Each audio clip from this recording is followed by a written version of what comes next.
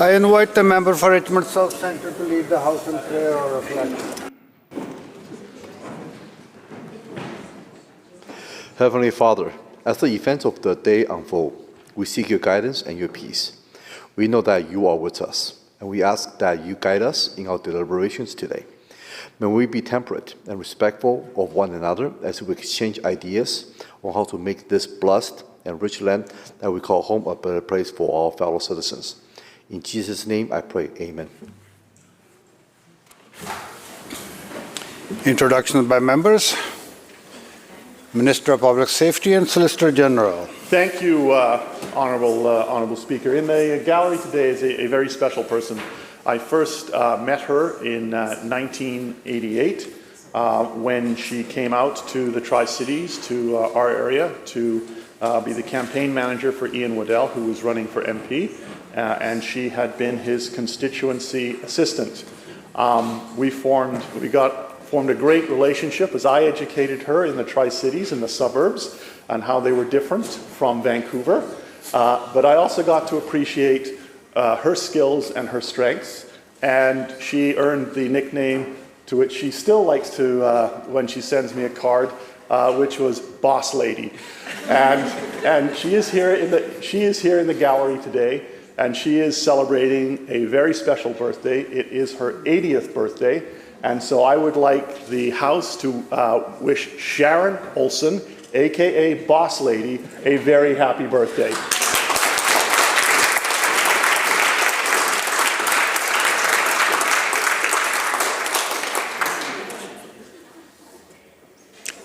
Member for Cariboo North. Mr. Speaker, joining us in the gallery today is Joshua Schweitzer, who is a third-year student at the University of Victoria studying sociology and business with the House. Please make him feel very welcome.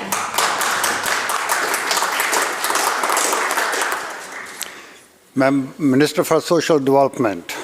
Thank you, Mr. Speaker. To follow on the Public Safety Minister's introduction, the daughter of Sharon Olson is also in the House. Will my colleagues please make my former CA, both federally and provincially, and now my EA in my minister's office, the fantastic Darcy Olson, feel very welcome.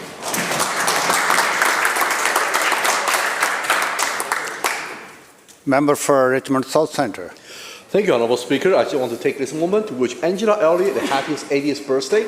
And I want to make sure we wish her for all the health, prosperity, and happiness and longevity ahead. Please join me and wish her a happy birthday. Member for Richmond Steveston. Thank you, Honourable Speaker. Today is Bring Your Child to Work Day.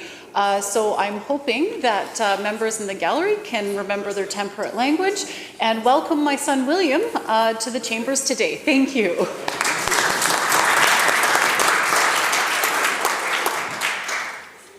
House Leader of Official Opposition. Well, thank you very much, Mr. Speaker. It gives me a great deal of pleasure to introduce my youngest daughter, Caitlin, who is here with us today. In fact, today is Go to Work with Your Parents Day for her grade 9 class up in Valley View Secondary. So I've had to, she's hiding. I've had to appear to be busy today and make sure that she leaves with the correct impression of how hard her dad actually works. But anyway, we've had a great day up to this point, and I'm really thrilled that she's here. When I was elected, she was 3 years old.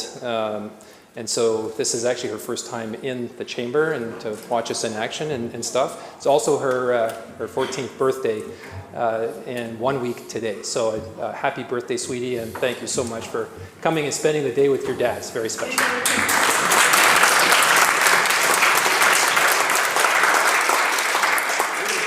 Member for Langford, Wandifuka. Thanks very much, Mr. Speaker. I don't think he's going to be watching from home because he's too busy packing and practicing his German, but I wanted to take this opportunity on behalf of, I think, all of us in this House to congratulate the former MLA for Langford Juan de Fuca and the Premier of our province, John Horgan, on his appointment as the next Ambassador of Canada in Germany. Congratulations, John.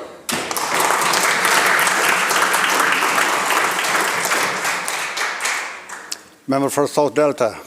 Thank you, Honourable Speaker. I'm wearing my green 4-H tie today because it's called Show Your Colors Day for 4-H kids. And of course, Ravi, we were the cool kids in high school, us farm kids. So 4-H is a great, historical group that is mostly for farm kids. And there's the famous 4-H pledge that we all took as we joined our local 4-H club, whether you were dairy cattle or beef cattle, and there was 4-H for, repairing engines and sewing and all sorts of different things. So it goes like this, Minister, Honourable Speaker, I pledge my head to clear thinking, my heart to greater loyalty, my hands for greater service, and my health for better living. So for my club and community. So happy 4-H Day, everyone.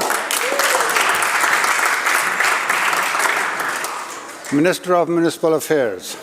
Thank you, Honourable Speaker. In the gallery today is my administrative assistant in the Ministry of Municipal Affairs, Kezia Brito.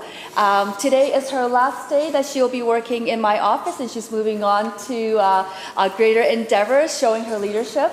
Not only has she been instrumental in supporting municipal affairs, but she has also become a very dear friend. So congratulations, Kezia. Would the House please make her feel very welcome?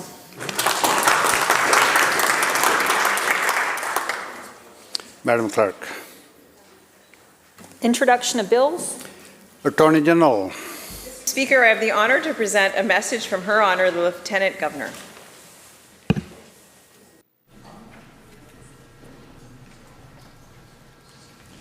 Her Honor, the Lieutenant Governor transmits here with Bill number 43, entitled Money Judgment Enforcement Consequential Amendments and Transitional Provisions Act, and recommend the same to the Legislative Assembly. Minister. I move that the bill be introduced and read a first time now.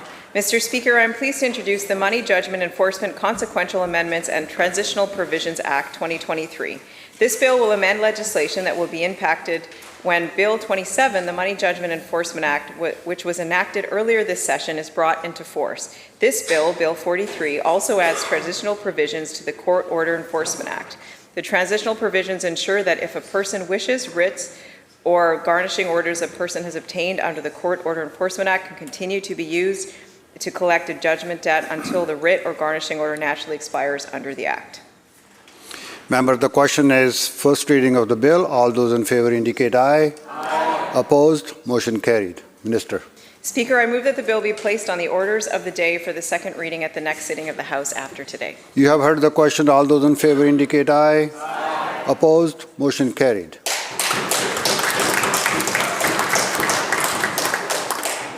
Government House Leader. Thank you, Mr. Speaker. I have the honor to present a message from Her Honor, the Lieutenant Governor.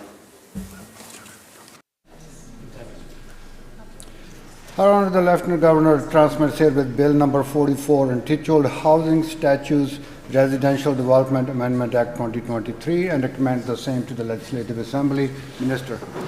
Thank you, Mr. Speaker. I move that the bill be introduced and read a first time now. Mr. Speaker, I'm pleased to introduce the Housing Statutes Residential Development Amendment Act.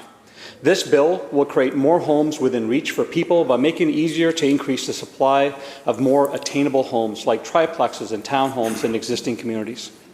This bill allows, as of right, 4 units on larger lots, 3 units on smaller lots in single detached zones, as well as up to 6 units on areas close proximity to frequently used bus stops. Second, it requires local government zoning bylaws to allow a minimum of 1 secondary suite or detached accessory dwelling unit in a single detached zone across the province. Third, it makes updates to improve local government housing needs reports to make them more robust, consistent, and comparable across communities. Fourth, it will require municipalities to plan for and accommodate their housing needs in their official community plans and zoning bylaws. And lastly, it will require local governments to engage communities in development of official community plans, and it eliminates public zoning hearings for projects that are consistent with municipal communities' official plans. These changes will help streamline the local government development approval process and ensure that more homes can be built in the right places faster. The question is first reading of the bill. All those in favor indicate aye. Aye. Opposed? Motion carried. Minister. Mr. Speaker, I move that the bill be placed on the orders of the day for second reading at the next sitting of the House after today. You have heard the question. All those in favor indicate aye. Aye. Opposed? Motion carried.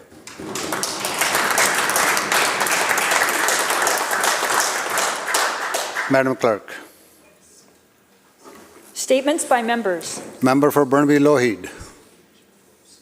Thank you so much, Honourable Speaker. I want to begin my statement today by sharing a story about a 4-year-old girl who had blonde, brown hair, cute little glasses, and a beautiful smile. She was a daughter, a big sister, and a schoolmate. She was smart and spunky, her mother said. She loved to dress up as a princess. She was bright and sensitive, but she also needed therapy because she had an abusive father with a history of violence towards her mother, who is a well-respected physician. One weekend, she had no choice but to follow a court order and stay with her father. Sadly, she never made it home to her mother. She was found dead at the base of a cliff. The little girl was Kiera Kagan, who was murdered by her father in 2020.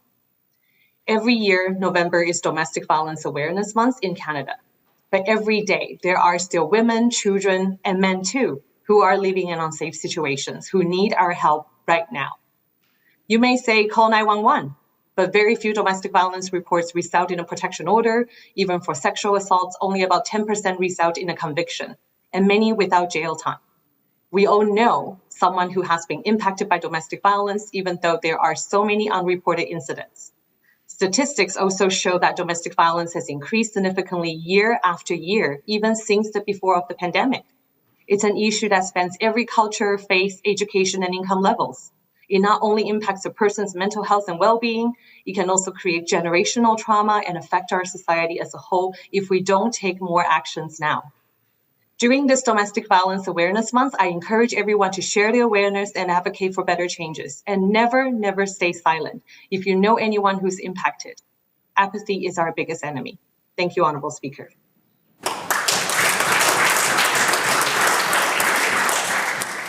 Member for Prince George Valemount. Thank you. October 8th to 14th was Fire Prevention Week in Canada, giving us a chance to reflect on the dedication and tireless efforts of professional and volunteer firefighters in our communities and our province.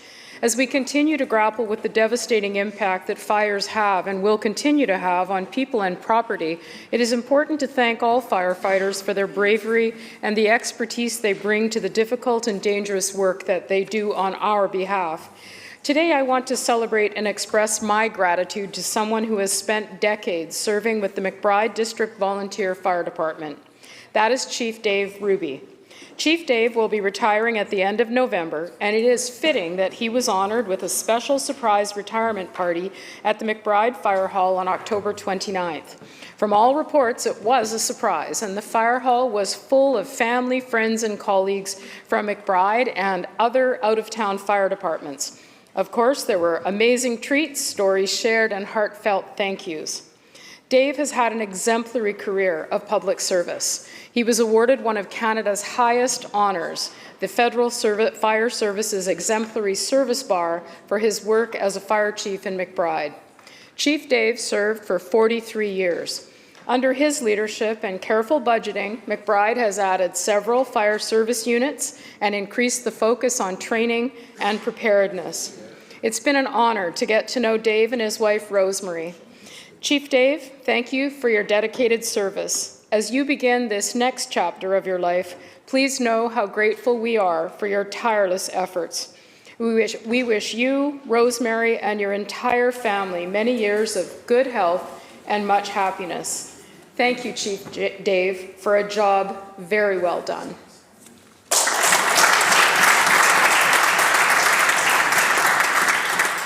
Member for Port Moody Coquitlam. Thank you, Mr. Speaker. It'll start its journey all the way over in Herman, Maine on November 21st. It's the CP Holiday Train.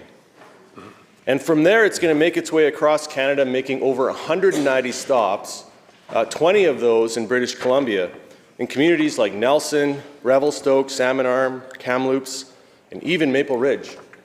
before arriving in Port Moody. Along the way, it collects donations and food items for local food banks. In fact, since the holiday train began in 1999, it's collected over $22.5 million and over 5 million pounds of food. And all these donations are raised in a community where the train stops remain in that community. This year, the holiday train will arrive in Port Moody behind the rec center at 5:20 p.m. on December 18th. It's an exciting experience to watch that train pull in, lit up and flashing Christmas lights and the stage door opening up, revealing an amazing band ready to give a free concert to everyone watching. And there are different bands every year and different bands along different legs of the journey. And this year in Port Moody, it'll be Juno Award-nominated artist Tyler Shaw and Juno Award-winning artist Kaija, and from the Kootenays. And after the performance, you can warm up near a giant bonfire monitored by the local firefighters. Check out other activities, including cookie decorating, face painting, and maybe even a chance to visit Santa. So I'll see you there, the CP Holiday Train on December 18th. Thank you. Go CPR. Member for Prince George Mackenzie. Crime Prevention Week takes place in British Columbia from today through to November 7th. Despite best efforts by businesses and police, crime in our communities has become pervasive.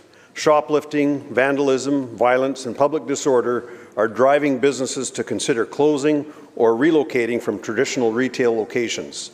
Crimes are committed with little to no regard for the presence of traditional crime prevention tools like video surveillance and increased visible security staff.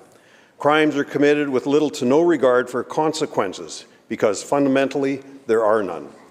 The Save Our Streets coalition of businesses and concerned citizens is testament to the extreme frustration businesses face feeling powerless to stop this disgraceful blight facing our communities. The traditional crime prevention tactics used by police, citizens, and businesses are ineffective as our society faces an era of prescribed immunity. An era that appears to excuse or ignore crimes committed by individuals who suffer from addictions, mental health challenges, or other causal factors.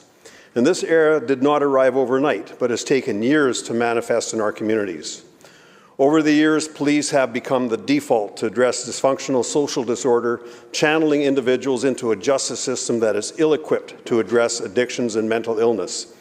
Police agencies across our province are overwhelmed and powerless to address these crimes.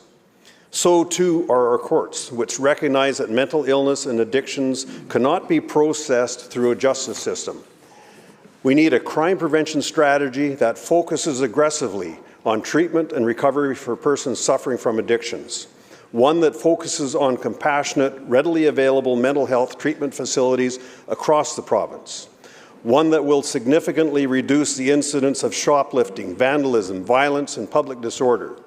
One where police will be able to focus on criminals and traditional crime prevention initiatives. One where the administration of justice can focus on prosecuting criminals who have fostered this disorder through trafficking in drugs and organized criminal behavior. And most importantly, Mr. Speaker, suffering British Columbians will get the help they need to survive, ensuring that they thrive in life rather than contributing to the chaos that we see today on our streets.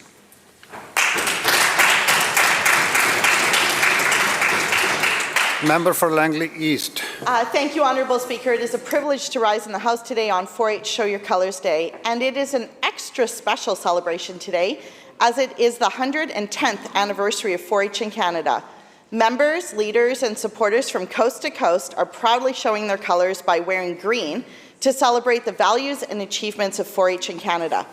4-H has been making a difference since 1913, a youth organization for youth aged 6 to 21 years. It focuses on building leadership and life skills that equip youth with the tools they need to reach their full potential and be conscientious, contributing citizens.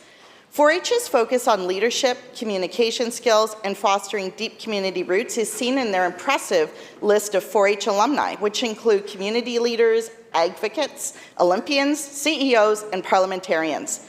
One of the largest youth organizations whose roots started in Roland, Manitoba, they have grown over the years, now supporting youth in communities in over 70 countries. With strong agricultural roots, 4-H also has a growing urban membership. There really is something for everyone. Whether they choose a more traditional 4-H project like poultry or dairy, or something like dogs and crafts, the skills, values, friendships, and experiences they develop through learning to do by doing carry them through their lives. Tonight, the Legislature fountains will be lit up green, thanks to you, Honourable Speaker, in celebration of 4-H, whose members pledge their head to clear thinking, their heart to greater loyalty, their hands to larger service, and their health for better living for their club, their community, their country, and the world. Could the House please join me in congratulating 4-H on 110 years of making a difference? Thank you, Honourable Speaker. Member for Shuswap. Well, thank you, Honourable Speaker. Looking around the House today, I see many members that have freshly shaved faces, marking the beginning of another Movember campaign. We'll have to wait till next week to see who's bold enough to actually start growing a mo. Now, Movember is not just about rocking a new mustache. It's an opportunity to shine a light on men's health issues, particularly three of the most pressing concerns: prostate cancer, testicular cancer, and mental health and suicide prevention. We simply cannot afford to stay silent on these issues. Fathers, brothers, uncles, and friends are facing significant health challenges that are rarely talked about. On average, men are dying on average 4.5 years earlier than women, largely due to preventable reasons.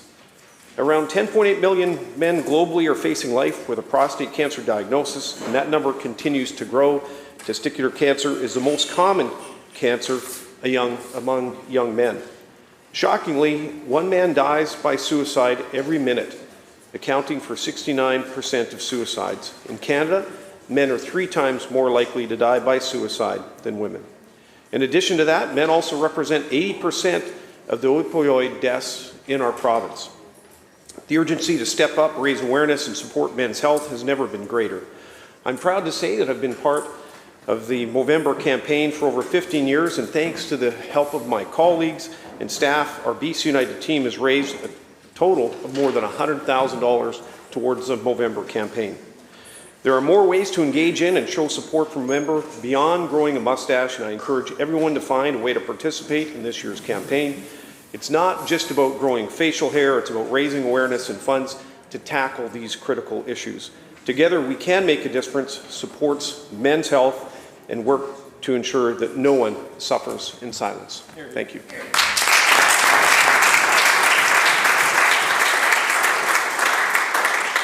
Member for Nelson Creston. Mr. Speaker, may I seek leave to make an introduction? Is leave granted? Aye. Proceed. Thank you very much, Honourable Speaker. Today, I would like to wish someone very special a happy birthday. It is the member from Sunshine Coast. With his sunny personality, Sunshine Coast, Paul River. It's his birthday, and he has been an incredible mentor and a friend, and so I just need to give him the embarrassment of a birthday wish from all of your colleagues in the Legislature. Love you.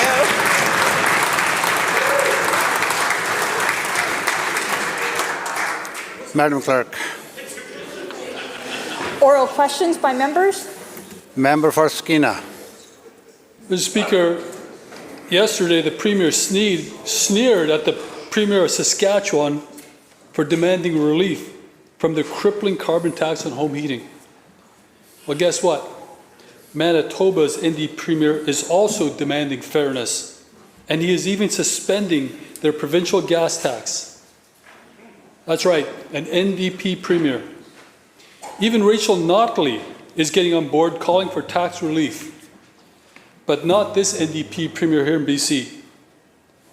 The NDP refused to fight for BC, and he won't lift a finger, the Premier won't lift a finger to give people carbon tax relief on home heating costs.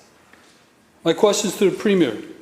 Why is the Premier tripling his carbon tax instead of giving families a break?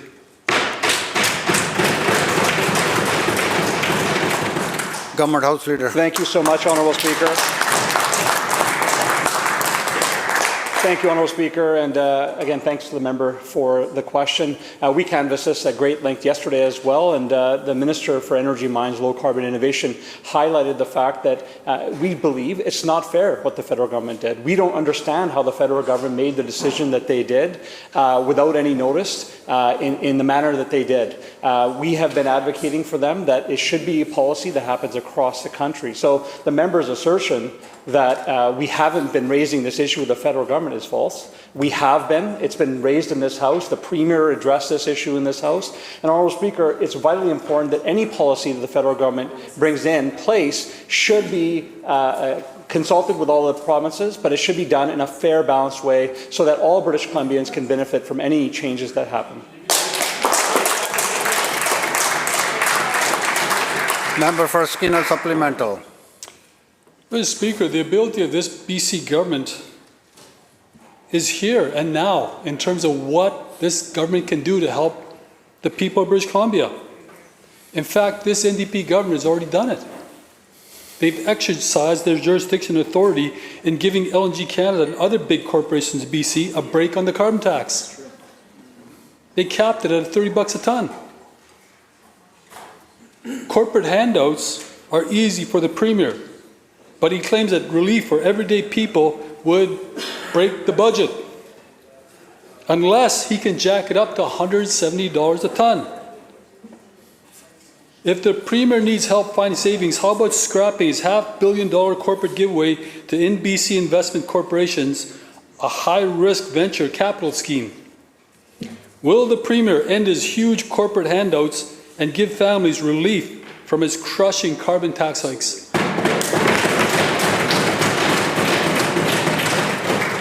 Government House Leader. Thank you, Honourable Speaker, and again, thanks to the member for the question.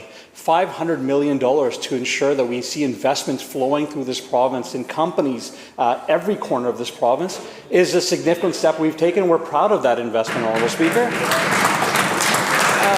Now, if the member thinks that this idea of ensuring that investments flow into some of our rising tech companies is a challenge, he should talk to the members on this side of his chamber who were around when they introduced the Immigration Investment Fund, which also invested in tech companies throughout British Columbia. This is an important initiative, honourable members and Mr. Speaker, to ensure that the companies that are going to help us solve the climate change issues that we're dealing with every day in our communities are being invested in, and that solution is being developed here in British Columbia, not only helping us solve the challenges we're dealing with, Honourable Speaker, but also creating good-paying jobs in every corner of this province. We're proud of that, and we're going to continue to do that investment. Member for Skinner, second supplemental. Honourable Speaker, these announcements on amazing investments do not help the people of British Columbia, who are suffering under an affordability crisis. People have to decide between heating their homes, purchasing medicine, or buying groceries.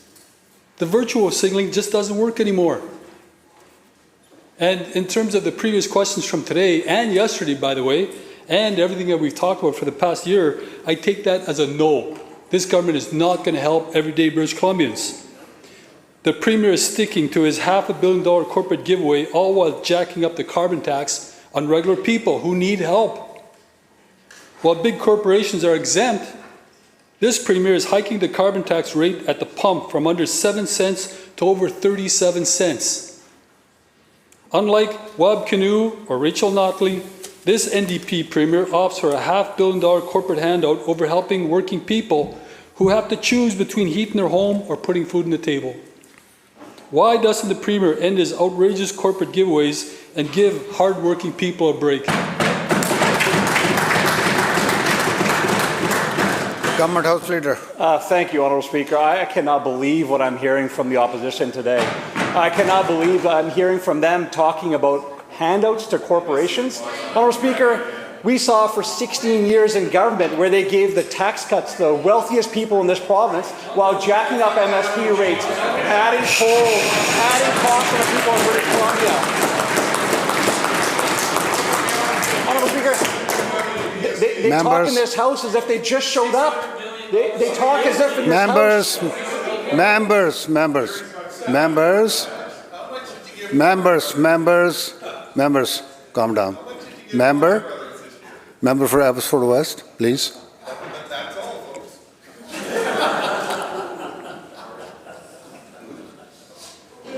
Minister will continue. Honourable Speaker, they talk as if they just arrived and they've forgotten that their history exists. I know they've changed their name because they don't want people to remember their history, Honourable Speaker.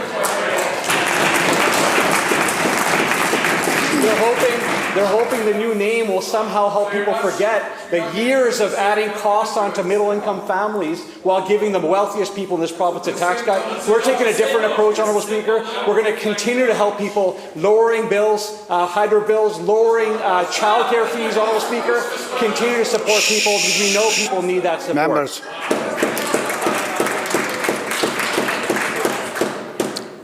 Members, when the question is asked and the answer is provided, let's listen to both sides, please. Member for Prince George Valemount.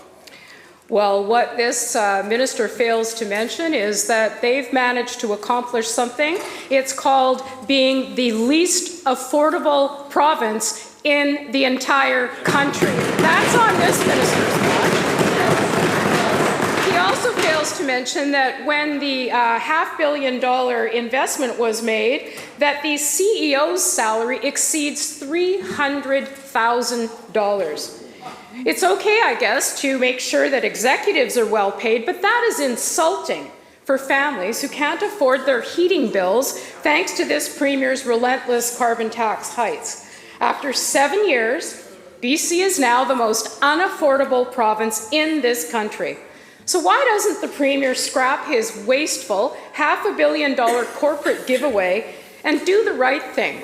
Offer families in British Columbia some relief from their crushing carbon tax.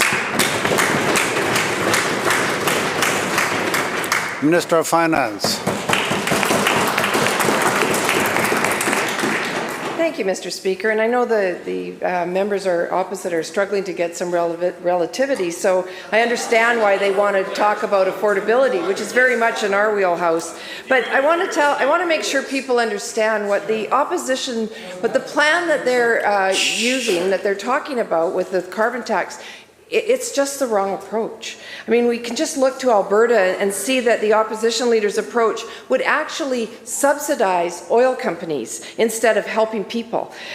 Jason Kenney, I think everybody remembers Jason Kenney. He introduced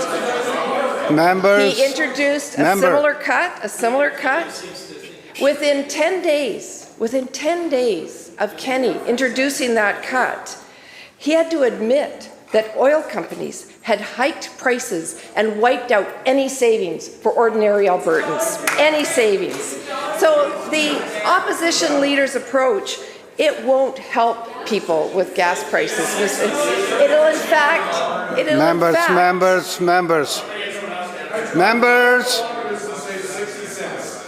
Members.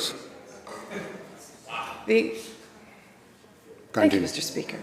In fact, the opposition's plan would actually cost the people of British Columbia $5 billion. So where are they going to get the money for that? What are they going to cut?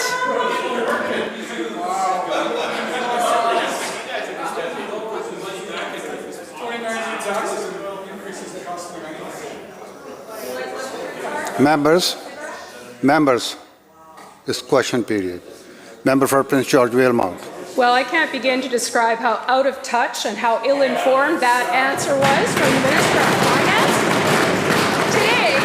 Today, under her watch, British Columbians are making choices about whether or not they can fill their gas tank, whether they can heat their homes, and we get that kind of an answer from the Finance Minister. It is no wonder that we are living in the most unaffordable jurisdiction in the country, bar none. So let's be clear. The people who are leading in Canada are standing up today and calling for a relief on home heating, to the Finance Minister on home heating. Everyone, including the NDP Premier of Manitoba, is taking this issue seriously. And by that Finance Minister's answer, apparently she and the Premier are not. So will she get up, do the right thing today, and finally Finally, listen to British Columbians who are asking for relief from the crushing carbon tax. Let's see if the Finance Minister can answer that with a yes or no. Minister of Finance. Thank you, Mr. Speaker, and I thank the member for her question, but here's some reality for the member opposite. I mean, let's talk about what the leader of the opposition said about cutting carbon tax. It was exactly what they're asking us to do, cutting the carbon tax.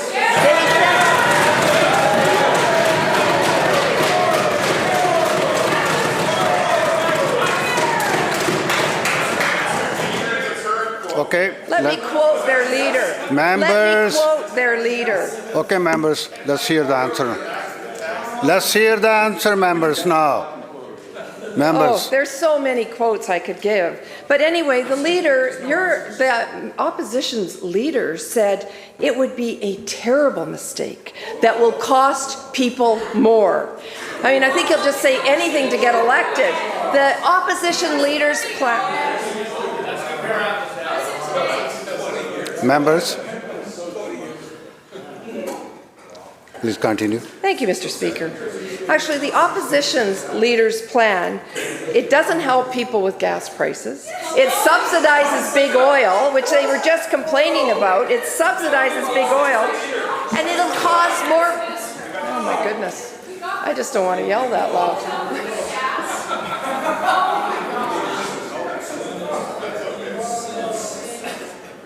Members, your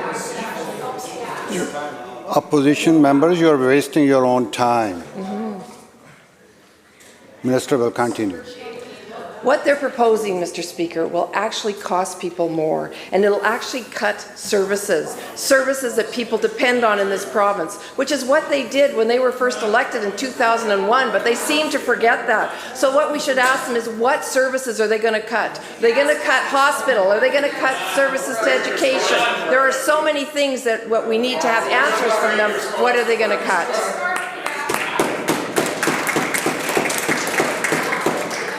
Leader of the third party. Thank you, Honourable Speaker. Wow. I will say that, do you know who is not suffering from an affordability crisis right now? Multinational oil and gas companies that are raking in record-breaking profits. Companies that this government is supporting with subsidies. While British Columbians pay $65 a tonne for carbon tax, LNG Canada pays only $30 a tonne. This government is giving LNG Canada a sweetheart deal of subsidies to the tune of $62 million a year. Strike one. The International Energy Agency just announced that demand for all three fossil fuels, coal, oil, and gas, will peak in 2030 and then start to decline, a glaring reminder that LNG is bad for the climate and for the economy. Strike two. New analysis from one of the world's premier methane scientists finds that LNG is worse for the climate than coal, contrary to the province's position that LNG will help displace coal in China and lower global emissions. Strike three. Turns out LNG is not good for the climate, not good for British Columbians' pockets, and not good for the long-term economic security of this province. My question, Honourable Speaker, is to the Premier. Will the Premier reverse the decision to give massive subsidies to Shell, Petronas, PetroChina, Mitsubishi Corporation, and KOGAS? Government House Leader. Thank you so much, Honourable Speaker, and I thank the member for the question. As people at home can see, we hear one day from one side, too much. We hear from the other side, not enough. What we try to do as a government is to ensure that we balance the needs of British Columbians, make sure that we can continue to have investments flow to British Columbia, and at the same time be a leader in protecting our environment, Honourable Speaker. We are lauded as leaders in North America for the action we're taking on climate change. And I give credit to the member across the way for being part of the strategy that we brought in place to make sure that happens. We're going to continue to do that work, Honourable Speaker, but we're going to while we're doing that work, Honourable Speaker, we're going to continue to support families. And recently the federal government's made a decision. Again, we've said many times in this House, we believe the decision was not thought out. We believe that they need to reconsider their decision. The Premier said it. The Minister responsible for Energy, Mines, Low Carbon Innovation has said it. And we're continue to say that. We want Canada to come to the table and engage us on a conversation about how we move forward. Leader of the third party supplemental.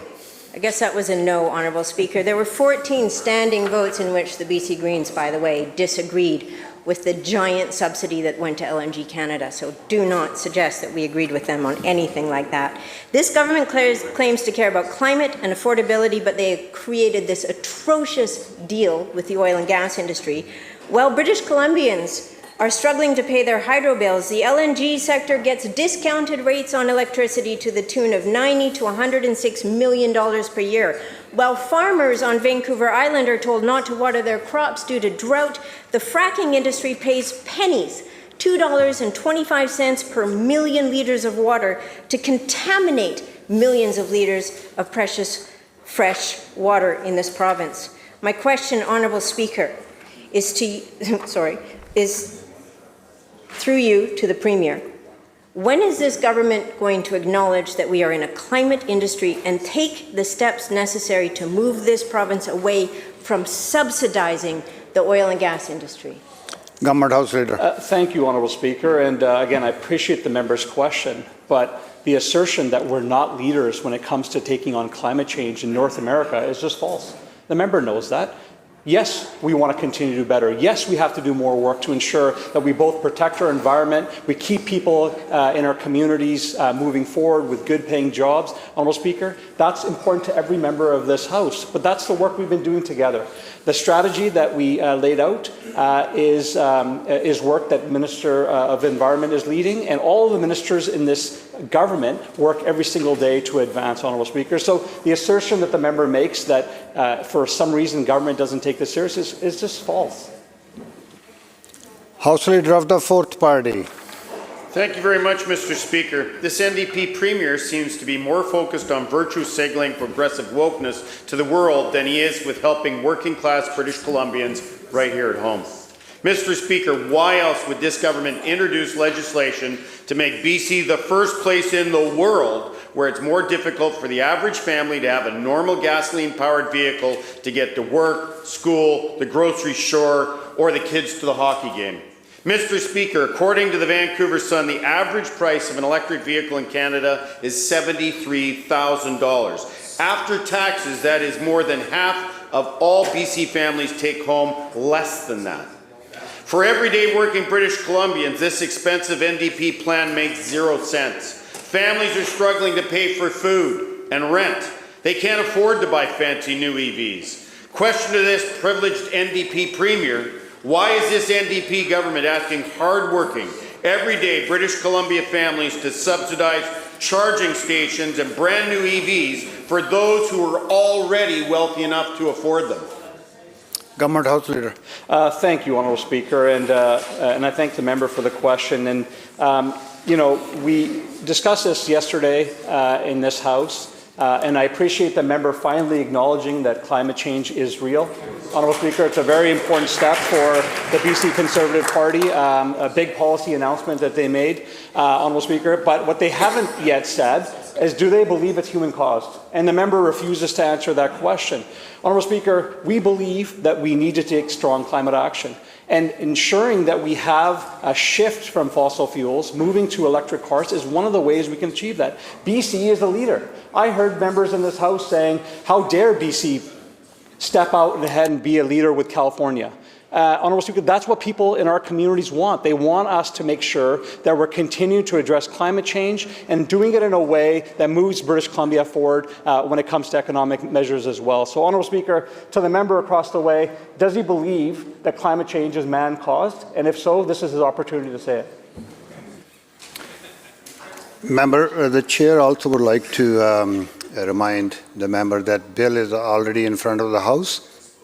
Those questions can also be asked canvassed there if a member would like. Thank you very much, Thank you very much, Mr. Speaker. And I would remind government that this is a time for opposition to ask questions, not the other way around.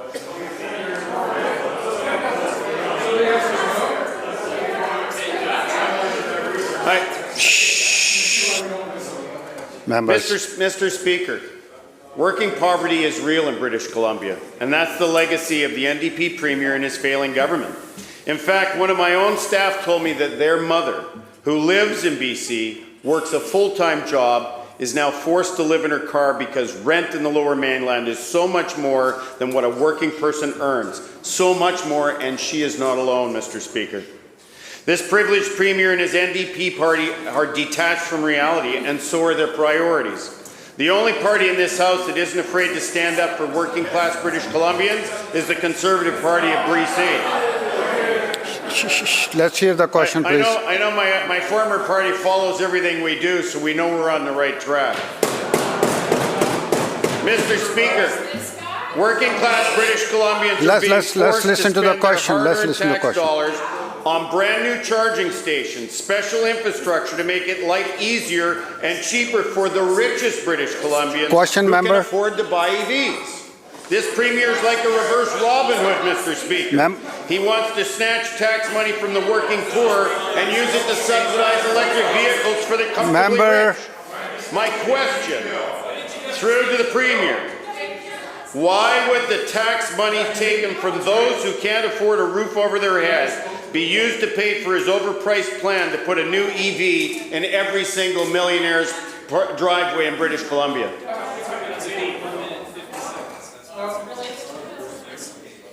Government House Leader. Thank you, Honourable Speaker. And today is a bizarre day for those watching where it feels like it's an audition about who cares about working people more. When that member was on this side, very little was done to protect working families throughout British Columbia. He was on this side with the BC United Party when they increased taxes on working families, increasing MSP, increasing costs on everyday people with tolls, etc. At the same time, giving cuts to the both wealthiest people in British Columbia, Honourable Speaker.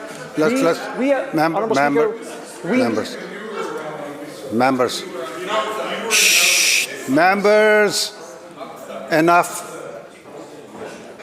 Minister. Honourable Speaker, we know that there's people struggling with global inflation. We know that there's real challenges being faced in communities throughout British Columbia. That's why we're taking the actions we're taking, Honourable Speaker, giving more money back to families, lowering childcare fees, Honourable Speaker. All these initiatives we're doing government is to help address that. We know more is needed to be done. We're going to continue to do that work, Honourable Speaker. Member for Parksville, Qualicum. Member? This is not how question period is supposed to go.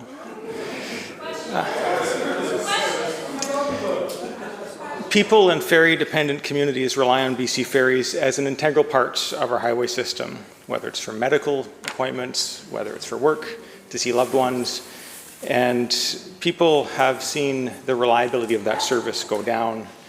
It's impacting small communities, rural communities like that on Lesquiti Island.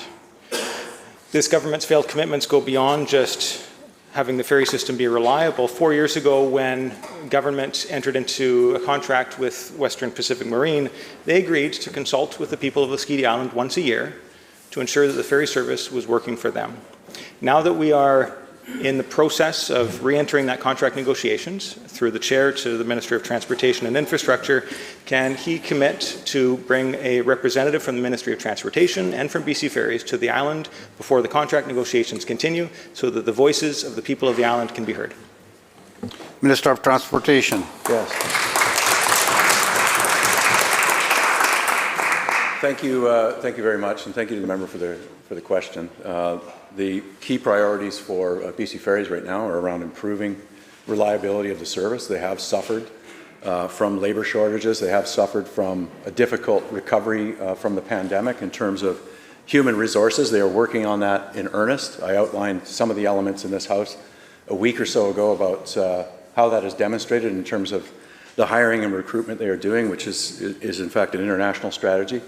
Of the unregulated route, which the member speaks of, that services Lesquiti Island, has also had similar impacts around sailings. We are using the occasion of a new performance term contract coming up that we will sign no later than, and put in force no later than April 1st of 2024 as an occasion to strengthen the contract language around reliability for Lesquiti. So we are in discussions with islanders in that community and others. We are working with contracted providers who service the unregulated routes that serve small island communities and Indigenous communities up and down our coast. to make improvements and to use the next 4-year contract to be able to deliver better for people on Lasqueti and everywhere else on the coast that's served by BC Ferries.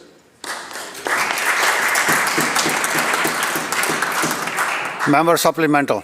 Thank you, Speaker. I appreciate the response, but it didn't really answer the question. There was a commitment made 4 years ago that once a year, just once a year, that there would be representatives that go to the island to hear firsthand. We've seen some significant challenges lately. It's not just staffing, it's not just mechanical. We've all seen the photos of the boat with the Nerf football plugging the hole. We've all heard in our community about the challenges between staff and individuals on the island that have led to the RCMP getting involved. The community was promised that a representative from Modi and from BC Ferries would come once a year to listen to islanders. The question through the chair, again, can the minister commit to ensure that somebody goes and visits the island to ensure that the voices of this island can be heard and that their input can be brought as a part of this negotiation? Minister.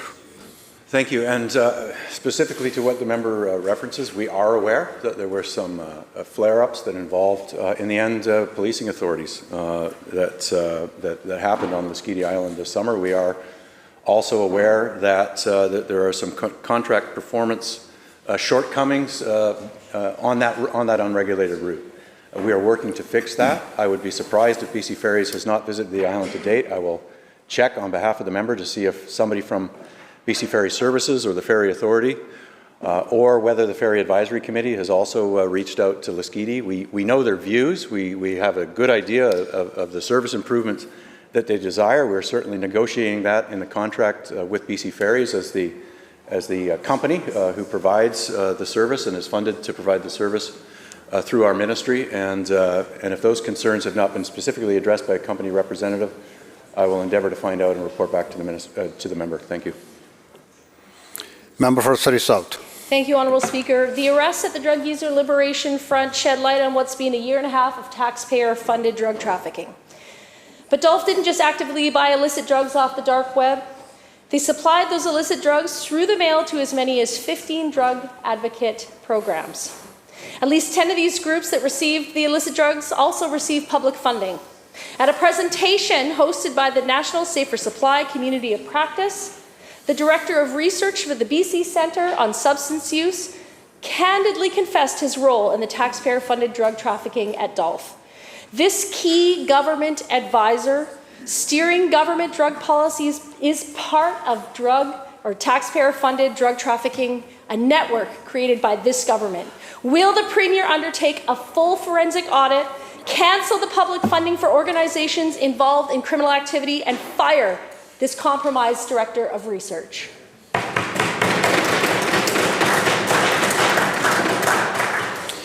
Minister of Public Safety and Solicitor General. Thank you, Honourable Speaker. I appreciate the question from the member. As has been discussed in this House on this particular issue, that there have been 14,000 deaths due to the toxic drug crisis in our province.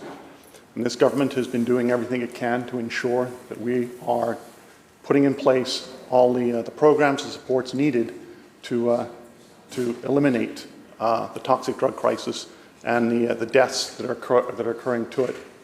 Part of that has been working with partners to ensure the provision of services, to ensure, in the case of what the member is talking about, the testing of that they have the equipment to do testing, which was the contract that they had in place. The minister became aware that that contract was not being followed, and it was immediately terminated. As I told this House, it was the expectation that everybody follow the law. The member knows, and I will say this, that I do not direct investigations. If she has evidence, then she should take that to the police. I'll also say this, Honourable Speaker. That member did not sit on this side of the House when her colleagues, the last time they were government. But I suggest she talk to some of them about what happened the last time they made allegations against health researchers. The bell ends the question period. Member for Skeena. Thank you. Mr. Speaker, I stand in the House today to present the petition with 188 signatures on behalf of my constituents in Thornhill, asking to have a road sign stating that you have entered Thornhill. Madam Clerk. Orders of the day. Government House Leader. Thank you, Honourable Speaker. Due to the legislative session being cancelled tomorrow to allow members to attend the First Nations Leadership Gathering, I move that when the House next adjourn, it stand adjourned until 10 a.m. on Monday, November 6, 2023. Members, you heard the motion. All those in favor say aye. Aye. Opposed? Motion carried. Government House Leader. Government House Leader. Thank you, Chair.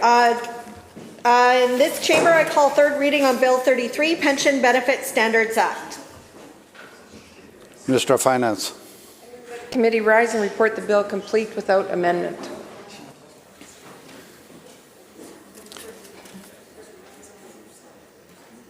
Third reading. Third reading. I move third reading. Members, the question is the third reading of Bill 33, 2023 Pension Benefit Standards Amendment Act. All those in favor say aye. Aye. Opposed? Motion carried. Bill 33, 2023 Pension Benefit Standards Amendment Act 2023 has been read third time and has passed. Government House Leader. Thank you, Honourable Speaker. In this chamber, I call third reading on Bill 28, Motor Vehicle Amendment Act number 2.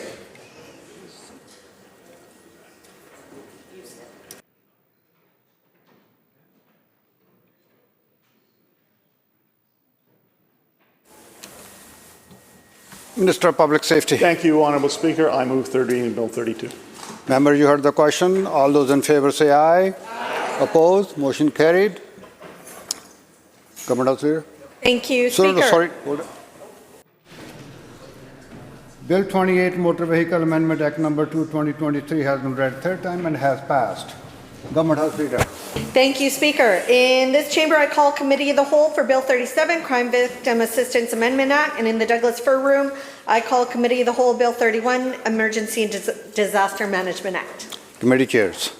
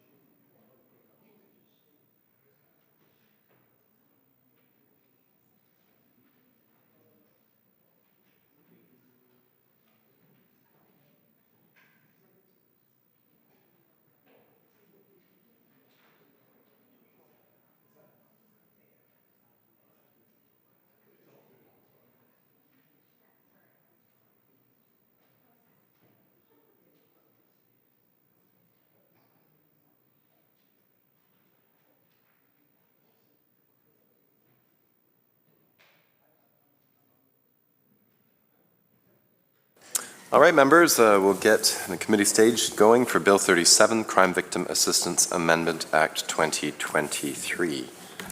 Did the minister want to make any introductions? No. All right. On Clause 1, I see a hand raised. Member West Vancouver Capilano on Clause 1. Thank you, Honourable Chair. Clause 1 is dealing with expansion of and redefining some definitions. So parent, child, and spouse are now their own separate definitions as opposed to being part of immediate family. Immediate family members being expanded, which is good step forward given the increase in crime over the last 7 years and the corresponding increase in victims.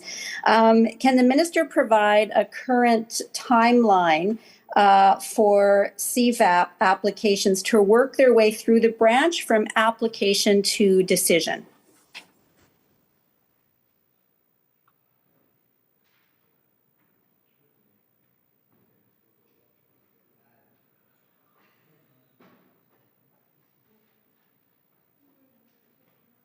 Minister. Thank you, Honourable Chair, and I really hope we can avoid the cheap shots in the questions. That would, I think, make things go a lot smoother. In terms of the applications, a number of applications will receive a decision within 1 to 2 weeks, while others may take longer, and it may well relate to the nature of the complaint or the claim or the complexity of a particular claim or the kind of benefits that a claimant is wanting to seek. Some may require medical information, for example, which is obviously has privacy issues and things like that that need to be dealt with. But it is hoped that applicants may start to receive within 1 to 2 weeks of an application. Member.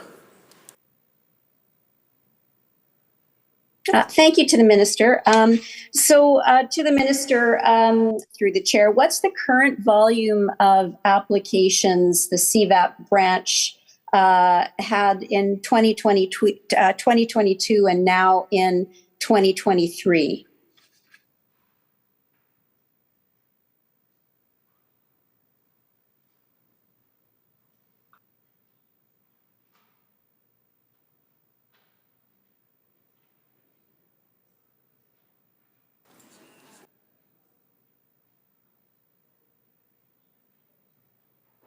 Minister. Thank you, Honourable Chair. We received approximately 4,700 applications in fiscal year 22-23. House Leader, third party.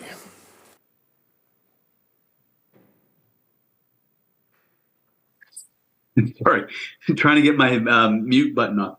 Thank you, Mr. Chair.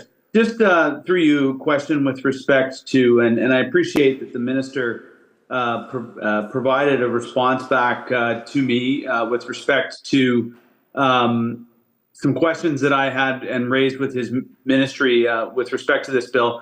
I'm not sure where to fit these questions in, so I'm going to ask them here, and maybe the minister can redirect me to another clause within the bill if that suits the conversation, the discussion here better. But just questions around the support for families and family counseling. The minister's response to me suggested that children and that the families do get access to counseling, but there are some nuances to that. So maybe if the minister could provide some context as to, or I guess clearly respond to the type of counseling that's available for children and their families if the children are victims of crime. Minister. Thank you, Honourable Chair, and I appreciate the question from the member. So victims are generally eligible for up to 48 counselling sessions to support recovery from psychological injuries resulting from an offence. Where a victim is a minor, there is no maximum cap that has been placed on sessions that they are able to receive. Immediate family members of minors, victims, are eligible for up to 36 counselling sessions to support their own recovery from the impact of the offence. And families can also benefit from psychoeducational counselling up to 4 sessions per support person, which can include any family member and other support persons in terms of being to better understand the impact of the offence on the victim and how to support their recovery. Member. Thank you, Mr. Chair. So if they are a couple and they would like to receive counseling as a way to better support their child through the traumatic time, are couples able to receive counseling together in order to get that support?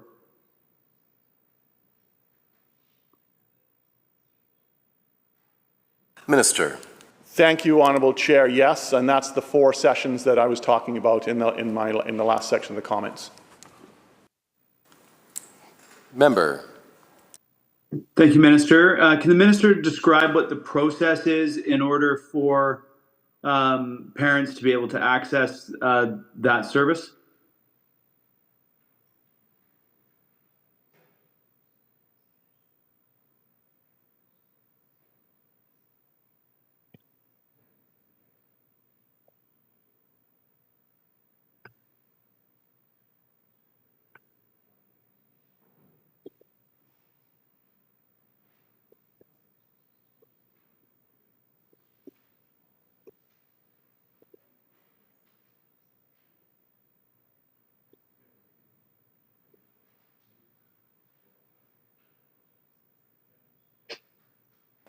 Minister.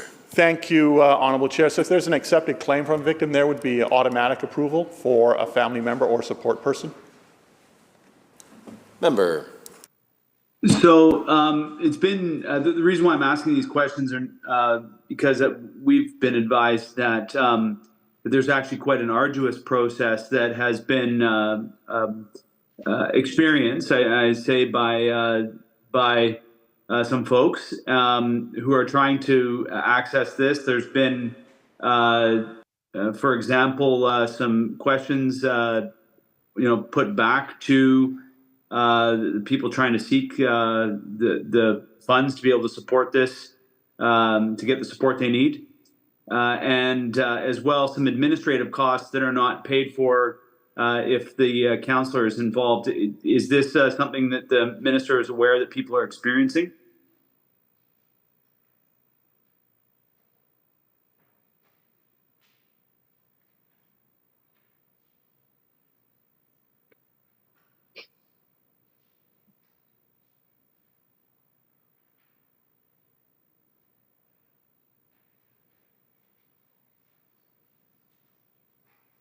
Minister. Thank you, Honourable Chair.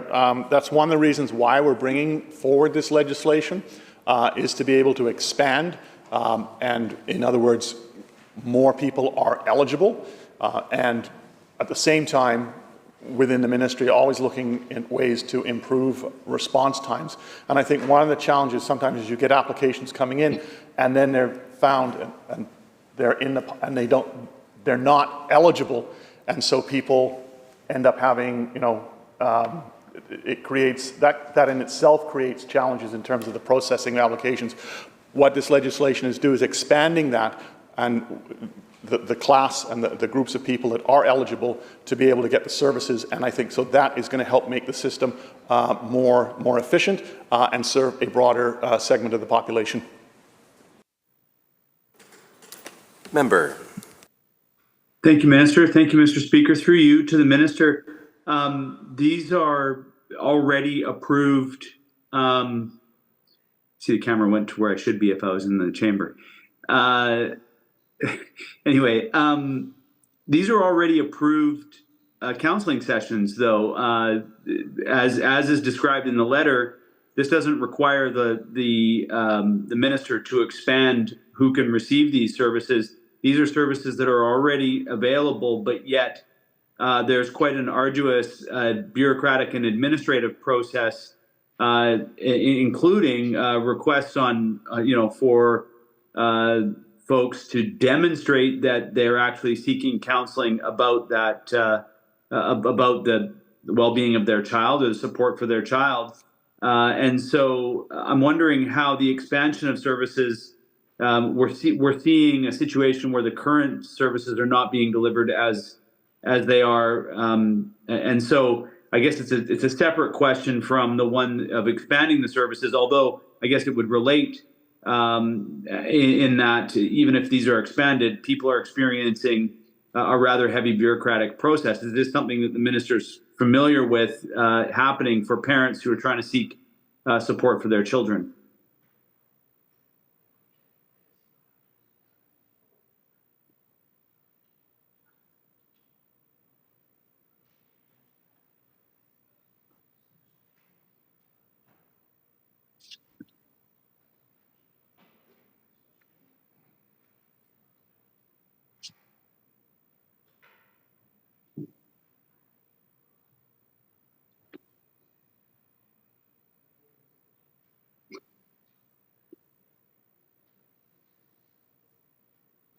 Minister.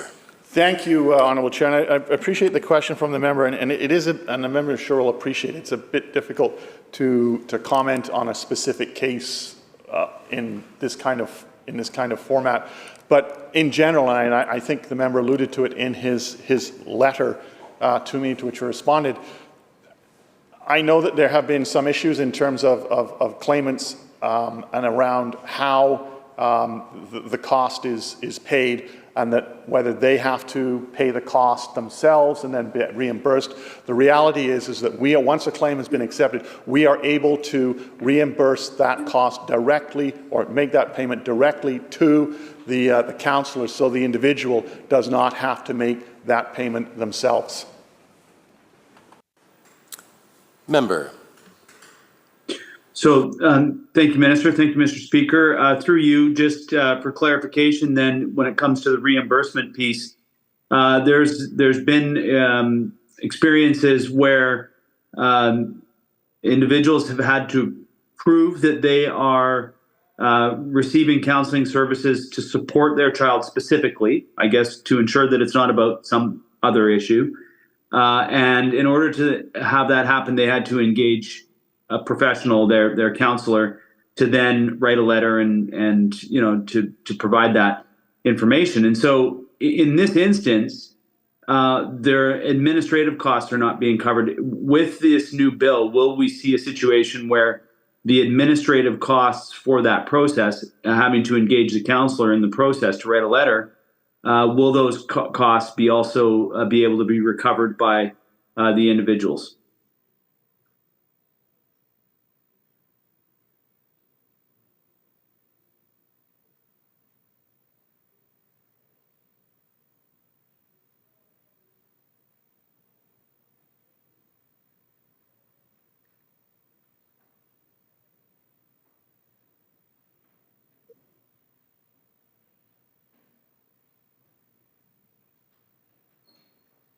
Minister. Thank you, Honourable Chair. Yes, we can pay for an intake report. We could pay for something like that. Member. Thank you. Shifting gears, I really appreciate this. Thank you, Minister, and thank you, Mr. Chair. Just with respect to eligibility for income support, and again, if this need to be in a different section, please let me know, but I don't see a clear section for this. Income support for families whose child has experienced as a victim of a serious crime. If an adult misses work or loses income as a result of being a victim or a survivor of crime, some of those costs and some of that income can be reimbursed, or they can receive some compensation for that lost income. However, in British Columbia, if it's a child who is the victim or survivor of a crime, and their parents are required to take time off work or lose support or lose income in the support of their child, they're not able to receive compensation. Is the minister addressing this short-sighted policy in this bill? And if so, and if not, why not?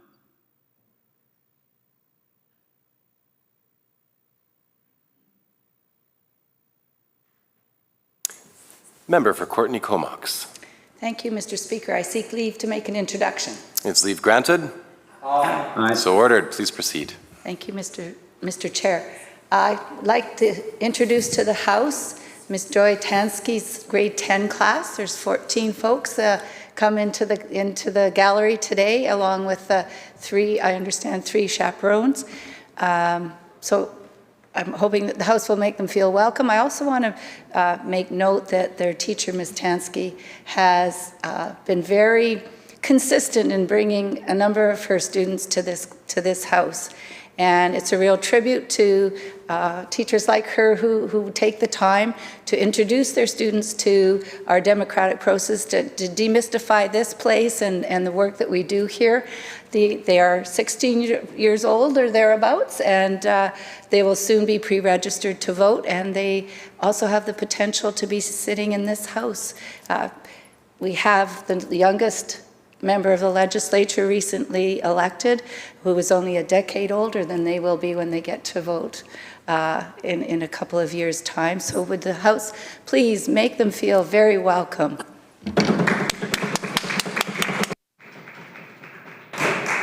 Thank you, Member. Member, House Leader, Third Party.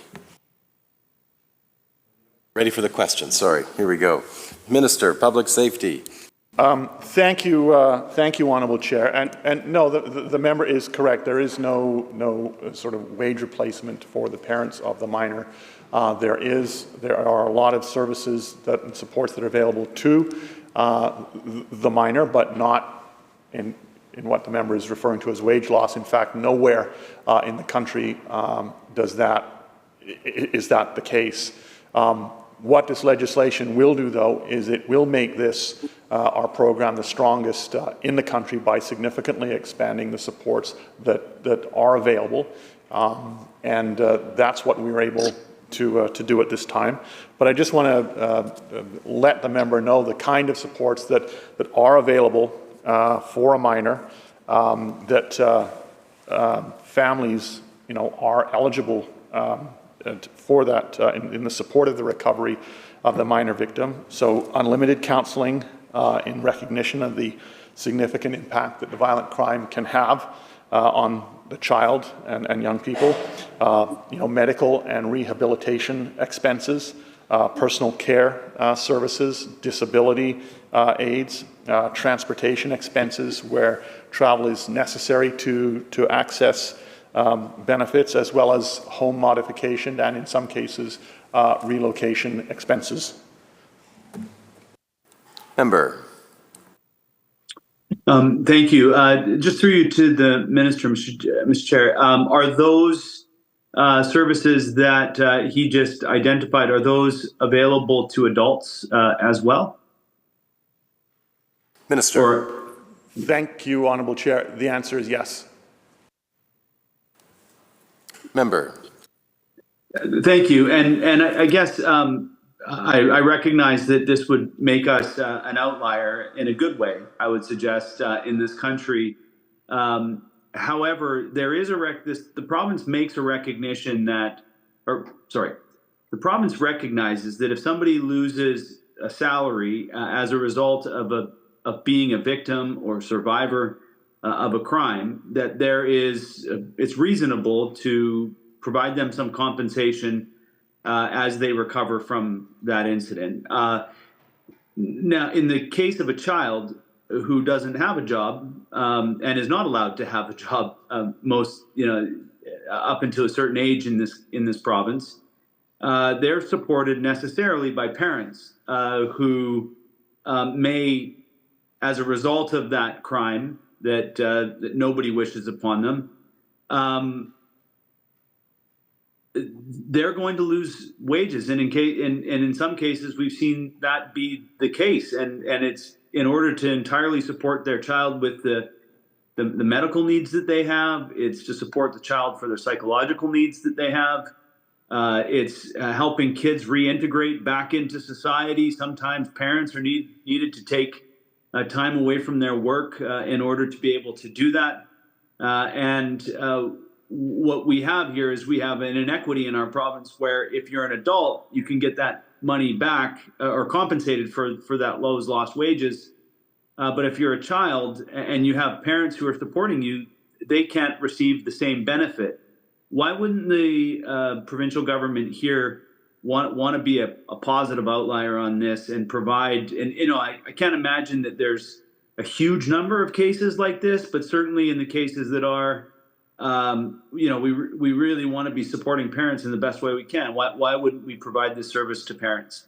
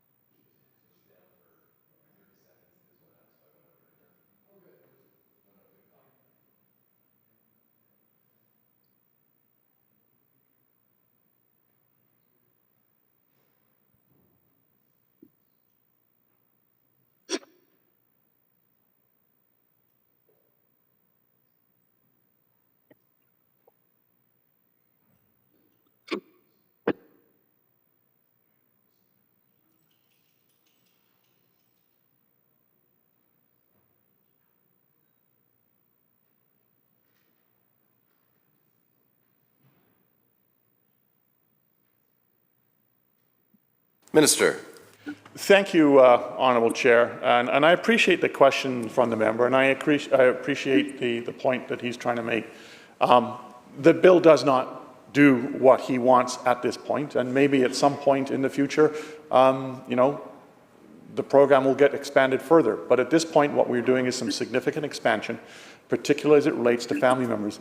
One of the things I'd like to point out about what we already do in this province is, and this relates to what the member is talking about in terms of the adult, what families are eligible for when it does involve a minor.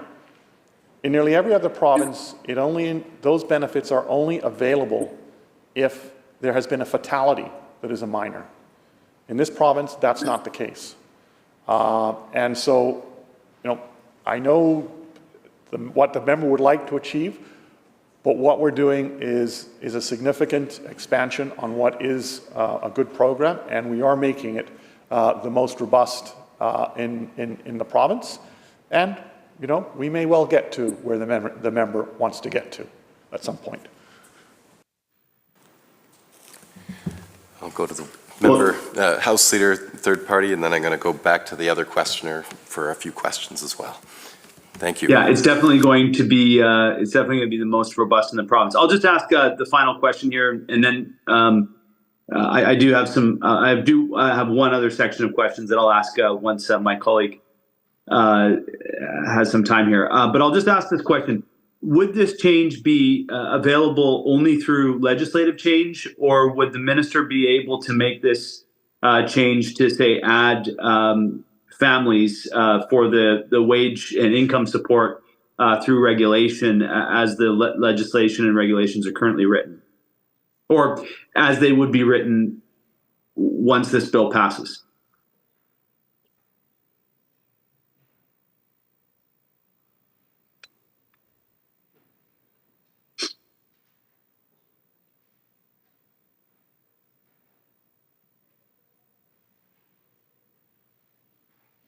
Minister. Thank you, Honourable Chair, and I appreciate the question. It would probably be a combination of both, Honourable Member, both probably legislative and regulatory. Thank you. Member for West Vancouver, Capilano. Thank you, Mr. Chair. I'm going to talk about volume again. To the Minister, what is the anticipated level of applications that the CVAP branch will receive now that access is being expanded? What is anticipated in terms of an increase?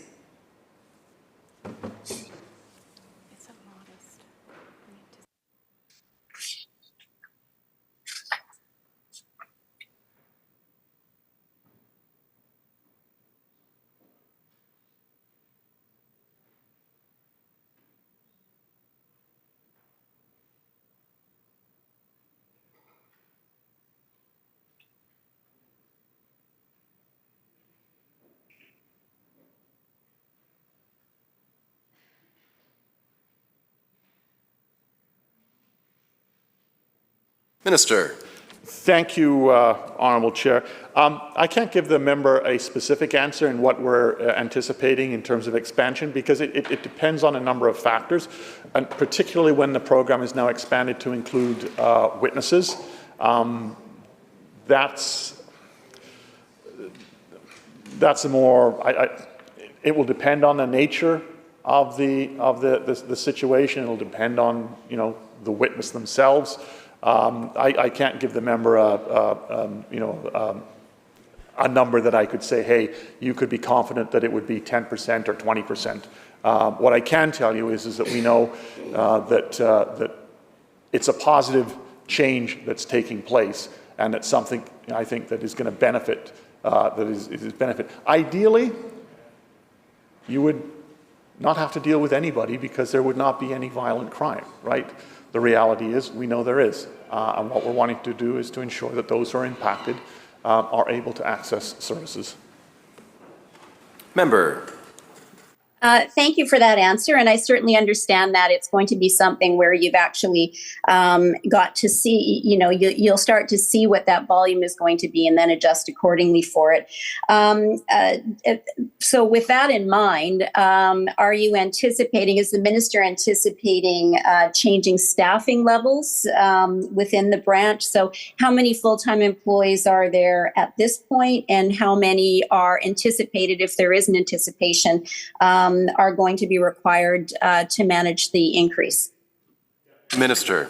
Sorry, yeah, thank you, Honourable Chair. And through you to the member, I appreciate that question. So yes, we are anticipating the need for additional staffing, and we're looking at increasing the number of positions by 10 from 47 to 57. Member. Thank you to the minister for that. Through the chair, it's important that when we're making changes to legislation and we are changing service expectations for those who are actually providing services, it's important that we ask questions and we have consultation. Can the minister list which organizations were consulted regarding the changes and the expanded definitions? And which professional organizations or groups were spoken to?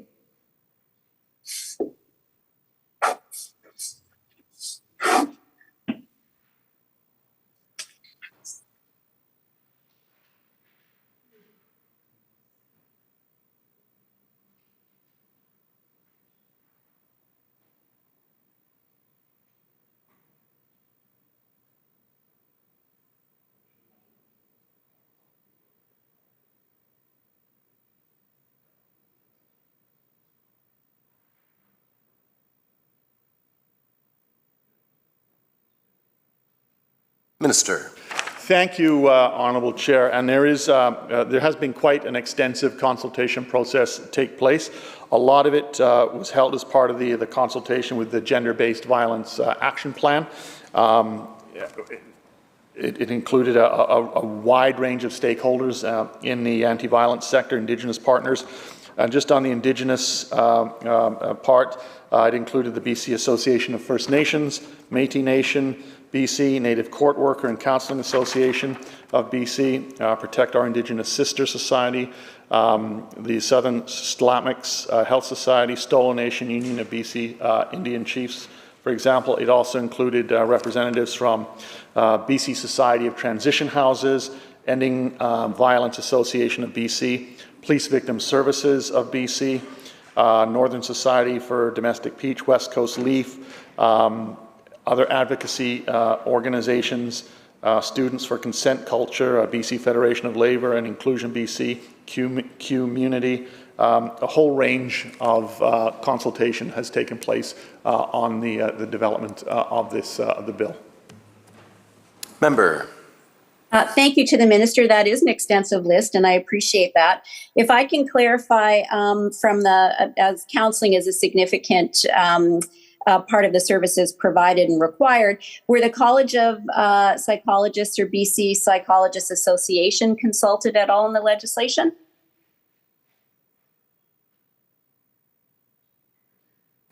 Minister. Thank you, Honourable Chair. I can the BC Association of Clinical Counsellors was consulted.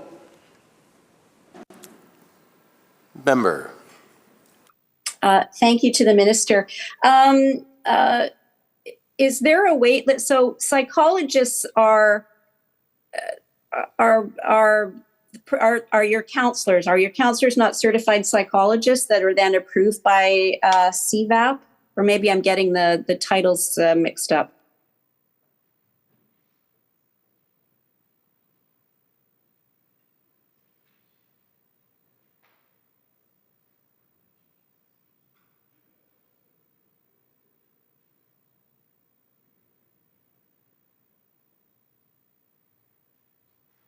Minister. Thank you, Honourable Chair. I thank the member for the question. Yes, we can pay registered psychologists, for example. We can also pay registered clinical counsellors. Member. Thank you to the minister. Through the chair, is there a wait list at this point for applications for psychologists or for clinical counselors to be approved by CFAP?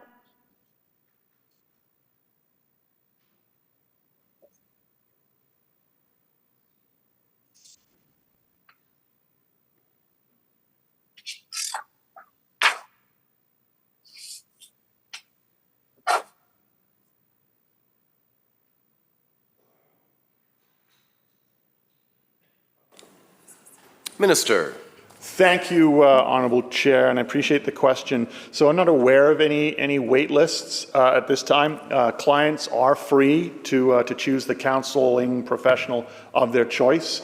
Any counselling professional can apply for registration with the Crime Victims Assistance Program. We will register counsellors with a range of qualifications, from those with a 2-year diploma in counselling to master's level counsellors to psychologists. So there's that full range is there, and people are able to choose the professional of their choice. Member. Thank you to the minister. Is the minister able to tell us how many psychologists or clinical counselors are currently CVAP approved?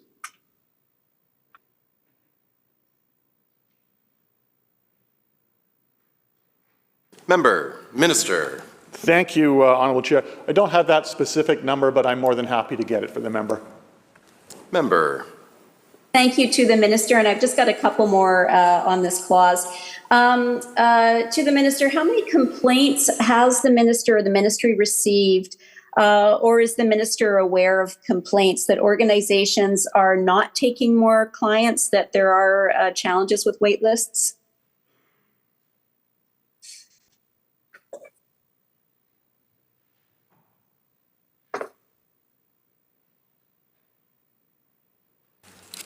Minister. Thank you, Honourable Chair. I'm not sure if this is where the member's at, but I don't think there's any related to CVAP. I'm wondering if you're more referring to community-based organizations, which is a different thing from CVAP. Member. I probably asked that backwards. There are organizations that have contracts with government in order to be able to provide the CVAP programs.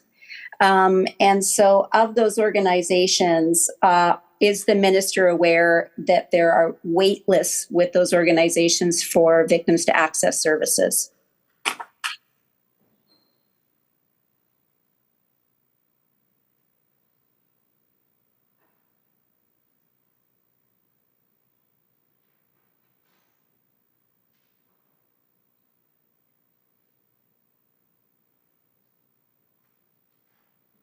Minister. Thank you, Honourable Chair, and I appreciate the question, and I'm going to correct both you and myself on what is a pet peeve of mine, particularly when people are listening, and that is the use of acronyms. And so when you and I are saying CVAP, we know what it means, but it means Crime Victim Assistance Program. So what I would say is, in answer to the member's question, we don't have any contracts that are delivered through the Crime Victim Assistance Program. Member. Thank you. I appreciate the answer with respect to the Crime Victim Assistance Program, and I shall do that, say that in future. May I then ask, and perhaps this is something I should know, but I maybe have misunderstood how this runs then. So if there are not contracts with MPSSG or with specific nonprofits, counseling organizations, who is delivering the CVAPs, or the Crime Victim Assistance Program services?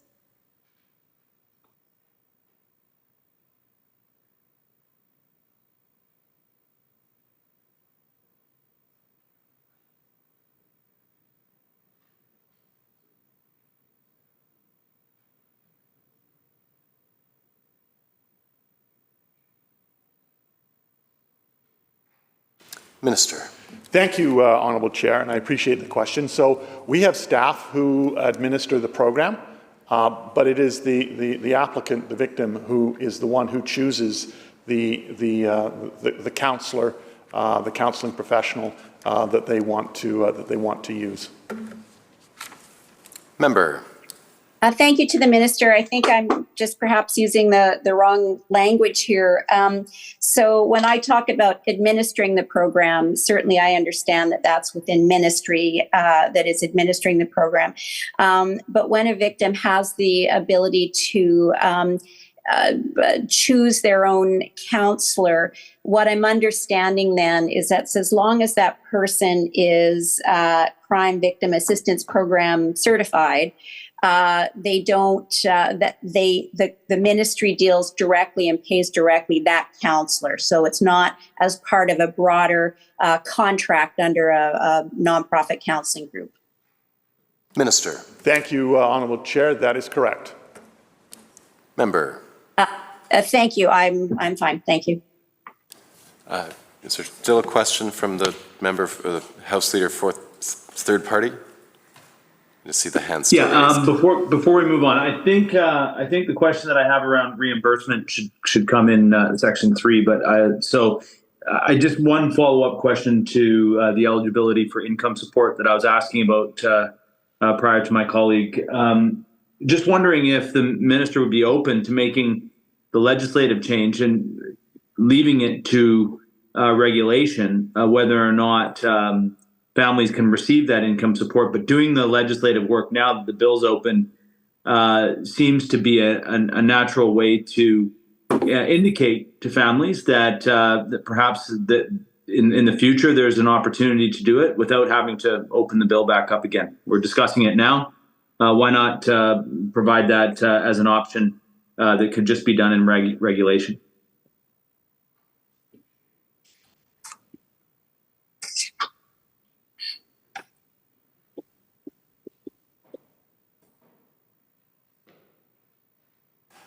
Minister. Thank you, Honourable Chair, and I appreciate the question from the member. And what I'd say, look, I understand what the member is trying to do, and I appreciate that. But what he's also suggesting would be a significant, it would be an important change and expansion of the program, and so there would have to be policy work done. There would have to be, cabinet approval, all of those things, drafting, and I suspect there's a lot of, well, I not suspect, I know there would be a lot of work that would have to be done. I think, as I said, hopefully we can get there at some point. But right now, I think we need to, this is the bill that we've got before us. Member? Sorry, you're on mute, and I would ask till section passed, but the hand is still raised, so I have to ask. Is there a further question? Yeah, I'll just say this. I'm disappointed that children are left out of this, but I respect the conversation and discussion that we've had this afternoon, and I just wanted to make sure that it was on the record. So I will remove my hand now. Thank you. Shall clause 1 pass? Aye. So ordered. Shall clause 2 pass? Aye. Oh, questions on clause 2, member West Vancouver Capilano. Thank you, Mr. Chair. So this looks at expanding benefits from 1 to 2 years. Through the chair, can the minister walk through the process of extending the time limit for making applications from 1 year to 2 years? How was that decision made?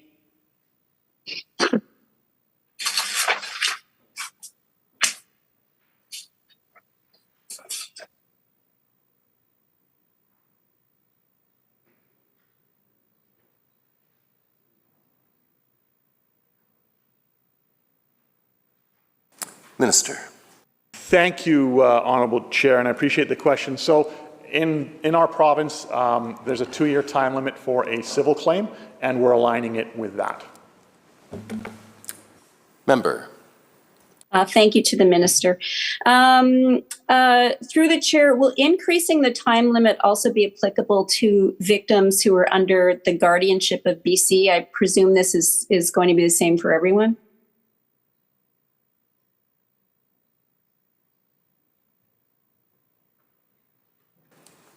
Minister.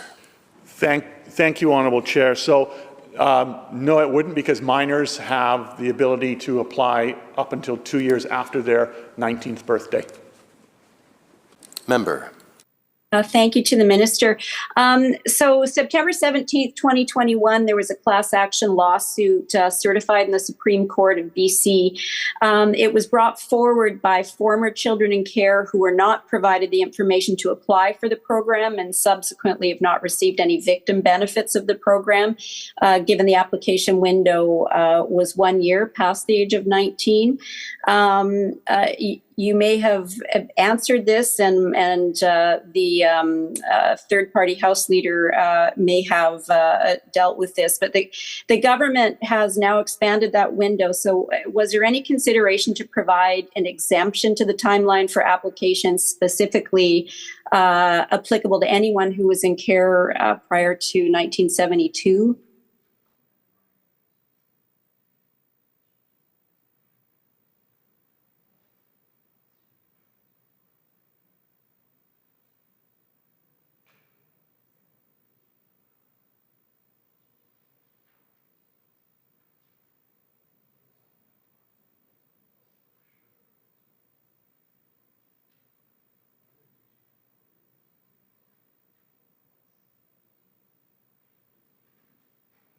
Minister.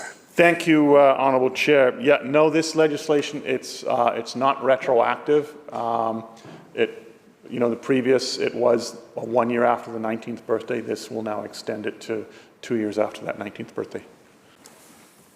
Member. Shall Clause 2 pass? Aye. So ordered. Shall Clause 3 pass? I see House Leader, third party on Clause 3. Thank you, Mr. Chair. Just through you to the minister, just with respect to reimbursement, I think this is probably, I recognize that this is where we deal with some reimbursements. And just one of the things that has come to our attention is the length of time. And in the minister's response to me, there was an acknowledgement of the overburden, and the minister mentioned earlier that there's going to be an increase of staff by 10 FTEs, I guess. There is a situation here where folks are required to pay for their services up front and then get reimbursed. And that reimbursement often takes weeks, if not months, in order for it to happen.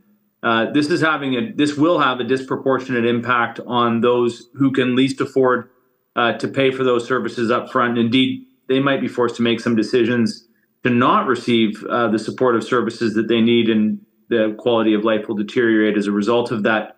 Can the minister provide some insights as to why he feels that this is the best approach, and if there's not other approaches that may be possible in order to streamline the process for people to be able to, and especially those who can't afford to pay up front, to access the services that they're entitled to?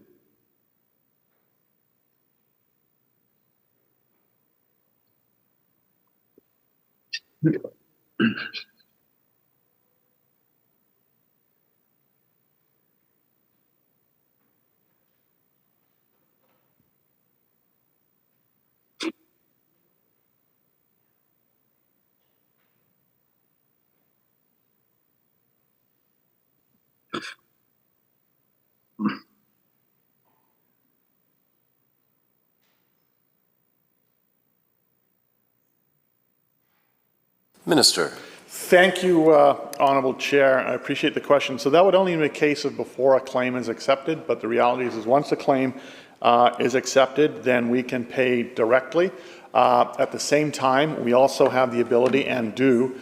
So, for example, in cases of hardship, and that would include financial hardship, we can expedite and will expedite the claim process. Member. Thank you, Minister, and likely just one final question on this. And I know that the minister can't, and I'm not going to be disclosing the individual situations here, and it's not appropriate, and it's not going to make this question very difficult for the minister to answer, and I respect that. But I feel like I have to honor the fact that the time that I've spent and the conversations that I've had with constituents, that they're experiencing these delays. They're experiencing the situation where they have to pay for those services up front, and that there are that the services that the minister outlined are not necessarily working, and so or working as the minister described them. So perhaps I'll give the minister the opportunity to respond to that. However, it's more just a statement that if that's how the system is designed to work or supposed to work, there's a situation where that's not necessarily what's being delivered, and I just thought it would be important to bring it to the minister's attention in this forum.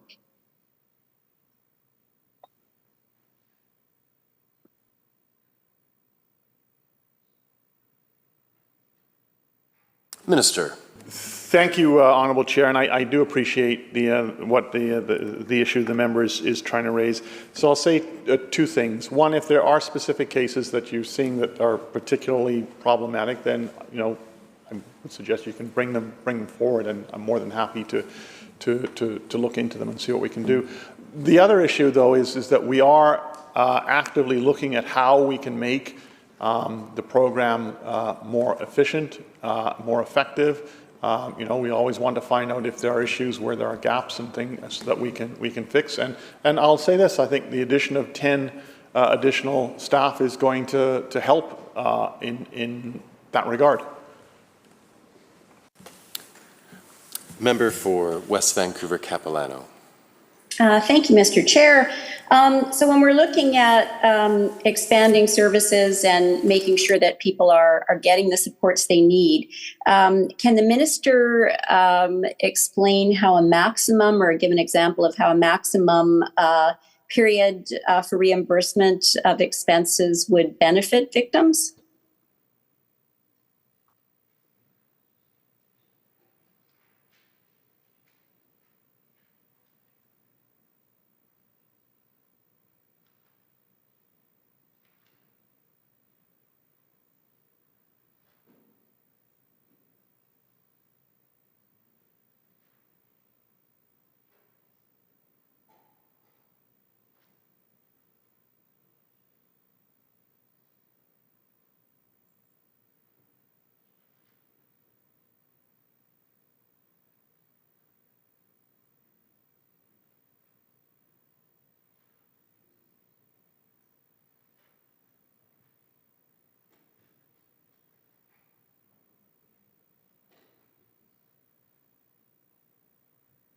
Minister.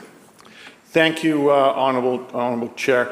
As this is a financial program, there is a policy around having a time limit, which currently is 1 year. That being said, what it does is it gives us the flexibility to look at how programs are working, and if necessary, for example, bring it into line with the claim process. So you could potentially be looking at it going to 2 years, for example. Member. Thank you to the minister. So my understanding is that maximum period will be developed and put into regulation. So I'm just going to ask two questions here at the same time. They're related. So what kind of maximum period is being considered to be in the regulation? And if, for example, a victim is unable to find services, say counseling services, and they go on a list because we know there's not enough clinical counselors or psychologists, is it possible for someone's benefits to expire with this amendment in place?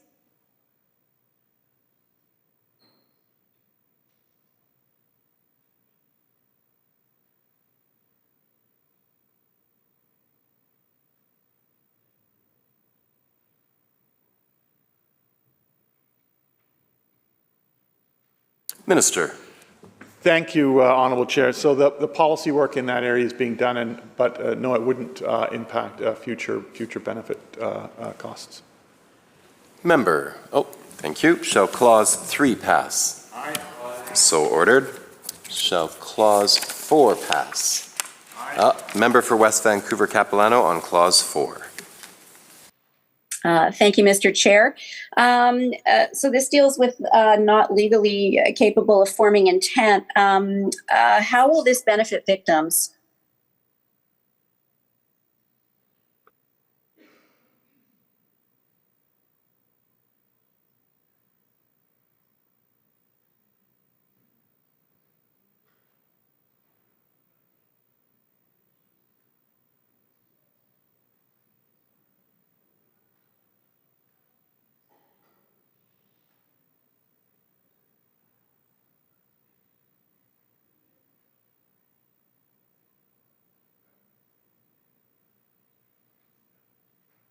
Minister. Thank you, Honourable Chair. This is intended to deal with, let's say, a victim who is a victim of someone who's been found, for example, not criminally responsible. Member. Thank you to the minister. So the reasoning to establish intent when the person was not legally capable of forming intent, that was the reason for this change?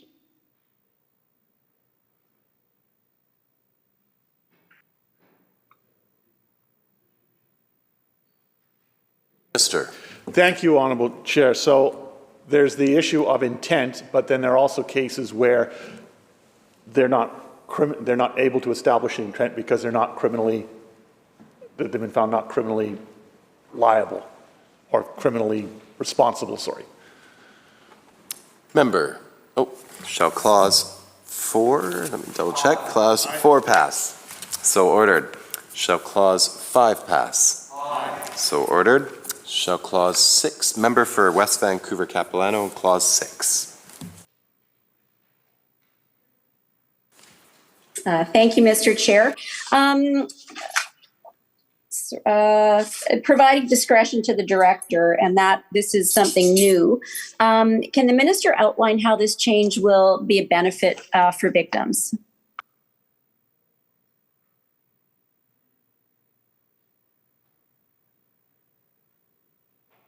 Minister. Thank you, Honourable Chair. So it is a benefit for the victim versus the current Act. So currently the Act does not allow any flexibility for the director to consider appropriate deductions from a judgment or a settlement if the victim sues the offender.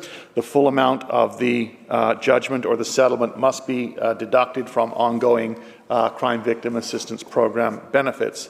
So this would mean, for example, if someone is very seriously injured and they have personal care supports in place funded by the Victims Assistance Program, there could be a disruption of those services while the settlement funds are used, and then the Crime Victim Assistance Program funded services would resume once the settlement is exhausted. This could have a significant negative impact on the victim's continuity of care, and so that's why this section is now here and been added. Shall Clause 6 pass? Aye. So ordered. Shall Clause 7, member for West Vancouver Capilano, Clause 7. Thank you, Mr. Chair. To the Minister, can the Minister provide the rationale for the change from must to may in, with respect to payment to legal representatives?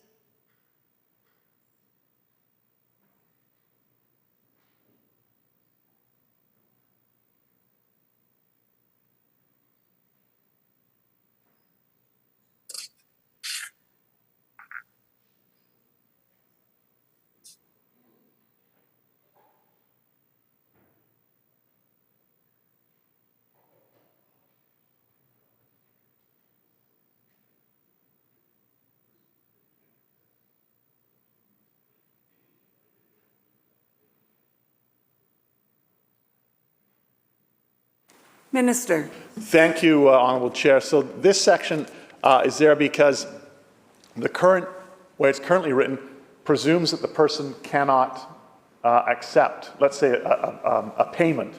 And if they have a legal representative, that payment must go to the representative, and then from the representative to the victim. And now it means no, it may go to, a representative, but it may also go directly to the victim. Shall Clause 7 pass? Aye. So ordered. Shall Clause 8 pass? Member. Thank you, Madam Chair. Welcome to the Chair. With respect to director's discretions, can the Minister provide the reasoning behind the shift from receipt to request for information?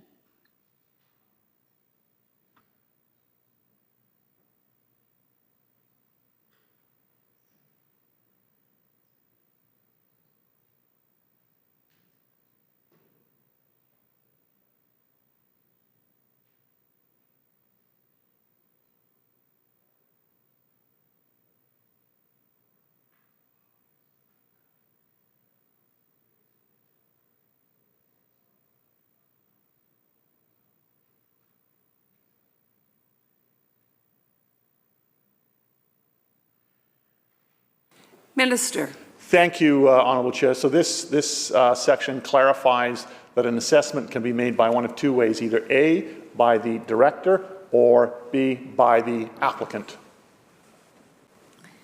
Member. Thank you to the Minister. What are the conditions for provisions for the director to make a request for information?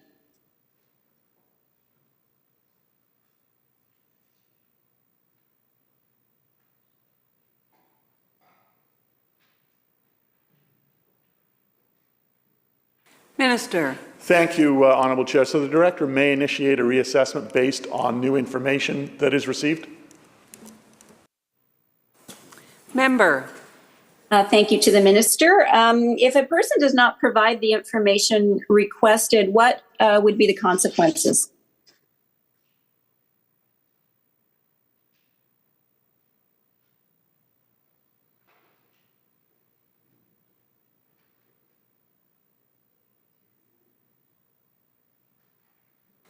Minister. Thank you, Honourable Chair. It would impede our ability to assess their eligibility for a benefit. Member. Now, if I'm asking this in the right place, thank you to the Minister. With respect to commencement, when does the Minister anticipate the regulations being completed and these forces will be brought into force?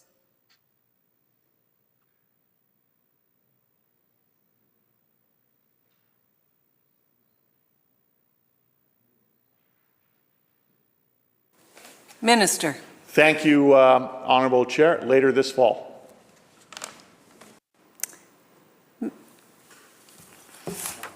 Shall Clause 8 pass? Aye. Shall Clause 9 pass? Aye. So ordered. So ordered on Clause 8 also. Shall Clause 10 pass? Aye. So ordered. Shall Clause 11 pass? Aye. So ordered.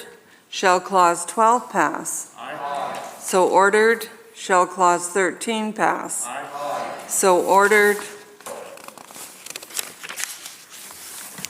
Shall Clause 14 pass? Aye. So ordered. Shall Clause 15 pass? So ordered. Shall Clause 16 pass? So ordered. Shall Clause 17 pass? So ordered. Shall Clause 18 pass? So ordered. Shall Clause 19 pass? So ordered. Shall the title pass? So ordered.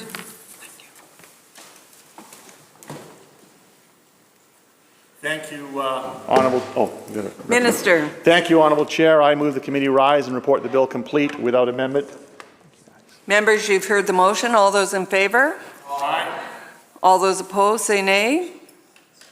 Motion is carried. This committee is in recess.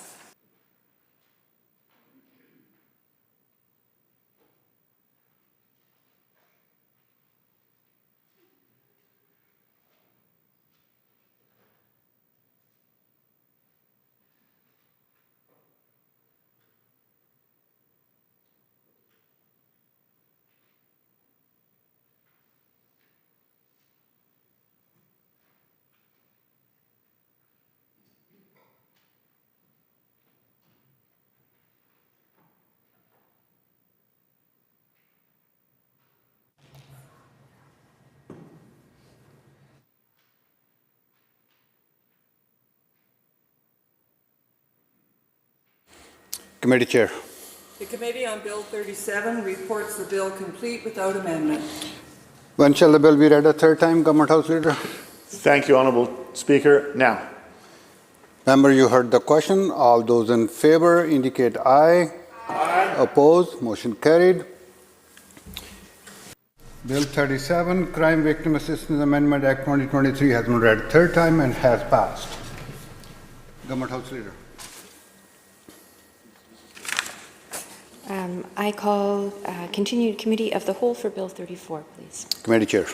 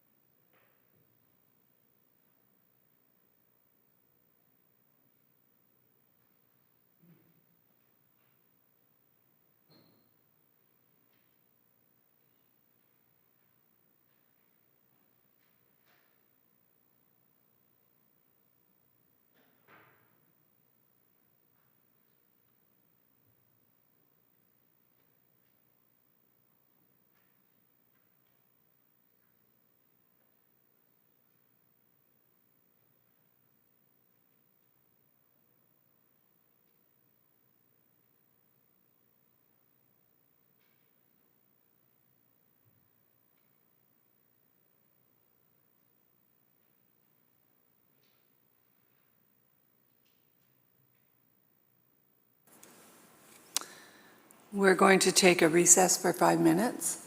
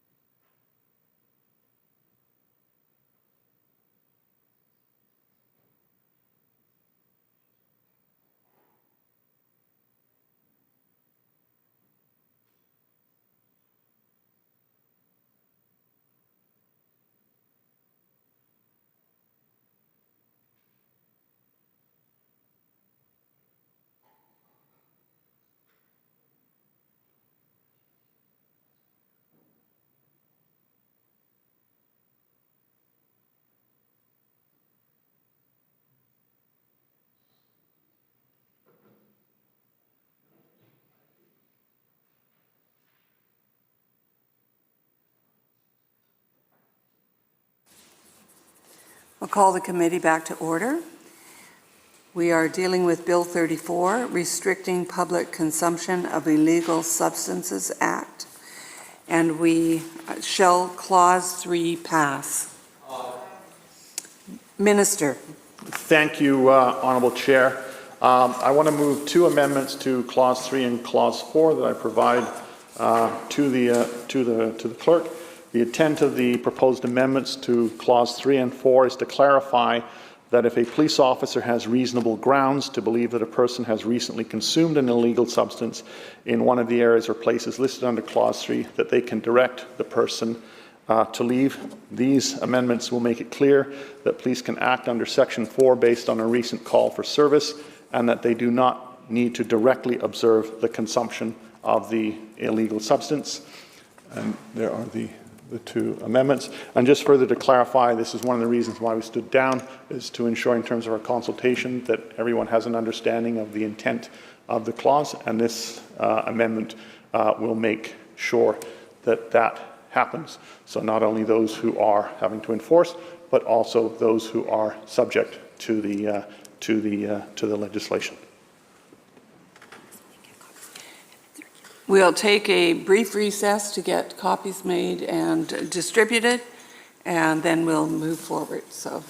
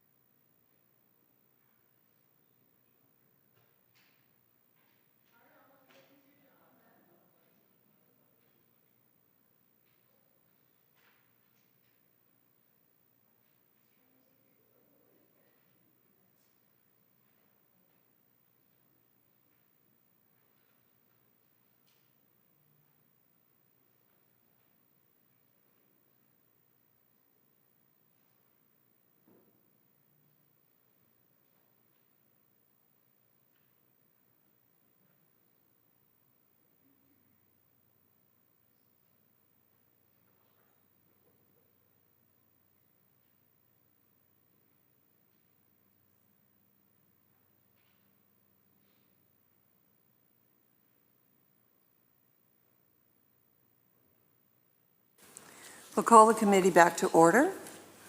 The amendments, the two amendments that have been introduced have been copied and shared with those in the House. We will share an electronic copy with those online as soon as it's available. And so we're dealing with the amendment to Clause 3. Shall the amendment to Clause 3 pass?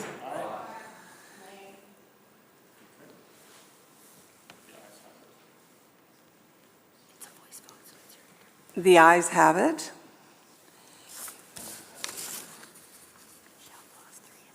Shall Clause 3 as amended pass? Recognizing the member for Surrey South. Madam Chair, I hope that this is the right time, but I would like to move an amendment to Clause 3 of Bill 34. Would you like to speak to it and we will circulate? Yes, I would like to speak to it. Thank you, Honourable Chair. So the proposed amendment actually adds another place where consumption of illegal substances would be forbidden. And I know that we had a discussion about this in the first day of the committee stage. It's hospitals. And I know it is covered under workplace, but if I might just be indulged for a moment to talk about why I feel that this is an important amendment to make. So I recently had interactions with a number of nurses, and I've received a number of correspondence to my office from people that work in the healthcare setting. You know, from what I understand and from our discussion a day and a half ago, hospitals are already a place where the consumption of illicit drugs would be forbidden. And yet, in spite of that being the case, a number of healthcare providers, especially nurses, are impacted by drug use. It's taking place in hospital rooms, so people using illicit drugs in their rooms, people using illicit drugs in washrooms, unfortunately, in clinics, clinic washrooms, and areas where they're in healthcare settings. So one of those other extremely concerning places is in long-term care facilities, where nurses have identified that individuals who are being now placed into long-term care facilities, seniors facilities, are using drugs. They've seen an increase in the amount of drug dealers attending those areas. And again, both clientele of those locations and healthcare workers in those settings being exposed to toxic drug smoke. Multiple incidents in hospitals across British Columbia where nurses have been exposed to drug smoke from illicit drugs in hospital rooms and have actually had to go to the emergency room for treatment. What the nurses reported to me was that they feel a lot of pressure not to report those incidents because they are being told that it would harm sort of what's happening with the treatment of drugs, and it will stigmatize people, which of course we don't want to criminalize people. That's the intent of the pilot, but we also want to make sure that healthcare workers have as much protection as possible. I'm really concerned by what healthcare providers, particularly frontline nurses, have told me is the case for them. We know that, for example, in the emergency room setting, a lot of, especially my own home community of Surrey, at Surrey Memorial Hospital, they're very overrun at times with unhoused people with substance use issues, particularly as the weather gets bad. People who are coming in for warm blankets, people who are coming in for sandwiches, and are often then sometimes wander and are using illicit substances within the hospital. Just making it clear and codifying, I think, for healthcare workers that this is something that is not accepted. And I know it's already covered in workplace as the definition, but I think really it needs something special. It needs special attention that we, in this definition that we've put together here, it does specify, though, that if there is a prescribed area within the hospital, so if it's like another hospital that serves my constituency, Peace Arch, has an overdose prevention site, safe consumption area, that those areas, of course, are places that people can use illicit substances. They can use illegal drugs there. But we just want to make sure that nurses and doctors and other allied health workers have the full protection that they deserve when they're working in high-risk environments. Along with the exposure to the smoke from drugs that are being used, nurses also reported to me that they're often being poked with uncapped needles that they're finding in bed sheets. And it's really concerning. I was very disturbed actually by what they told me. So I hope that, in taking your time to just look at our proposed amendment, the intention here is not to try to further criminalize people or to dissuade them from coming for medical help, but we want to recognize that in coming for medical help to, for example, a hospital or clinic, that we are codifying the right to work in a safe environment for nurses and other healthcare workers that are at the front line of our crisis that we're currently facing. I don't want to see nurses getting poisoned. Actually, it reminds me of one other thing that they told me is a concern for them is that because of the amount of actually drug consumption that they are seeing within healthcare facilities, nurses are also worried that they're going to then give someone medication that's actually prescribed to them because of their hospital visit and overdose that person. Because with someone using an unknown substance and then on top of that receiving perhaps a prescribed substance in the hospital, maybe a pain reliever or something, that the danger of actually overdosing someone in the hospital is significant, and they are worried about the impacts on their own careers. So thank you for the time to bring forward this amendment and for your consideration to just add some, I guess, more codified language that would signal the importance of making sure that healthcare workers have safe environments where they're free from toxic, illicit drug smoke. Thank you. Thank you, member. We're going to take a short recess while the chair reviews the amendment.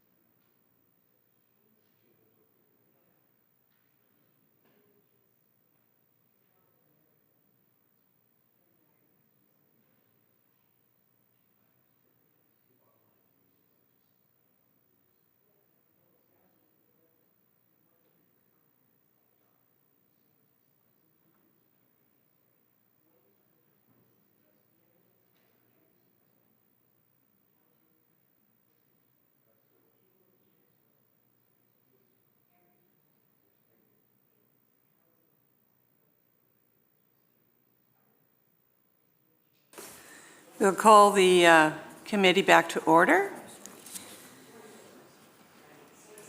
The proposal is to add 2 new paragraphs, the text of which has been provided to members. And it's been proposed by the member for Surrey South.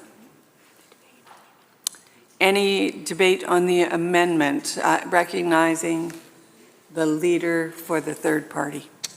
Thank you, Madam Chair. I am not able to support this amendment for a number of reasons, which I won't go into because I want to talk to the clause itself as has been amended already. But this particular amendment really deals with health infrastructure, which I don't think is the jurisdiction of this ministry or this minister. And I think that should there be needs for action within health infrastructure or within the healthcare system, that the avenue for that is not through the Minister of Public Safety or Solicitor General. Recognizing the minister. Thank you, Honourable Chair, and I just want to speak briefly to the amendment, and I will not be supporting the amendment, and I appreciate the spirit with which the member proposed it. There are a number of considerations. One, the legislation is for outdoor public drug use. Indoors, we talked about in the past couple of days, the hospitals, health authorities have the power right now to set policies and regulations as it regards to their facility. WorkSafe has rules and procedures and policies in place around safe work sites, which we want to see for everybody, regardless of where they work. On that basis, we will not be supporting the amendment, but I do appreciate the spirit in which it was offered. Shall the amendment pass? Opposed? Nay. The amendment fails. Recognizing the leader of the third party. Chair, not wanting to be left out, I have a proposed amendment to this clause.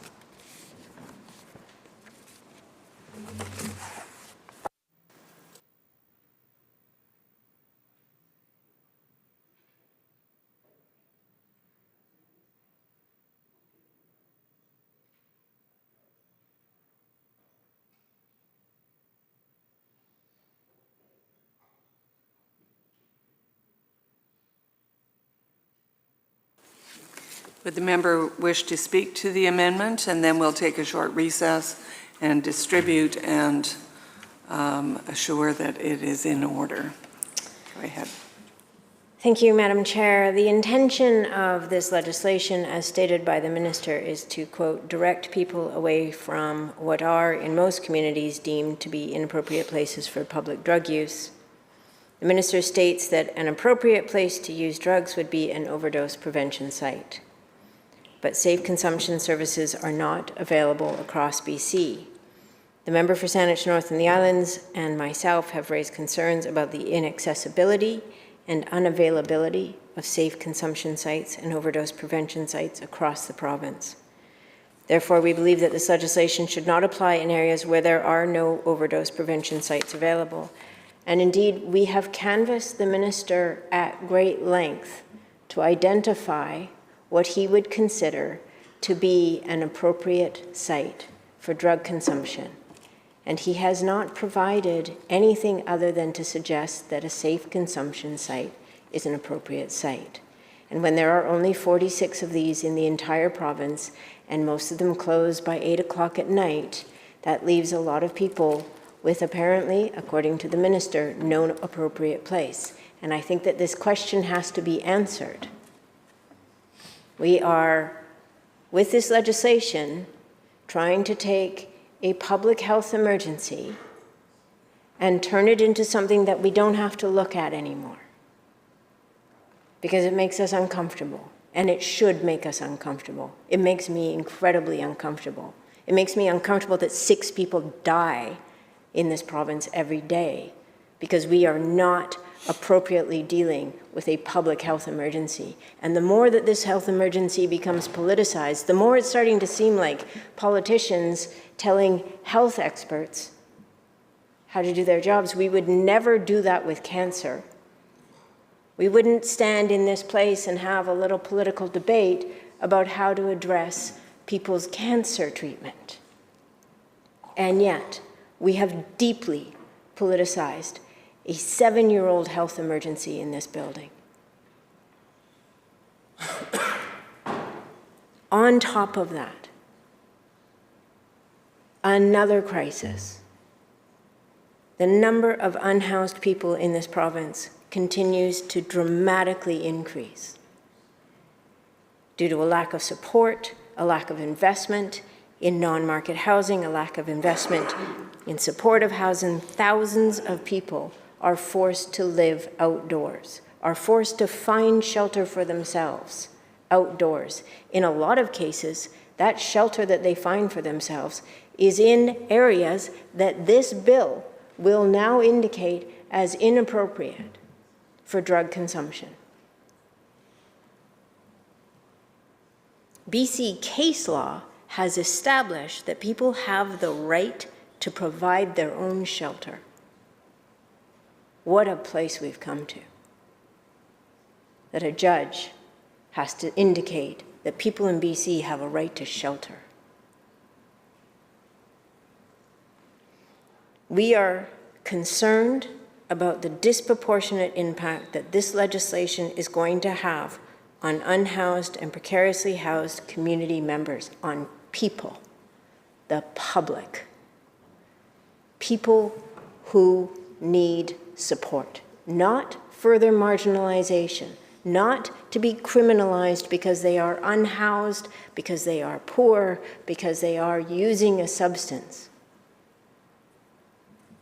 For these reasons, we are introducing amendments to Bill 34, Restricting Public Consumption of Illegal Substances Act. The committee will now take a recess.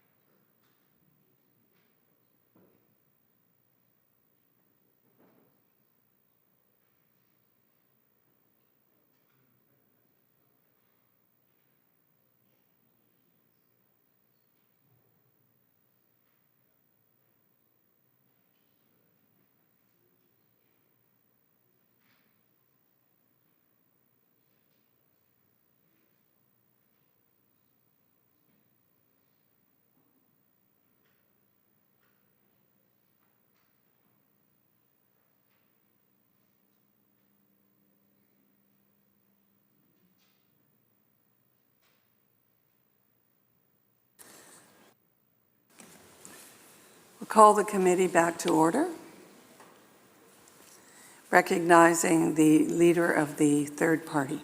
Thank you, Madam Chair. On a Wednesday that feels like a Friday, I've asking for unanimous consent of the House to withdraw the motion that I put forward with the amendments. I have the proper one now.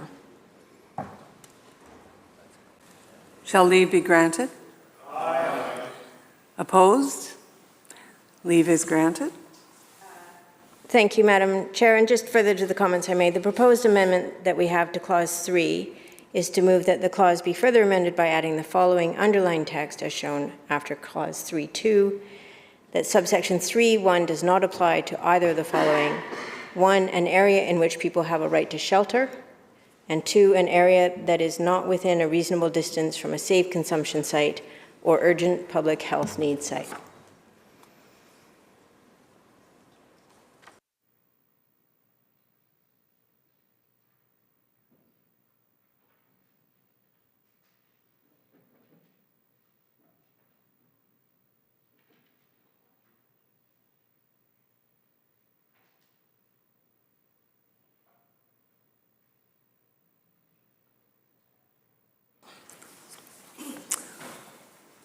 On the amendment,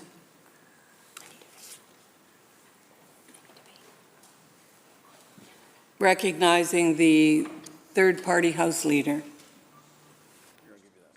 Yeah, thank you. Thank you, Madam Speaker, and I appreciate the opportunity to enter into this this debate at this stage. I think that it's important that I emphasize my colleague's point that in several opportunities the minister has been given throughout this debate to identify what he considers to be an appropriate place for people to go. We're very clear on the areas that the minister is deeming inappropriate, and we can see that in the bill here. It's interesting that schools aren't part of that. I recognize playgrounds are, but on the minister's website, schools, primary schools, secondary schools are identified, but not in this list. What are listed in this list are places where people can go and seek shelter overnight. And we've seen this in the city of Victoria, and we've seen this in communities around the province where people have no place to go. They're able to set up tents in parks. They're allowed to camp there. And there's been a lot of case law around this, and in many instances, in most instances, they have to move on at a certain time in the morning, but they're allowed to be there, and they're allowed to seek shelter there. And so again, to point out the mess, the absolute mess that this government has made of this, even though the minister in the second day of discussion has decoupled this entirely from the decriminalization project that his government was taking victory laps on earlier this year. But because they failed to deliver appropriate places for British Columbians to go in communities across the province, because they didn't provide a comprehensive package of policy and of programs and of services, harm reduction services, a comprehensive package, rather than just celebrating the decriminalization piece, the singular piece of it. They failed to deliver the other programs and services that are required in order for there to be some coherence in this.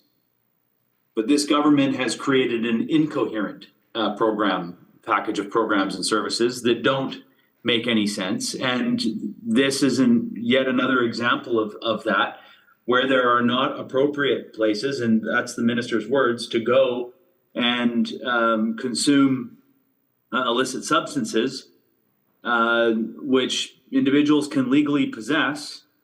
And now, even if there's a suspicion, they can be harassed by police officers. And what's included in this list are places where people are legally able to shelter themselves overnight, set up a tent, find find a place to get some sleep. And so that's the reason why I support this initiative from my colleague. And I think that the minister hazards a scenario here where we have created unnecessarily, because of the failure of his own government, we've created this confusing layering of policies and now responses and legislation and letters of support from the federal government, and that frankly it's just going to take the courts to navigate. And I don't think that was the intention of anybody in this exercise and in this pilot project, was to create a more complex legislative, regulatory, and social services framework. When it comes right down to it, this is a conversation about the increasing poverty in our society and a socioeconomic system that is not serving people. And these are the most vulnerable, marginalized folks in our society. And we're creating an absolute bureaucratic mess as a response to the challenges that they face. It's appalling, and I'm sad that this is the way that this government has taken what should have been a positive step forward and made it an impossible situation.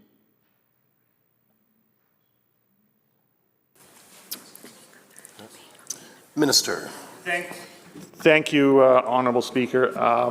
And I'll be brief on this because we have spent a lot of time over the last 2 days talking about the points that the member has raised, and I've responded to those. Obviously, there's a disagreement with us. I've made it clear that this government is committed and has been expanding overdose prevention sites, and will continue to do that along with all the other services and address the issues around poverty, which we all agree are part and parcel of this. But as I've pointed out, this legislation deals with specific outdoor public drug use, responding to community public concerns. It strikes a balance on the right approach forward, and so I will not be supporting this amendment. Okay. Seeing no further speakers, all those in favor of the amendment, all those opposed? Nay. The amendment is defeated. And shall Clause 3, member for Leader Third Party on Clause 3, as amended. Thank you, Mr. Chair. Clause 3.1, now as amended, which includes people cannot remain in these places. A person must not consume an illegal substance in any of the following places. And there's a long list here. Any part of a play structure, playground, spray pool, wading pool, skate park, sports field, beach, a park, within the meaning of a Park Act, regional park, a regional park within the meaning of the Local Government Act, an outdoor area established by local government for purposes of community recreation, a permanent public park in which the park board has jurisdiction under Section 488, a park held in trust by the local government, an area within 6 meters outside the entrance of any following places, a place to which the public has access as any right or invitation, express or implied, whether or not a fee is charged for entry, a workplace, a prescribed place, an area within 6 meters of the outside of the entrance to a place occupied as a residence, if the public has a right of access to the area, an area within 6 meters of a public transit bus stop, a prescribed place, the area within a prescribed distance from a prescribed place. Can the minister provide any evidence, data, or consultation that led to the determining of the places listed in this section of the bill? Minister. Thank you, Honourable Chair, and I know that we are taking a vote from another committee, so I will move right now the committee rise, report progress, and ask leave to sit again. Members have heard the question. All those in favor? Aye. Opposed? Carried. Thank you, members. This committee is adjourned.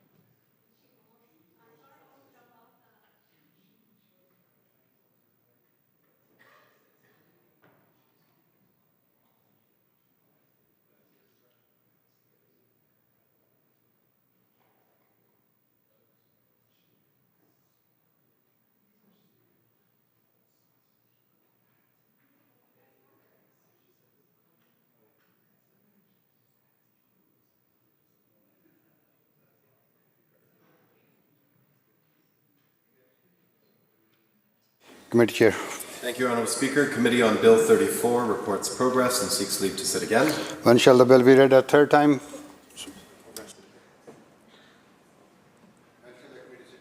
When shall the committee sit again, Government House Leader? No, this is 34, later this sitting. Thank you. Committee Chair. Hi, Honourable Speaker. Section A reports Bill number 31 complete without amendment. When shall the bill be read a third time? Government House Leader. Now, Speaker. Member, you heard the question. Is third reading of Bill 31? Bill 31, Emergency and Disaster Management Act. All those in favor indicate aye. Aye. Opposed? Nay. Ayes have it. Division has been called.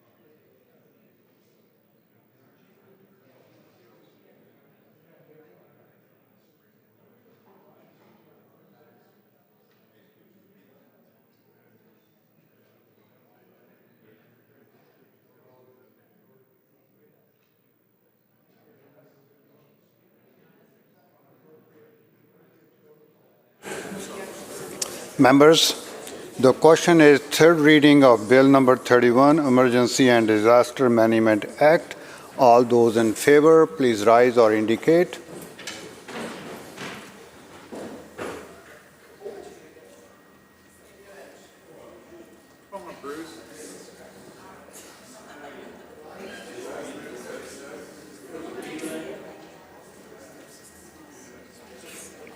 Please be seated. Those who oppose, please rise or indicate.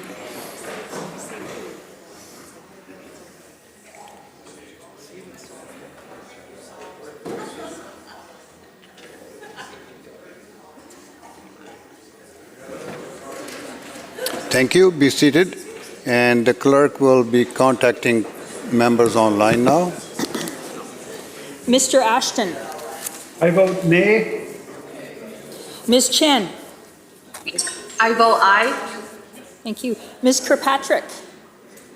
I vote nay. Minister Ma. I vote aye.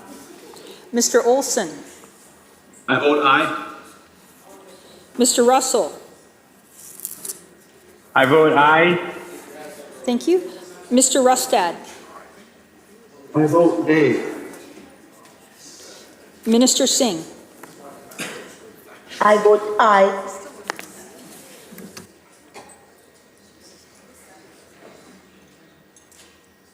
Madam Clerk.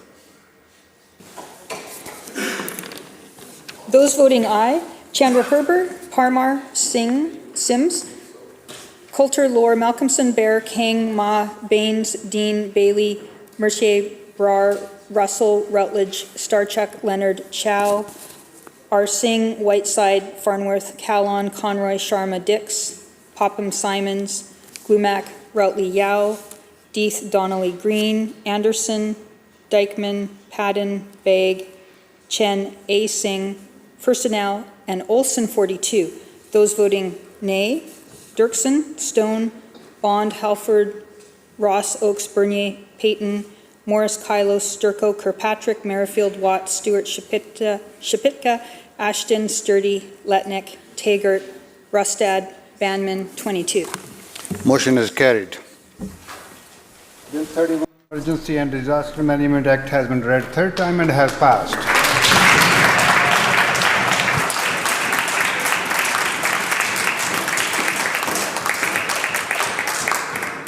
Government House Leader.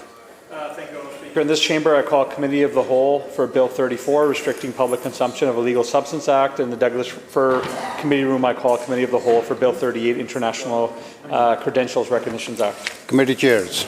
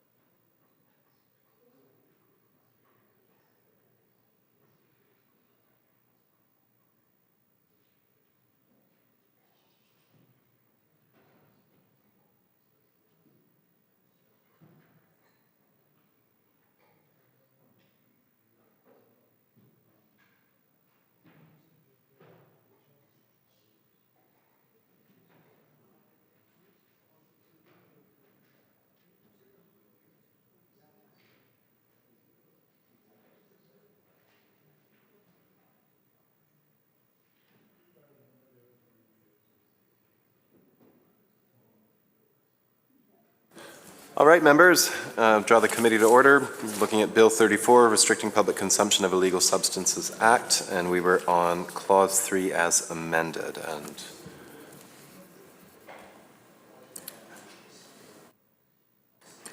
third-party leader. Yeah, I can repeat my question for the question was the evidence data consultation that led to determining the lists of places in this clause.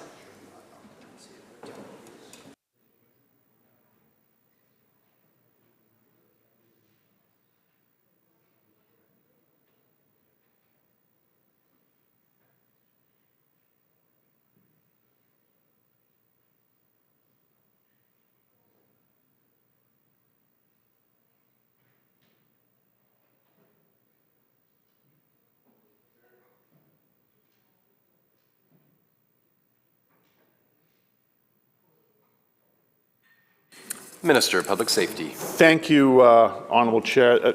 I mean, the question is basically the same one as I answered, I think, a couple of days ago, but there was a significant amount of consultation done on the development of this legislation from both experts and in terms of local government and UBCM.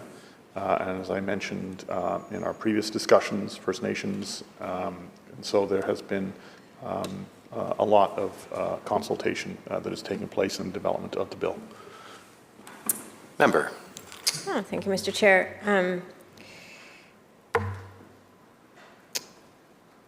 How about data? Can the minister speak to the rates of substance use in these particular areas that have led to this particular list of places being put into this clause?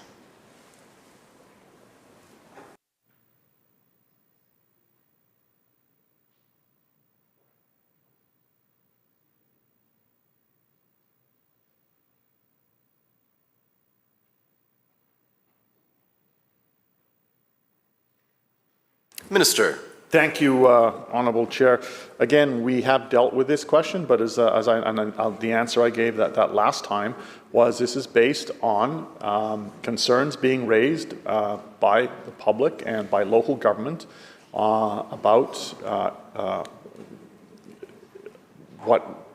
places that they were seeing where it was that they were concerned about public drug use, and it's on that basis that we have brought forward this legislation in concert with consultation with experts, both in health, policing agencies, and local government. Member. Thank you, Honourable Chair. I think the reason why the questions keep getting asked is partly because the answers aren't particularly satisfying or thorough. The minister has indicated that this is about sentiment, this is about concerns, so we're in the hierarchy of evidence, we're talking about anecdotal as opposed to what I've been asking for is data that would be reinforcing why these decisions are made. In essence, this list of locations in this clause is a de facto, essentially what we get to is public drug use has been made illegal. Because as of yet, I have not heard from the minister of anywhere that he can identify other than a safe consumption site where he would what he would call appropriate place for drug use. And when you go through this list, I cannot identify really a public place that hasn't been listed on here. So maybe the minister can provide that information. For a person who is unhoused and using substances, can the minister describe, in absence of a safe consumption site, because there are only 46 in BC and they close at 8 o'clock, where, after this legislation is passed, would that person be not considered to be in illegal activity if they are consuming drugs?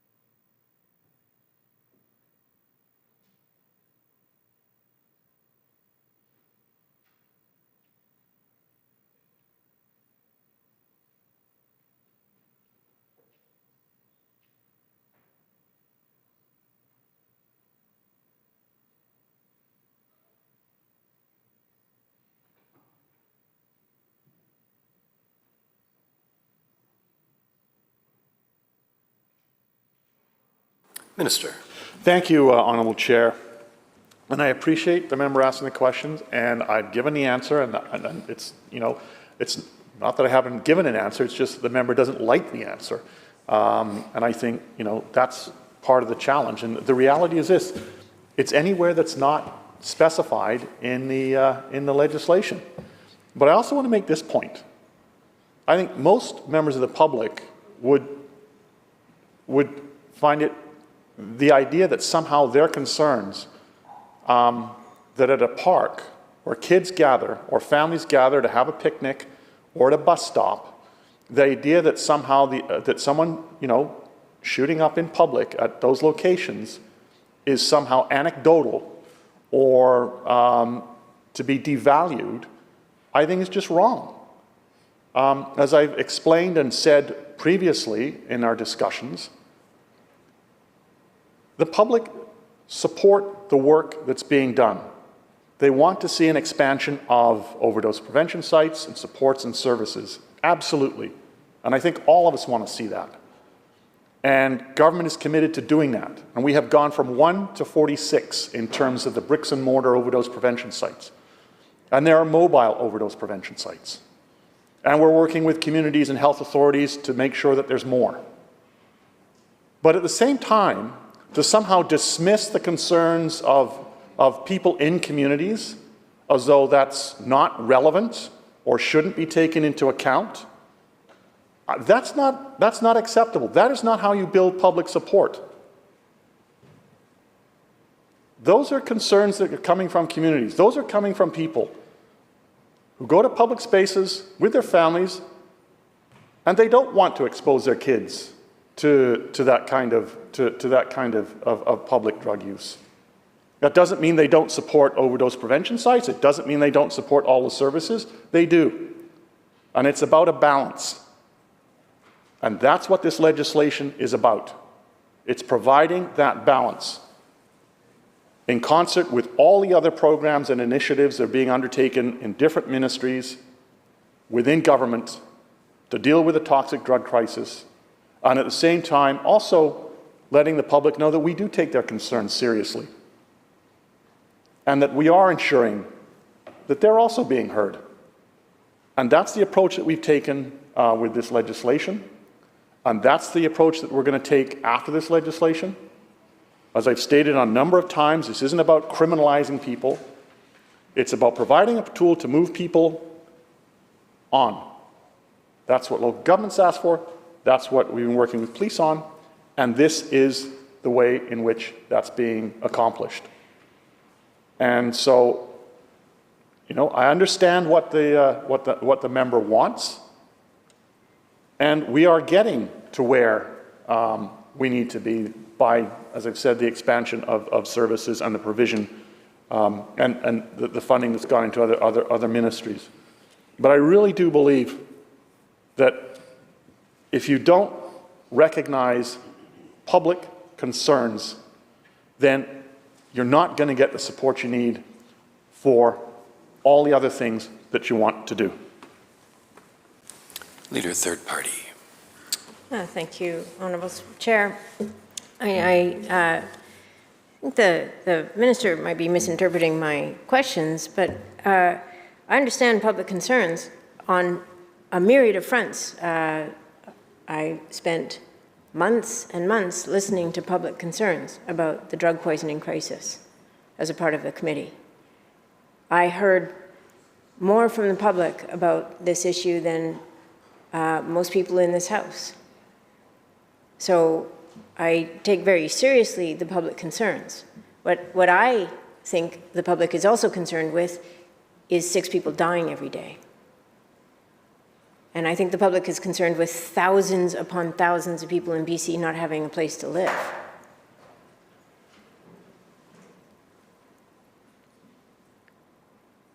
I'm not trying to be difficult, Honourable Chair, when I ask this question, because I didn't get an answer to it last time. In this clause, it includes parks of all kinds. It's defined parks. The Park Act, parks according to the Vancouver Charter, a park held by a local government. And at the same time, we have court decisions in BC that have upheld people's rights to shelter in parks. And so my question comes back to what I just asked. If a person is unhoused and is sheltering in a park, according to this clause in this legislation, a person must not consume an illegal substance in that area. So what is the expectation of enforcement officers in that scenario?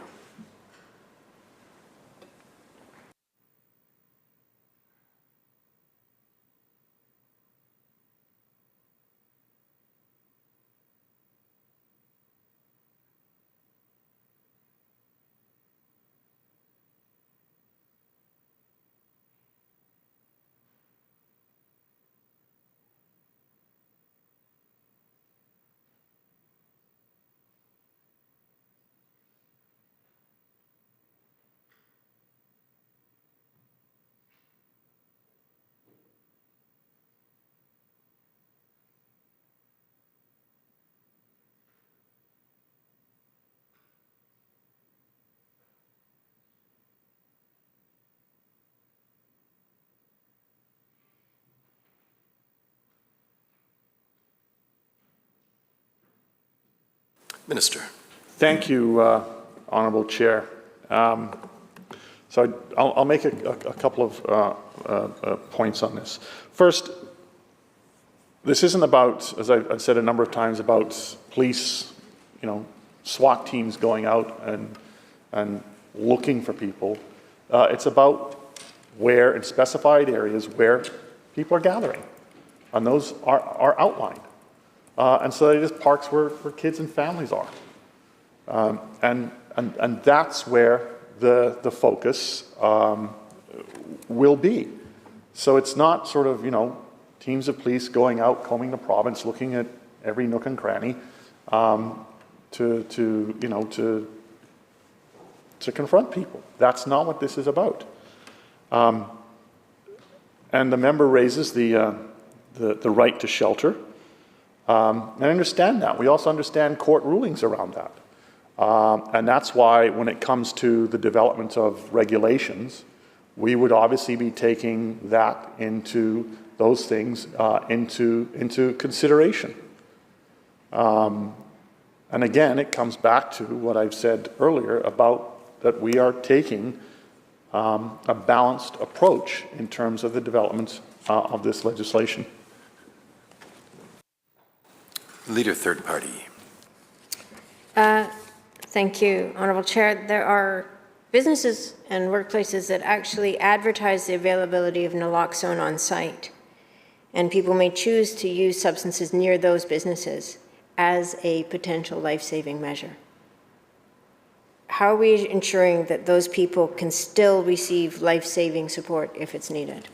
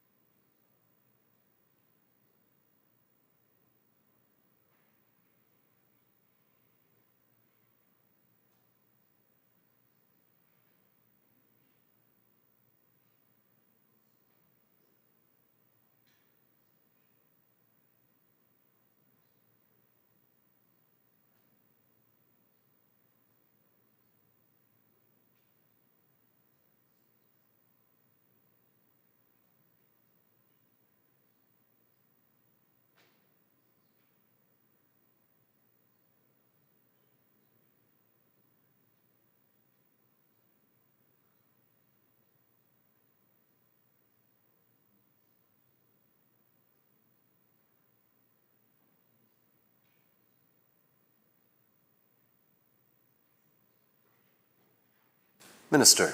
Thank you, Honourable Chair. I appreciate the question. This legislation isn't intended to be punitive on, you know, if a business has naloxone and someone overdosed outside their door and they used the naloxone on them, no one's going to be punished or ticketed or, you know, that's not what this is about. Member for Surrey South. Chair, through you to the Solicitor General, just in reference to one of the questions asked by the leader of the third party, through you, Chair, to the Sol Gen, how does he anticipate regulations under the legislation being made to take into consideration people that are sheltering within the prescribed areas?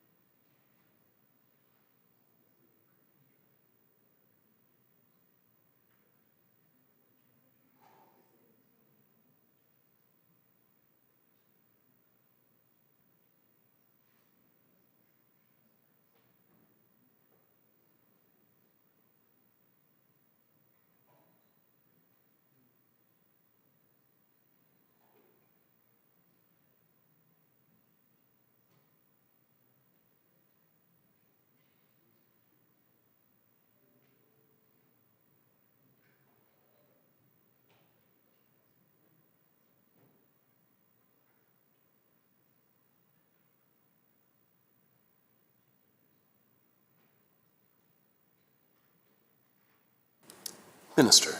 Thank you, Honourable Chair.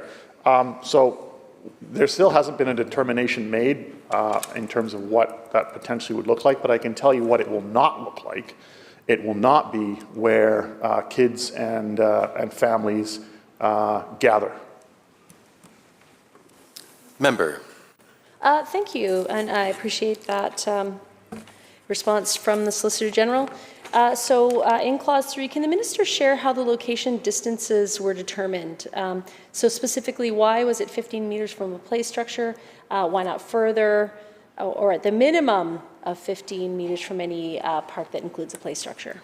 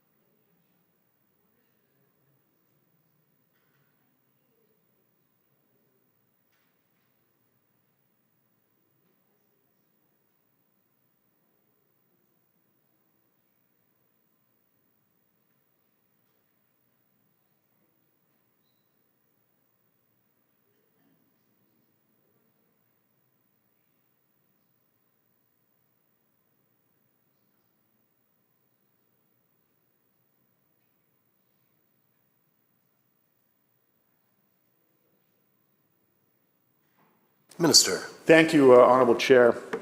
This is the distance that was in the Health Canada exemption. It's also the distance that is in a number of local government bylaws. Member. Thank you, Honourable Chair. So what about public plazas or libraries or busking areas? Are those captured under this clause?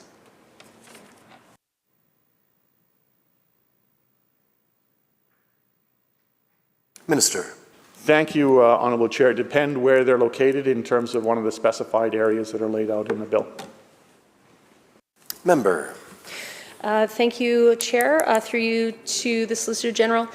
Can he please outline specifically, so what's meant by outdoor area established by a local government for the purpose of community recreation? So specifically, will that include trails, open fields that aren't sports fields explicitly, but they're areas where families might play bocce or frisbee or open air theaters?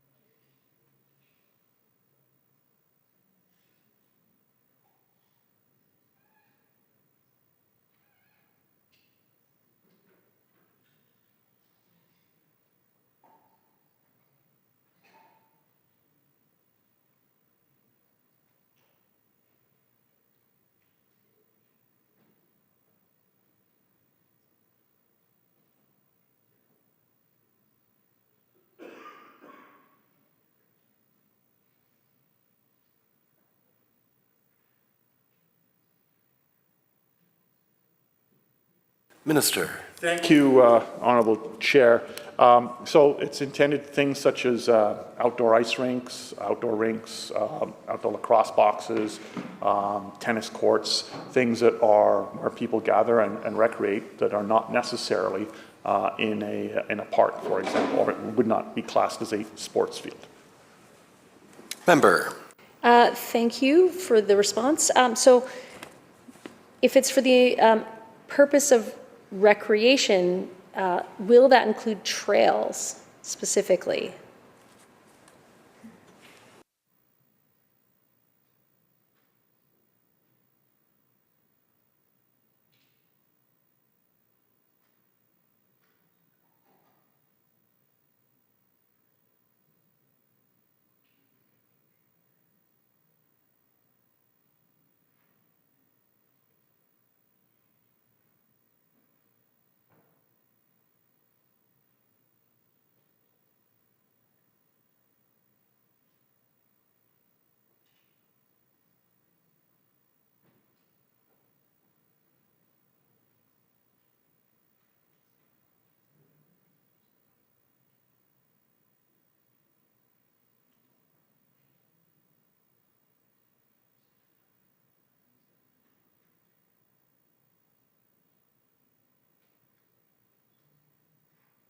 Minister.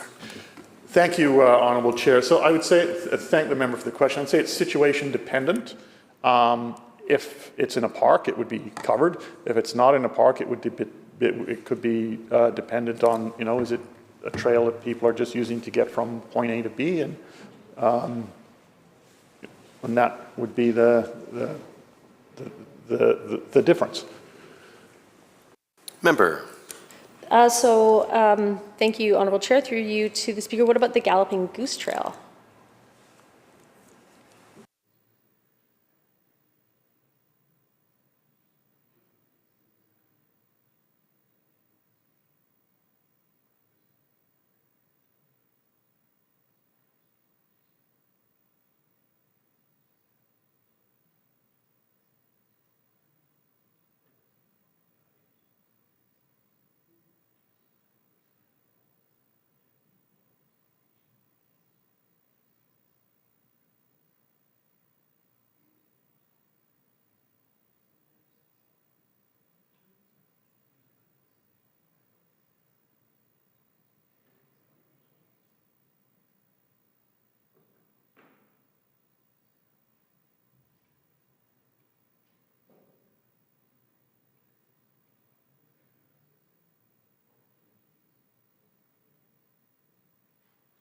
Minister.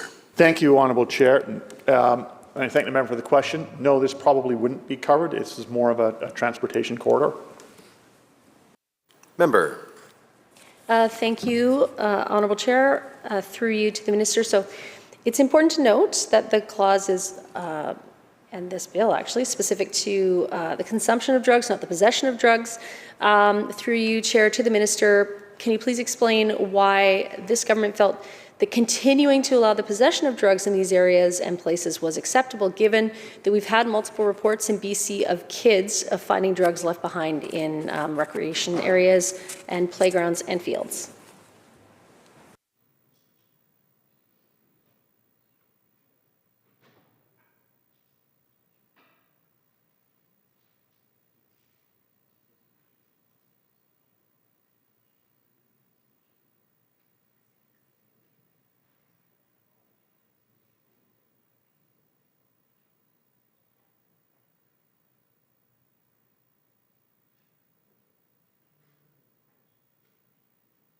Minister. Thank you, Honourable Chair. I appreciate the question from the member. And all I would say is this bill is not about possession. It is about public drug use.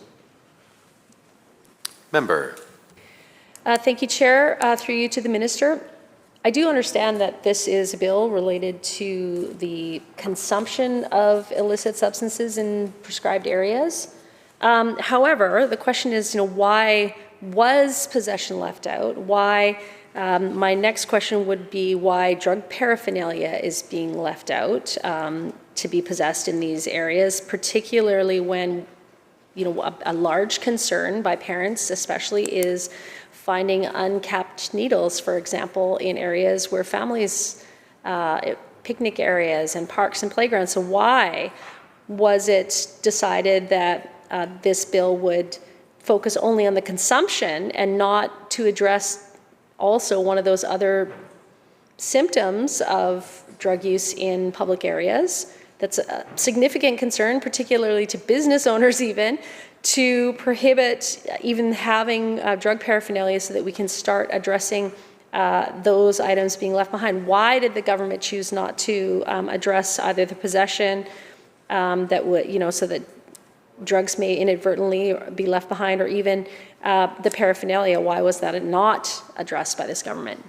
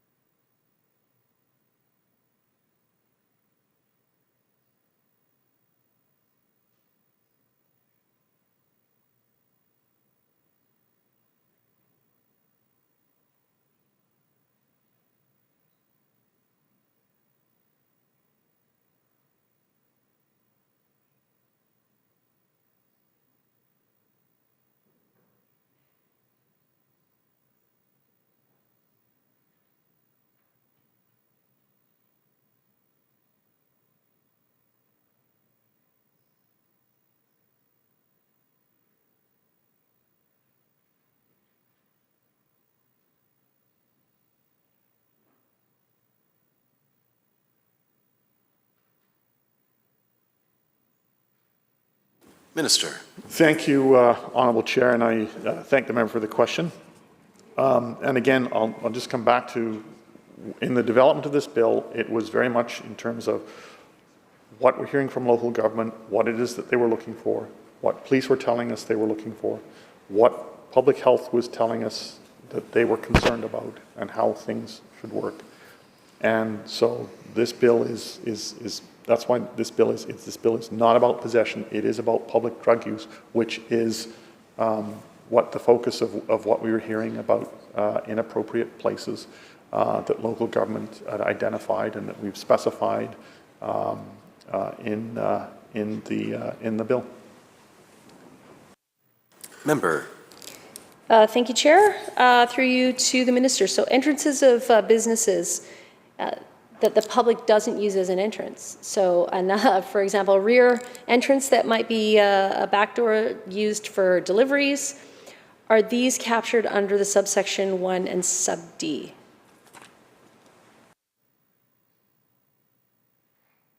Minister. Thank you, Honourable Chair. Yes, they are. Member. Okay, as per subsection 1, para E, can the Minister provide a definition for public transit bus stop? I'm going to be asking, so does it actually, what about private shuttle bus stops, or taxi stops? Are these also included within this definition?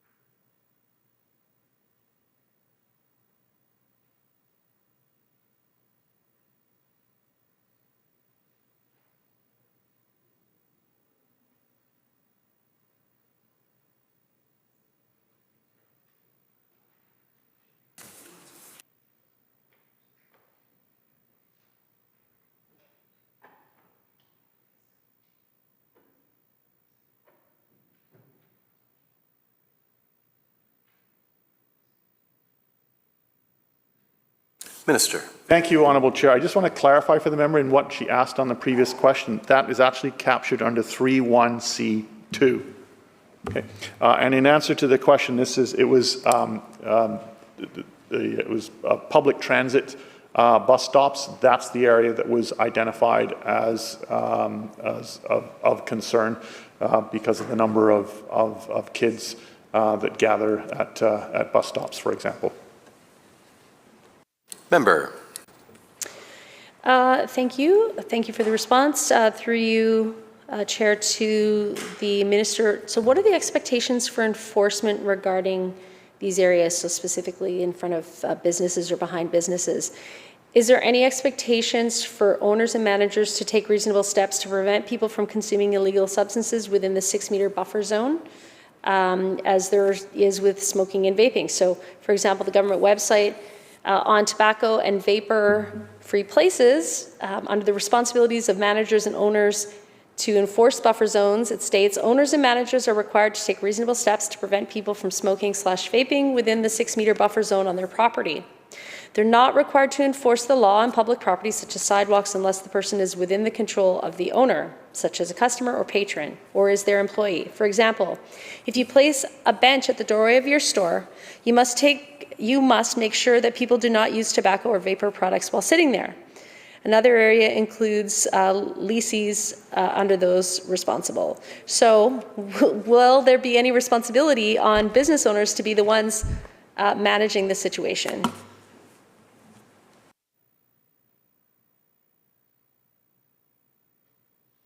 Minister. Thank you, Honourable Chair. The answer is no.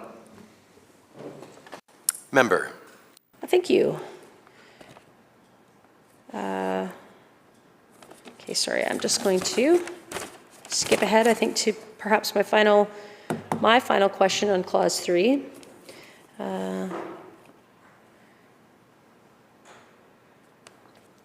Just for further clarification then, through you, Chair, to the Minister, with regard then to things like the entrances and exits of buildings within the areas, are those also not then the responsibility of landlords or property managers or apartment building managers? They are not also required to take those preemptive steps to manage that area, is that correct? That will all fall under the jurisdiction of police. Minister. Thank you, Honourable Chair. That is correct. Member. Thank you, Chair. Through you to the Minister, for my final question on this clause. In subsection 2, what is captured under subsection 2?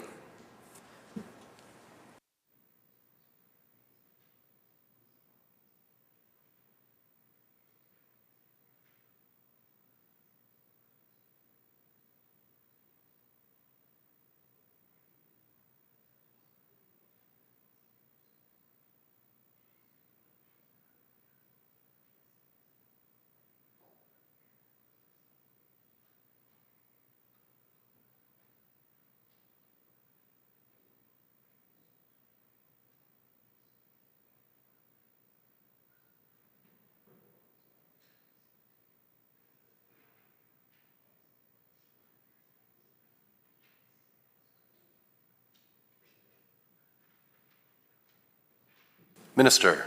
Thank you, Honourable Speaker. So it's technical, and it would work this way. So let's say you had the 6-meter distance, and it's 6 meters, and it hits private property. Let's say there's the property at 5 meters, then it would end at the 5 meters. Member. So then, just for clarification, so after the 5 meters, at the 6th meter, that would be the Trespass Act?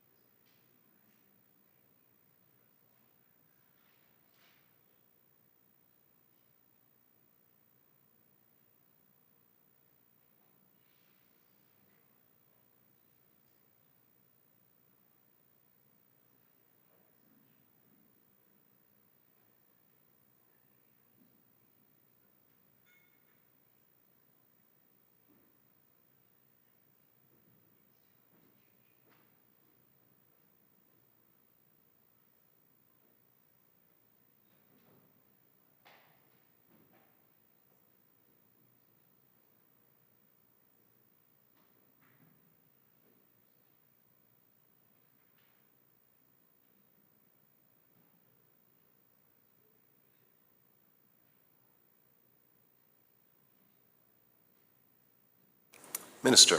Thank you, Honourable Chair. Okay, so you can look at this two ways.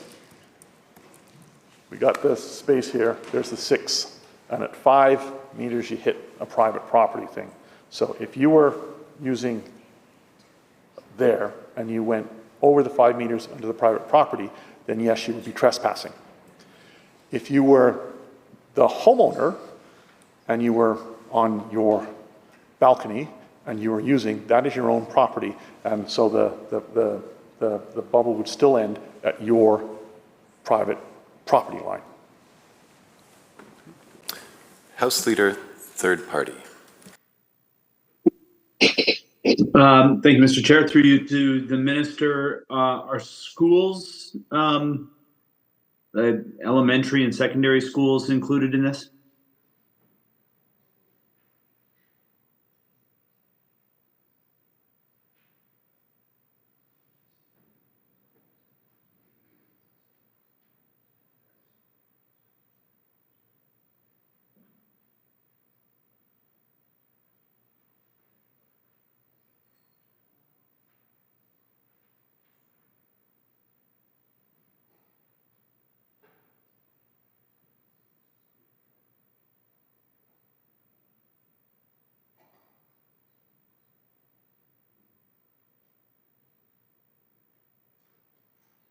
Minister. Thank you, Honourable Chair. Schools are already covered. It would also be illegal to have on to possess and have on schools, and so it would be illegal to use as well. So they're already covered, and that's why. Member. Where are they covered?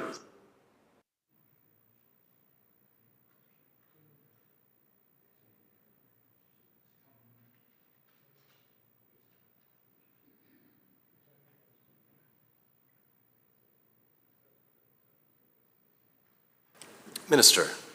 Thank you, Honourable Chair. It's an exemption to the federal exemption. It's an exception to the federal exemption, and it's covered by the CDSA. Member. This kind of goes back to, I appreciate that, and thank you to the Minister for the response. It kind of goes back to the questions that I was asking then yesterday, because I'm confused. I did see that on the website, as I was referencing, that that elementary and secondary schools, licensed childcare facilities, were not covered by the exemption, as are the vast majority of the places that are already in this bill. So I'm confused as to why the exemption letter works in one instance, but why it's failing, why the minister's arguing now that it's failing in this other instance.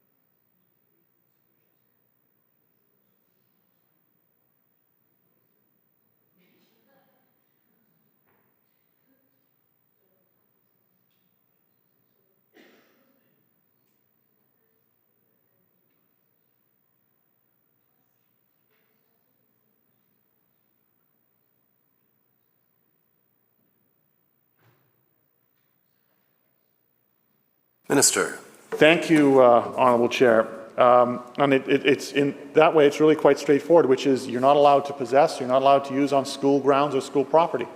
And that's why they're not required in the rest of those bills. Other places are you cannot use. But on the case of schools, you're not allowed to possess and you're not allowed to use. Member. So, they're not allowed to. So, the public website says the following: certain public spaces and locations are not covered. Anyone found in possession of any amount of illegal drugs in these locations could be arrested and charged with a criminal offense and have their drugs seized. Bullet points here: on the premises of elementary school and secondary schools and licensed childcare facilities. Spray pools, commonly referred to as splash parks, wading pools, playgrounds, and skate parks.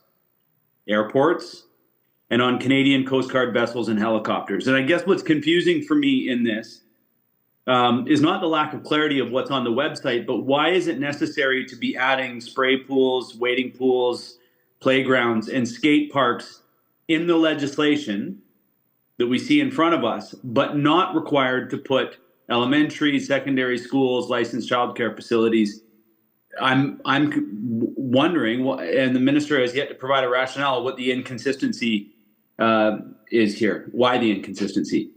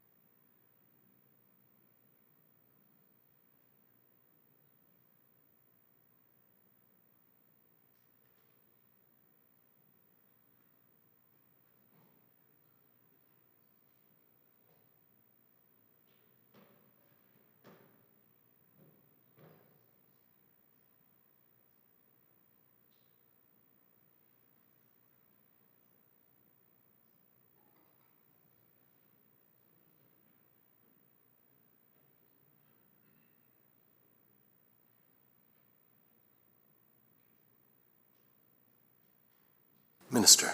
Thank you, Honourable Chair, and I appreciate the question. And I think it would be fair to say, yeah, there is a duplication, but it doesn't take away from the fact that you cannot use or possess on school grounds or school property.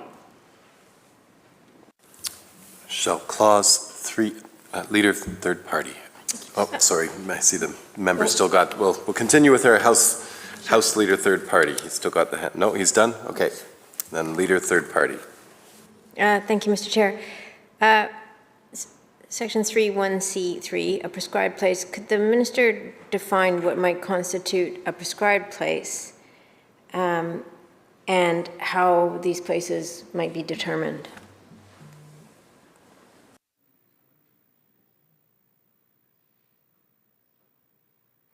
Minister. Thank you, Honourable Chair. We haven't identified at this point. Member. Thank you, Honourable Chair. Is there a process that would be required for adding a prescribed place?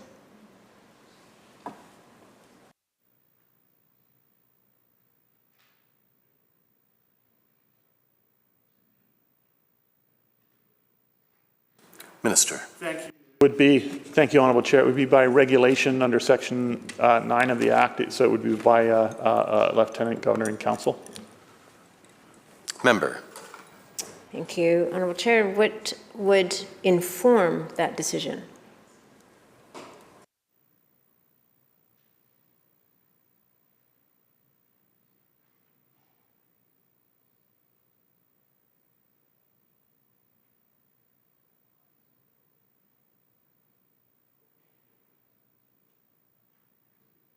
Minister. Thank you, Honourable Chair. I appreciate the question. We're not planning any at this point, but if something were to arise, it would be informed by consultation in the same way that the bill was. Member. Thank you, Honourable Chair. If it were to be so that a prescribed place would be added, how would these regulations be communicated effectively to the public?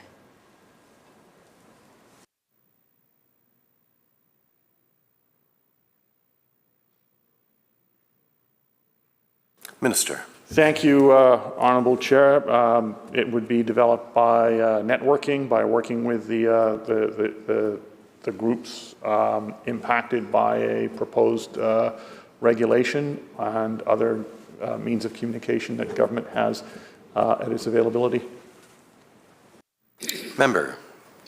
In Section 3(1)D, it indicates the area within 6 meters outside the entrance to a place occupied as a residence if the public has a right to access the area. How does this impact people who might be using substances near shelter spaces?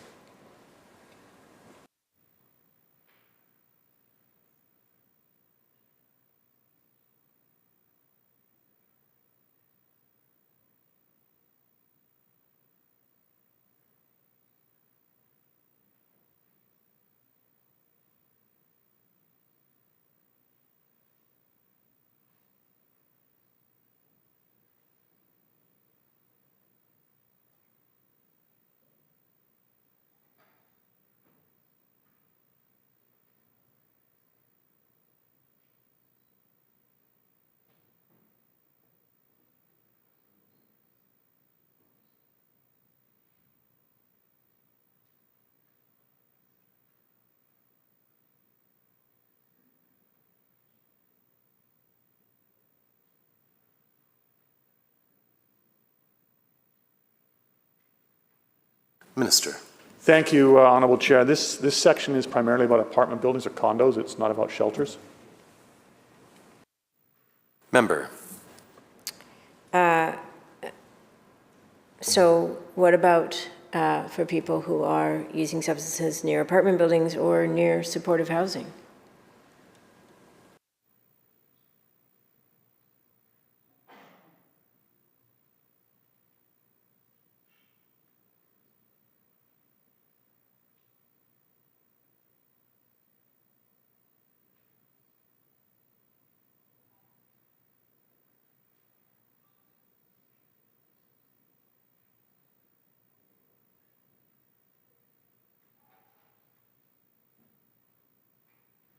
Minister. Thank you, Honourable Chair, and I appreciate the question. I think the reality is most shelters or housing that the member is talking about, they have policies about not using around the entranceway. Typically, they have consumption spaces that are away from the entrance to the facility or the shelter. Member. Thank you, Honourable Chair. Just before we finish off with this clause, I just want to reiterate that this legislation isn't going to solve the problem of public drug use. It's not going to solve the problems that are contributing to public drug use, which is poverty and trauma and homelessness and lack of available services that people need. This is legislation that I think is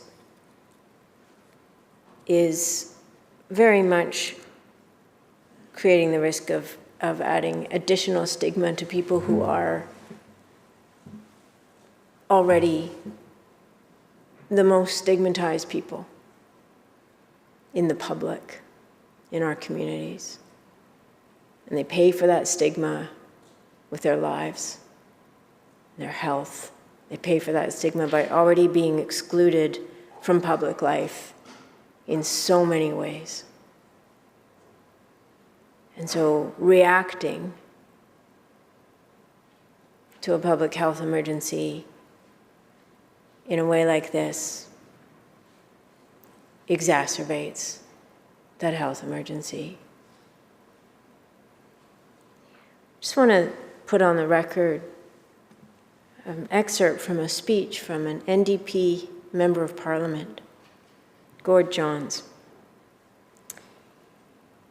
He brought a private member's bill, Bill C-216, to the Parliament. He said, "We need to listen to experts. It's so important that everybody in the House listen to experts. I traveled across this country when I was talking about my bill, Bill C-216, which was just a reflection of the expert task force on substance use. I was able to meet with people on the front line of this crisis, such as people who use substances and experts, and the whole time they encouraged us to listen to the report. The Canadian Association of Chiefs of Police of Canada, as I have cited, has come forward very much in alignment with the expert task force and actually had a seat on that task force. The task force was unanimous in that we need to stop criminalizing people who use substances. We need to expunge records of people who have been charged with personal possession, and we need to ensure that people have access to a safe supply and treatment on demand. So we meet them where they are at, and we invest in recovery, education, and prevention, because we know that when people relapse, we need to catch them, but we also need to meet them where they are at through the whole thing." It's interesting to me, Honourable Chair, that the federal NDP sounds a lot more like the BC Greens on this issue than the provincial NDP. We've canvassed the minister for days on this bill about what informed it, how much it will cost, what are the expected outcomes, what are the alternatives to the locations that are identified in this bill, and we've gotten pretty unimpressive answers. And I think that that speaks to the fact that this bill isn't a solution to the problem that people in our communities are seeing and feeling and experiencing. And those experiences and those sentiments and what people are experiencing are valid and serious and true. But this bill isn't going to fix that. It's not. Because people don't need more stigmatization. They don't need more policing and enforcement. People need places to live. They need services and supports. They need governments to rebuild the social safety net that's gone. This is a reactionary piece of legislation. And a year from now, it won't have solved the problems in communities. It won't have made these problems go away. We have actually probably contributed to harm even in the debate of this bill. Because at times it feels like, who wants to marginalize people most? These are human beings in our communities who need people in rooms like this, with this privilege, with this amount of resources available, people in rooms like this to want to fix things. That's not what this legislation is going to do.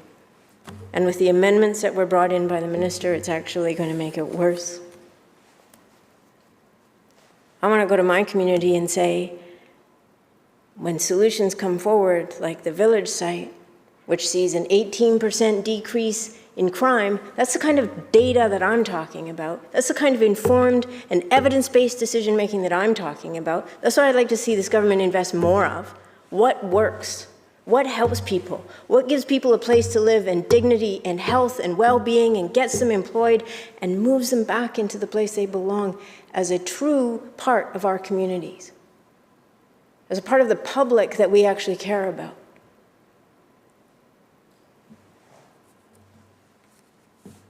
It's a sad place we're at, less than a year after the introduction of the Health Committee report, where we had unanimous consent in this House for action on this, none of which involved more criminalization of people. It involved investing in a continuum of care and recognizing that the social determinants of health should be determining policy and lawmaking in this House. We serve people. We serve all the people. I don't have a question, but I just wanted to put that on the record. Shall Clause 3 as amended pass? Aye. So ordered. Shall Clause 4, member for Surrey South, and then there's a proposed amendment, I believe. Clause 4 was already amended? Okay. I believe the amendment was presented, but I don't think, that hasn't happened yet. Member for Surrey South. Thank you, Chair. Through you to the Minister, can you describe what would constitute the, hold on a second, my questions are still from the old one.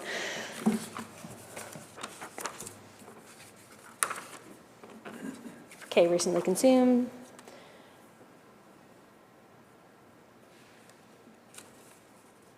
Thank you, Chair. Sorry about that. Through you to the Minister, can you please define what is meant by recently consumed? If we're going to ask a question about the amendment, we should have the amendment officially moved. And I'll give a copy to the Minister, as we seem to have the copies here. Do you have a copy? Thank you. And I appreciate the question from the member. And so I think at this point I will move the amendment that is in my name to amend Clause 4 by adding the underlined text as shown. Direction given by police officer 4, if a police officer has reasonable grounds to believe that a person is consuming or has recently consumed an illegal substance in an area or place described in Section 3, the police officer may direct the person to one or both of the following: to A, cease consuming an illegal substance in the area or place, or B, leave the area or place. Okay, so the amendment has been moved, and I'm assuming the member is still asking that question on the now moved amendment. Okay. Member, please. Thanks. Sorry about that. Yes, could the Minister please speak more to what is defined by recently? So what is recent?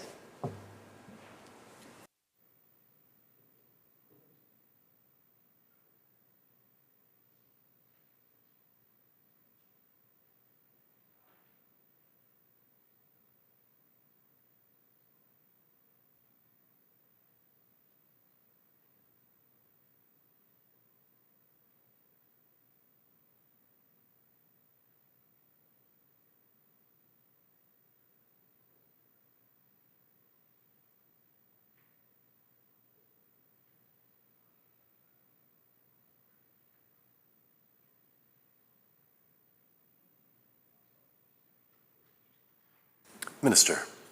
Thank you, Honourable Chair. I appreciate the question.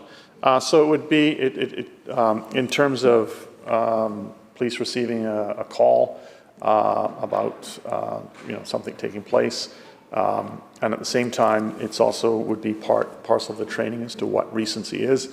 What I can tell you is it would be, it's not going to be like 5 or 6 hours later.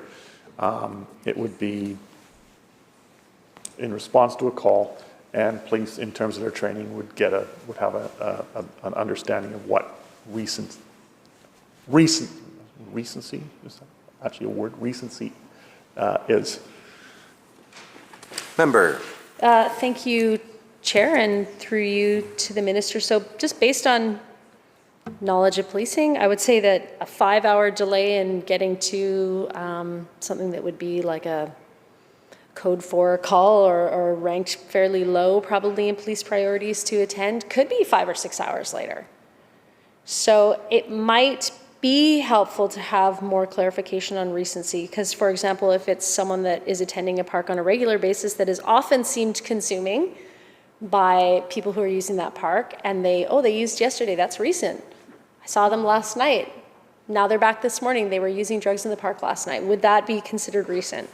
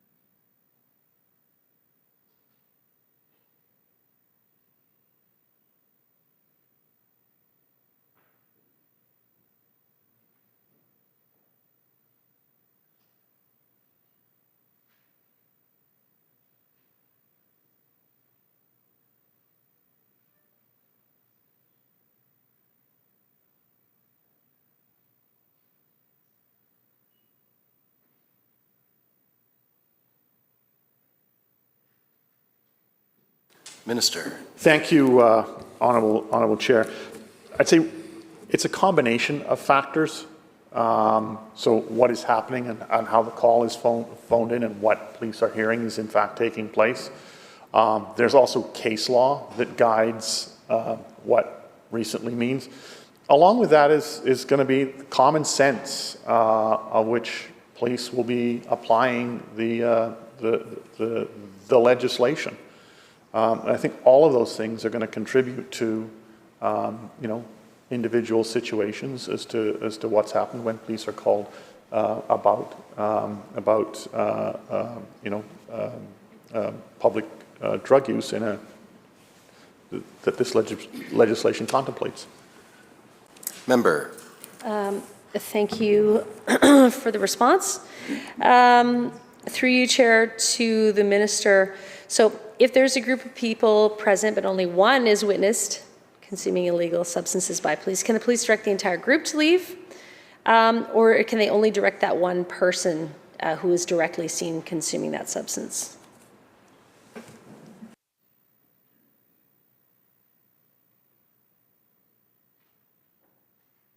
Minister. Thank you, Honourable Chair. It would be the person who is consuming or is believed to have been consuming. Member. Thank you for that response. We've been through this, but just I'm going to ask one more time in relation to this clause so that later when I go back to check out Hansard, it's in with the clause 4 stuff. But, so what type of consideration, has been done with regard to any administrative penalty? I gave like a long monologue before about administrative penalties. I won't do it again. But, I do feel strongly that it would be important to follow models in other countries where administrative processes have been used as a tool of used to compel people to things like community courts, dissuasion courts. Did the government consider this type of administrative process with regard to this legislation?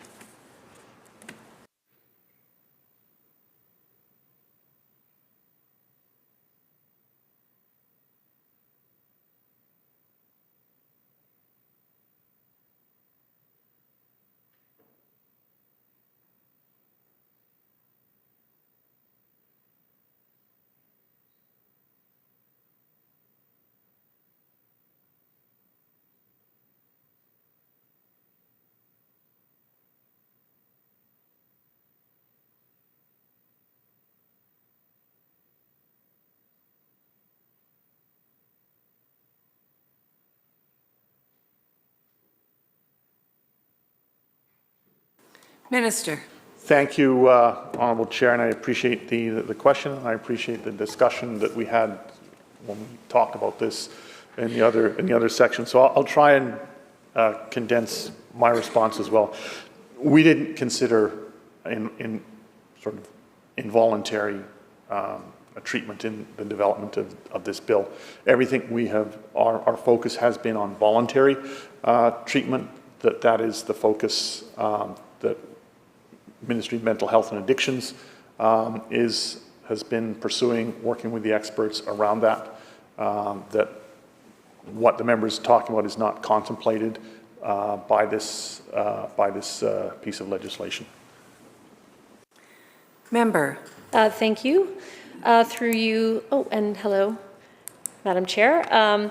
So in the absence, though, of an administrative penalty, and again, just to clarify for the purposes of having it on Hansard in the same spot, a regulatory penalty or an administrative penalty doesn't necessarily have to mean involuntary treatment or involuntary medical services, but can compel people, for example, to meet face-to-face with someone who then will offer services and information on how a person may, for example, seek treatment or get Sublocade, get other opioid agonist therapies. So in the absence of the administrative penalty, does that mean that ultimately police are only left with the criminal penalty options for deterrence?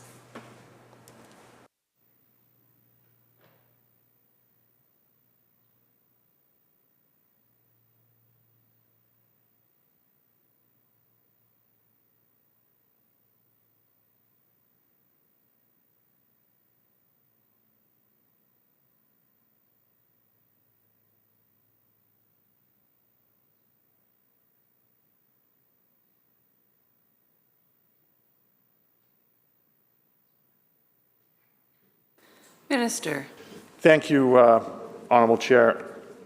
So I'd make this observation. The practice of police, even before this, has not been to criminalize in what we're talking about. It's been to hand out resource cards. And then it comes back to what we were talking about, to be able to gauge and refer and all of those things. And I understand what the member's talking about. We got into that quite the discussion about other jurisdictions.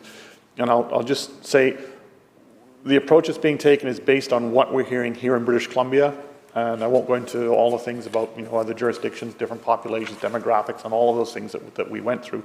But that is very much the approach that we have been taken. We have worked with police on this legislation, responding to what they see is the ability to basically be able to move people on, and that's what we've got before us. Member. Thank you. So on October 5th, the minister stated, quote, "If a situation developed into something much more serious, then other laws come into play. We've been clear this is not about a criminal issue. This is about getting people to an appropriate place, getting them into the services, and that's the approach police have asked for. That's what they said they want, and that's what we're doing." End quote. Through you, Chair, to the Minister, can he please advise what other laws he was referring to in this quote?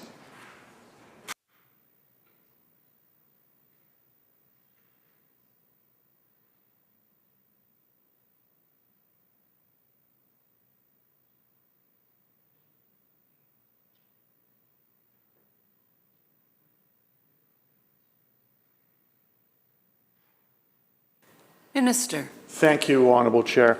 It would depend on the kind of situation that was occurring. It could be, for example, causing a disturbance. There are, I know I'm not supposed to hit that. There are laws around that. So it would depend on the situation that's occurring. Member. I just have a couple questions left on Clause 4. So thank you for that response. Through you, Chair, to the Minister. As the Minister said, it's not a criminal issue. People just, and now I'm hitting my microphone, not intentionally. We need people to be able to get help right away, but there's no compelling reason There's no compelling them in this legislation, just simply a mechanism for police to move them on. So how will government ensure that this legislation doesn't just shuffle things and hide the issue of drug use from the immediate public eye? Can you explain where is the deliberate and direct connection to services that this will enable?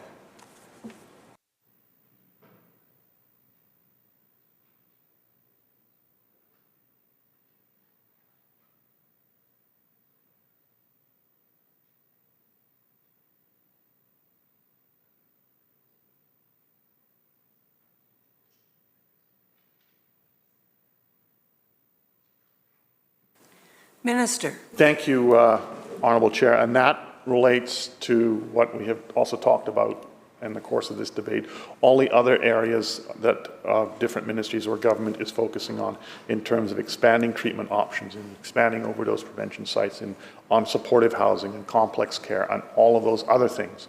And police then having the ability to, not only just in terms of the legislation to move, but to be able to provide additional information for where services are available or resources that people can access.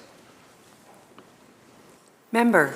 Thank you for that. And so this will be my final question on Clause 4. So I think that this legislation really highlights that our province currently is not engaged in a recovery-oriented system of care. A recovery-oriented system of care is one where all legislation, every ministry is working together in a concerted effort to help move people into wellness, to help them get the services that they need, to have a deliberate connection where every door is an open door. I've heard the Minister of Mental Health and Addiction say that. Every door should be an open door. Where here we have a door, a conduit to contacting people through police, but this door is not open, because there is not a place in every community to send people with services like overdose prevention sites and safe consumption sites, or even agonist clinics. And I know this is not, in the Ministry of Public Safety, but that's part of the problem, is that the ministries are siloed in their approach to the opioid crisis. We need to be building a true recovery-oriented system of care that includes, when we look at legislation like this, we should be looking through the lens of recovery. We should be looking at through the lens of true life-saving, one that has purpose built within the legislation that does find ways of connecting people with intent to services, to housing, to mental health treatment if that's what they need, to counseling, just even to provide social, healthy social contacts for people, and it's a missed opportunity. We do need to look at ways in which we, even in making something that's, this bill didn't have many clauses. It's not a complex piece of legislation. It's not 600 clauses, but there's a lot that could have been added that would have been value added in terms of us addressing the opioid crisis. And it really is, and I hope that maybe, it's food for thought. We need to, when we're gonna tackle this crisis, we need to create a true recovery-oriented system of care, and it can't only be that healthcare is the recovery-oriented system of care. All of the ministries need to work in a very deliberate way to make sure that every door is that open door. So my final question is, why has the government chosen not to adopt our plan, Better as Possible, which is a true recovery-oriented system of care, make treatment free for all British Columbians, and to make sure that every door is an open door that leads to wellness and recovery for British Columbians? Thank you.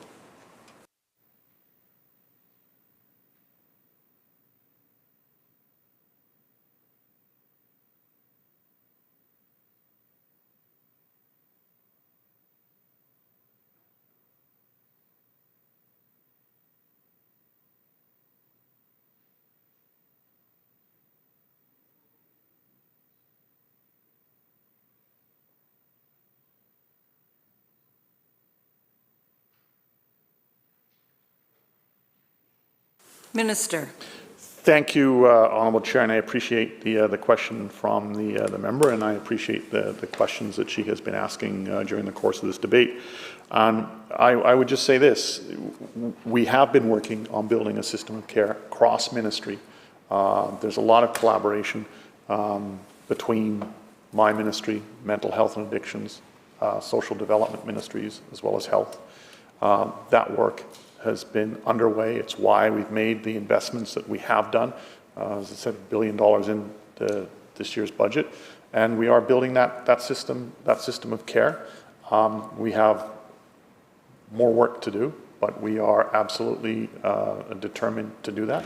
I think we all want to get to the right place, but I think it's important to make it clear that ministries are working not across purposes and not in silos, but they are working together, and we are going to continue to do that to deal with the challenges that we face around the toxic drug crisis that we have in this province. Recognizing the leader of the third party. Thank you, Madam Chair. I'm just going to Robert's rules this a little bit. We are still speaking to the amendment, yes. In the amendment, it adds the line, or has recently consumed an illegal substance. My question to the minister is, how is it that enforcement officers are supposed to be able to determine that?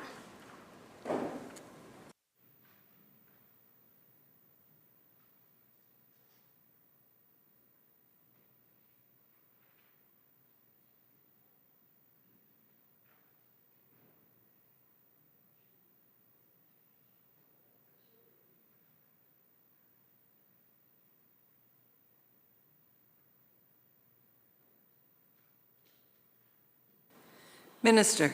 Thank you, Honourable Chair, and I'm glad we're going by parliamentary rules.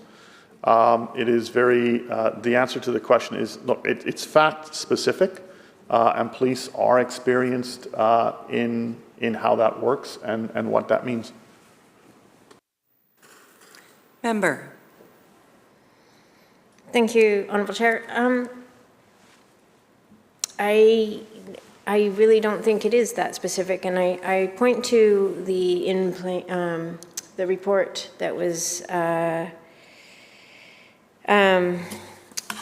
on racism in the healthcare system, in which a lot of people reported that their medical conditions were interpreted to be substance use caused, particularly if they're Indigenous or Black. And so is there not a risk that by adding this, that there could be treatment of people who are suffering from medical conditions, that they would be treated as though they had recently consumed a substance, given that police officers, enforcement officers don't have healthcare training, but what can look like harm from a toxic drug or an overdose could also be another health condition, and we are now at risk of people who are suffering from a health emergency, non-substance use related, be treated as though they are substance use related and just told to move on.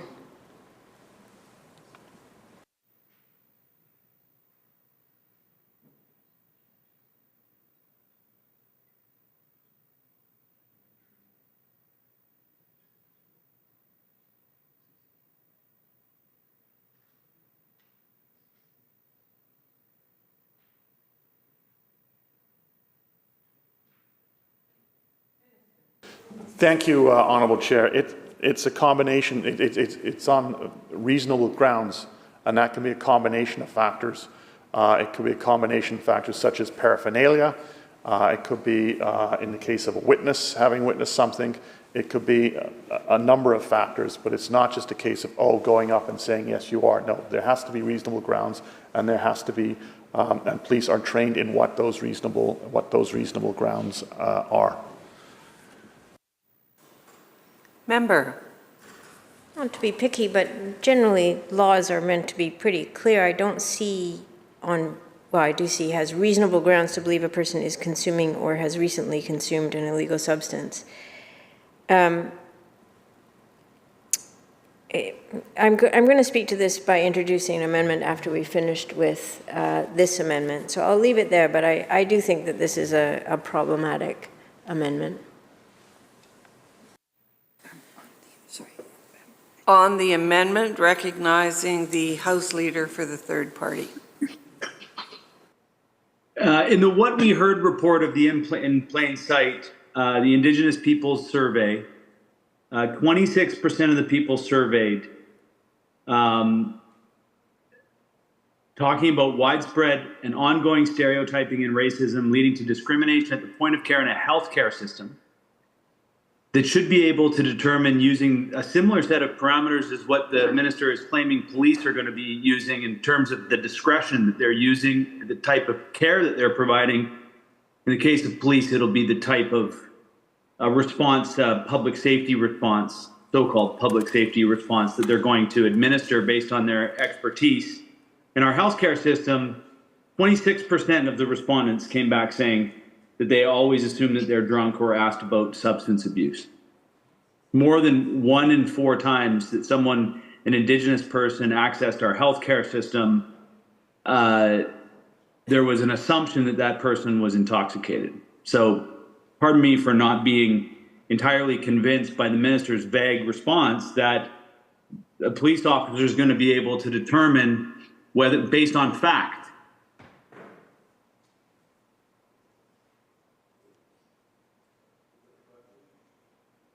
Can the minister respond with something that's more than, oh, just trust us, it's going to be fine?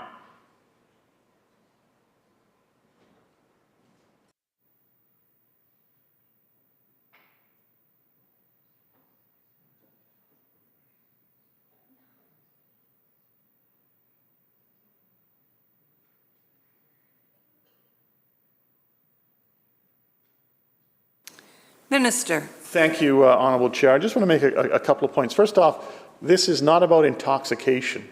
This is about use.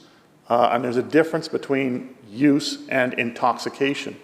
The other aspect I want to make is that, and this has been clear as well, is that part and parcel of the new law is training in terms of how the law will be applied.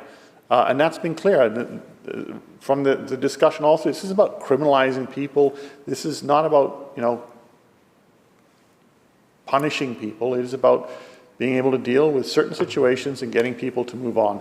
That is what it's about. And police have been dealing with that. We are cognizant of the issues that the member has raised in terms of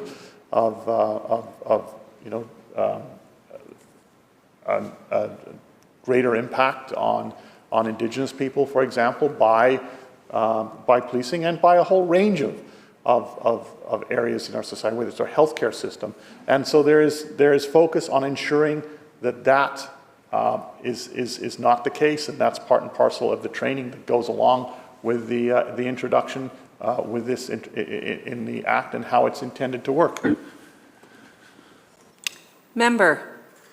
I'll just say this, Madam Chair, that it was one thing for the minister to move an amendment that was going to disproportionately affect, and in this case, I'm talking about Indigenous people. It's at 33% of the homeless population, 2% of the population in British Columbia, experience of just being displaced from territories, displaced from home, displaced from and in urban areas where they've been displaced to. It was one thing for him to propose legislation that was going to further displace those individuals. It's another thing for him to move an amendment after the legislation has been there to say that further the police are allowed to make an assumption about whether or not somebody has used drugs, and that would be a reason why they could then be displaced. Yesterday, the day before yesterday, my colleague asked the minister if he believed that these people who are going to be impacted by this are part of the public. when all it takes is a police officer to make an assumption or use their discretion that an individual used in a public place, whether that officer witnessed it or not, the discretion is in their hands, according to this amendment. Now that person can be harassed out of a place even if they didn't consume. It's just them being there. This amendment actually makes what I deem to be a callous piece of legislation that much more callous. And this amendment hasn't been justified by the minister. Just brought in after still drafting the legislation as we go. Can the minister explain how this doesn't make this situation more callous for folks who now the discretion on the police after this amendment gets passed, it will only be that they'll have to make the assumption or they can use their discretion to determine that this person recently used, and that will be enough in order to move them along as the language is that we're using in this. Just move the public along from public places that they're entitled to be in based on a series of facts that the minister didn't. The minister explained that the police know it. I don't think the public know what those facts are or what all of those determinants are, but it was just brushed off in this response. Minister. Thank you, Honourable Chair. That's not true, Honourable Member. It is not an assumption, and I have never used the word assumption. And so for you to continue to say assumption, assumption, assumption, when you know very well that in my responses to date, I have not used the word assumption, Honourable Chair. I've used the term reasonable grounds. And reasonable grounds has jurisprudence applied to it. And it's not a case of, I think you are, or discretion. It is reasonable grounds. And there are things that go along in terms of what reasonable grounds means. And it is not an assumption. And it is not about coming along and saying, oh, I want you moving along because I'm assuming something. There are reasonable grounds around use, which I have outlined already in a previous question. So it could be, for example, paraphernalia, or you had witnesses to what was taking place. But to say that it's an assumption and you come along and just automatically can do that, that is not correct. And I just want to make that clear on the record. Member. Well, then I'll just take my seat here, but I'll just say that if a member of the public is holding paraphernalia but hasn't used, as the minister has been so assertive in this that it's about use, if all it takes then, according to what the minister just said, is paraphernalia and evidence from maybe in a different scenario, a witness. All it takes is paraphernalia for there to be reasonable grounds, then I don't think the minister has done himself any favors.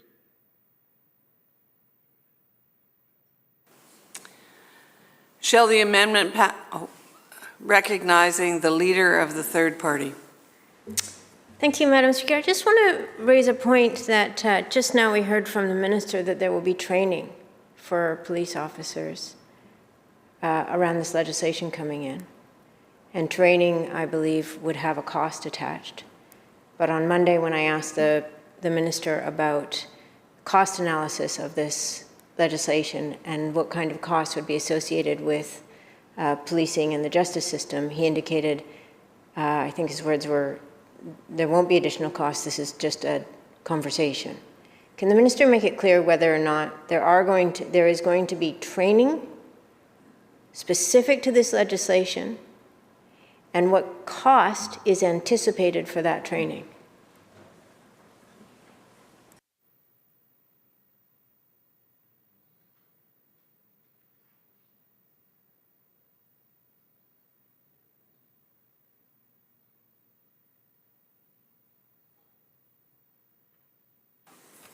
Minister. Thank you, Honourable Chair. The training comes out of existing ministerial resources and will be made available to police, and police also have training resources for when there are changes to laws taking place. Shall the amendment pass? So ordered. Shall Clause 4 as amended pass? Recognizing the leader of the third party.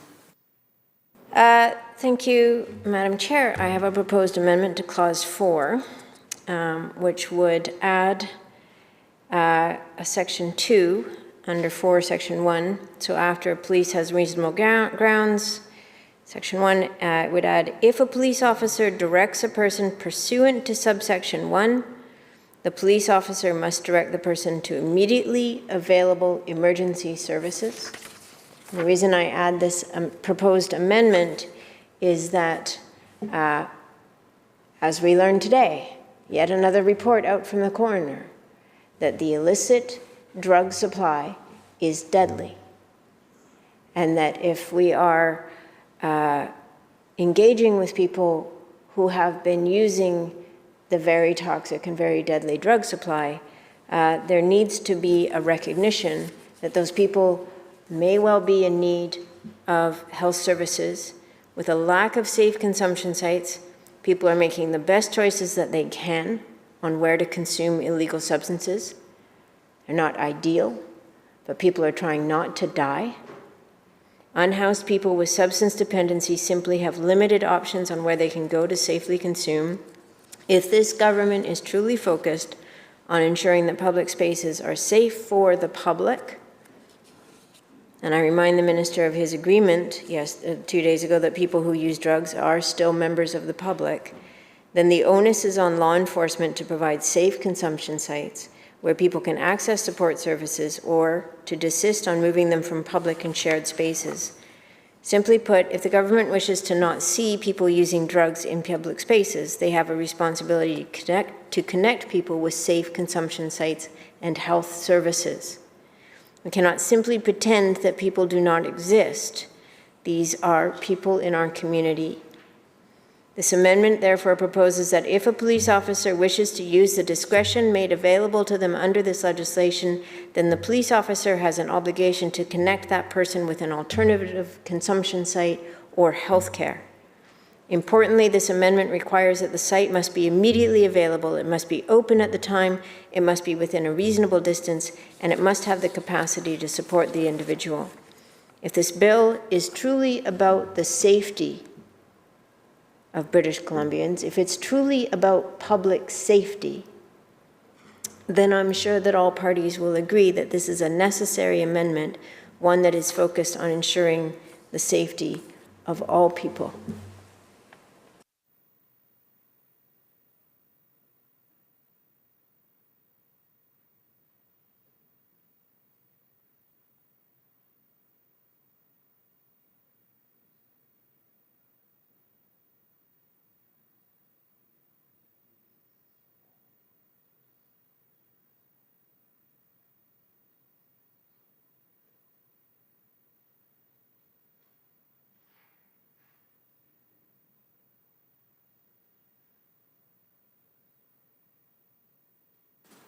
Minister.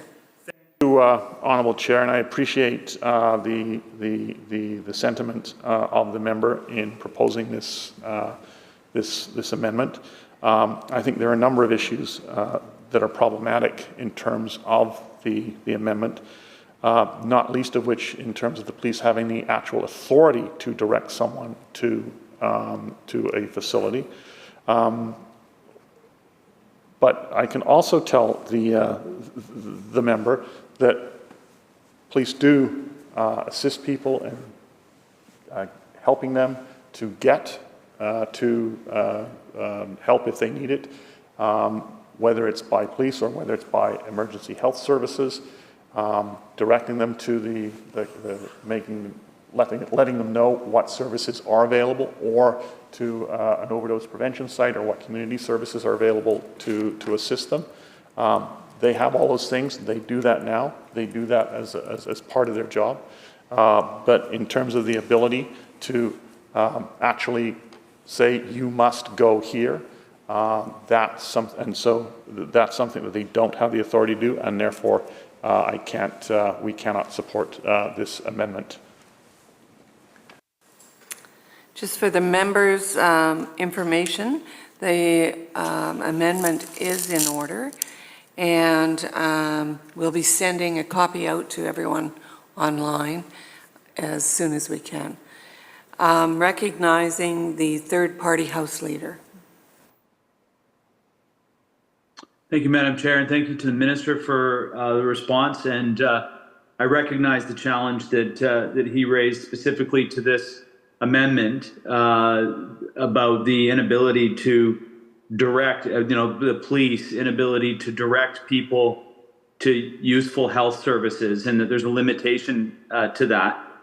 But of course, this bill is creating no limitation for the police to direct those people to anywhere else, totally undetermined. I guess the minister from Surrey did some good work to identify some locations that are not considered places where children frequent, or places that the minister considers inappropriate places for people to be using these illicit substances that there's an exemption for from the federal government.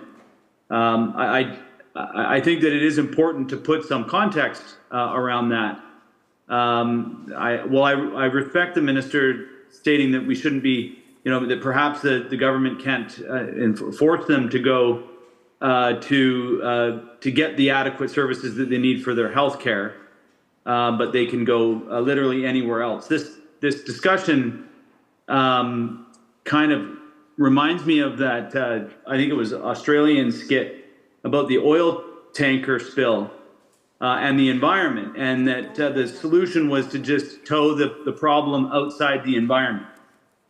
And of course, it's a great satire piece that as long as this is tucked neatly away, this problem is tucked neatly away outside of the view, that would be fine. But in order to, but actually, that's what the goal of this act is to move this from the public view.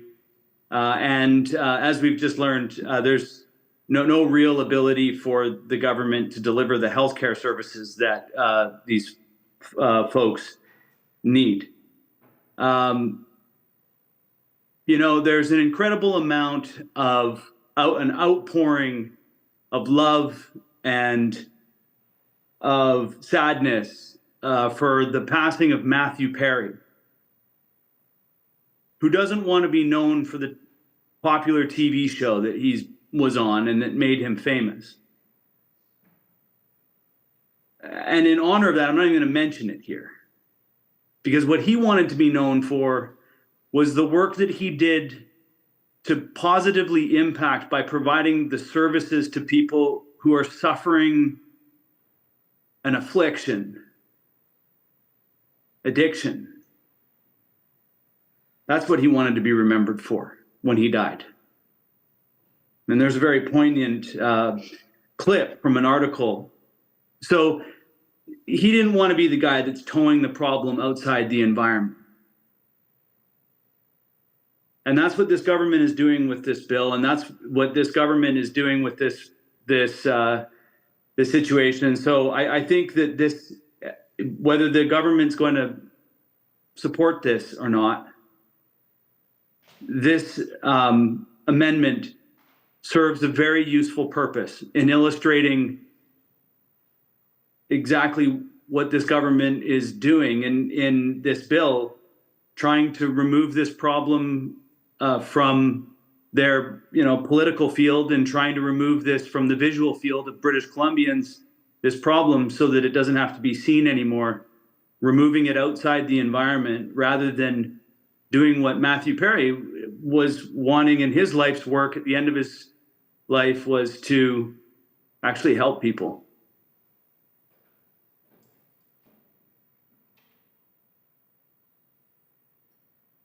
Recognizing the leader of the third party.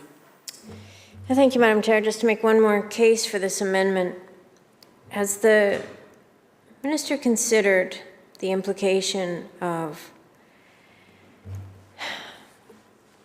having people who are in the midst of consuming an illegal substance, as it says in this clause, or having recently consumed, being removed from an area that is in the public view to an area that is outside of the public view, and the risk, the heightened risk of death that now exists for that individual.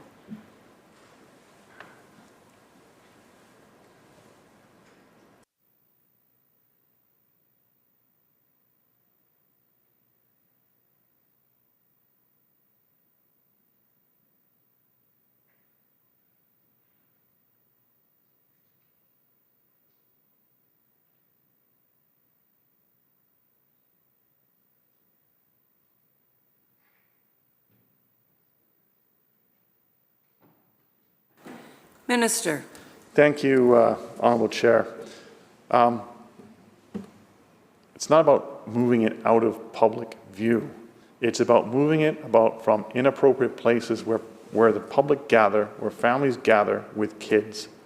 That's what it's about. It comes down to, as I've talked about, and I could go on, but it's about a balance.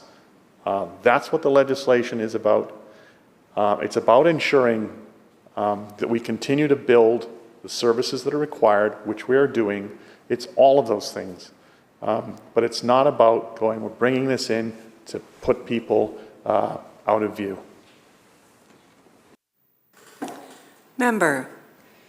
Thank you, Madam Chair, but that is exactly what this amendment proposes, which is to ensure that there is an appropriate place for people to go and be brought. And so that this is an acknowledgement, a recognition of what the minister has been saying all along through this whole debate, which is that a safe consumption site, an overdose prevention site, is an appropriate place. And so this amendment indicates that that is the intention of this legislation, which I've heard over and over from the minister. That's what an appropriate location is for people to use substances, a safe consumption site. And so the amendment puts that in. It doesn't exist anywhere else in the legislation. And yet we've heard it over and over again from the minister. And in this way, it shows the commitment of the government that what we've been hearing, the words, are put into action. That communities will have these sites available, these spaces available, appropriate spaces, as the minister has said many times. And that's what this amendment could help to achieve.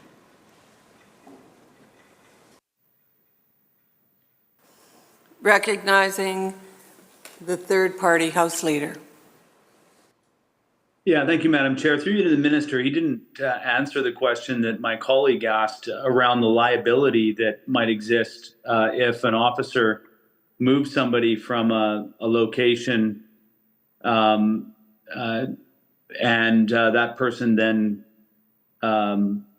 passes away and is not not visible to anybody, and so then they have a drug poisoning. Has the ministry looked into whether there's any liability in that situation?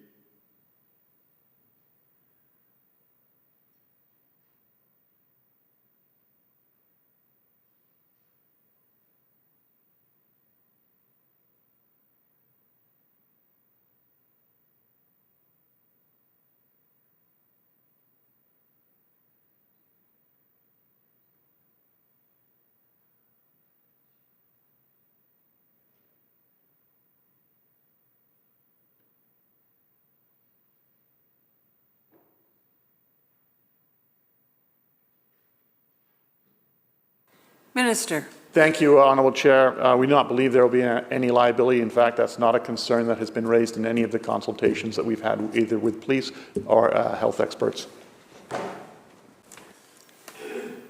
Shall the amendment pass? Nay. The nays have it. Shall Clause 4 as amended pass, recognizing the House leader for the third party? Or the leader for the third party, sorry. Thank you, Madam Chair. I just wanted to, in the discussion on the previous amendment and the discussion generally about the interactions between police and Indigenous people and people of color in this province, just want to put onto the record the response of the Premier a couple weeks ago in question period to this question about whether there is racism in law enforcement in BC, and the Premier responded, "You know, the issue, and it's a serious one, of the experiences that people from visible minority communities have with police is one that is widely recognized. The members attempt to make light of that, an issue that has been recognized by police complaint commissioners, by public inquiries. This was an issue that raised its head in Vancouver when a judge who was stopped on the seawall by a police happened to be a black man. The experience of Indigenous youth in their interactions with police that lead them to have a reduced relationship of trust is a serious one because Indigenous people are more likely to be victims of serious crime." So I just wanted to add that to the record, because I think that the response of the Minister to my colleagues' questions about this didn't really recognize that not only have we had multiple reports, including in plain sight, but it is a well understood and thoroughly recognized reality that there is systemic racism in policing and the justice system in this province. As not to say it's the fault of the minister, but I think it's very important to recognize that, and that legislation like this can actually exacerbate and reinforce what already exists in terms of racism when it comes to the treatment of Indigenous people and people of color in this province. Recognizing third-party House leader.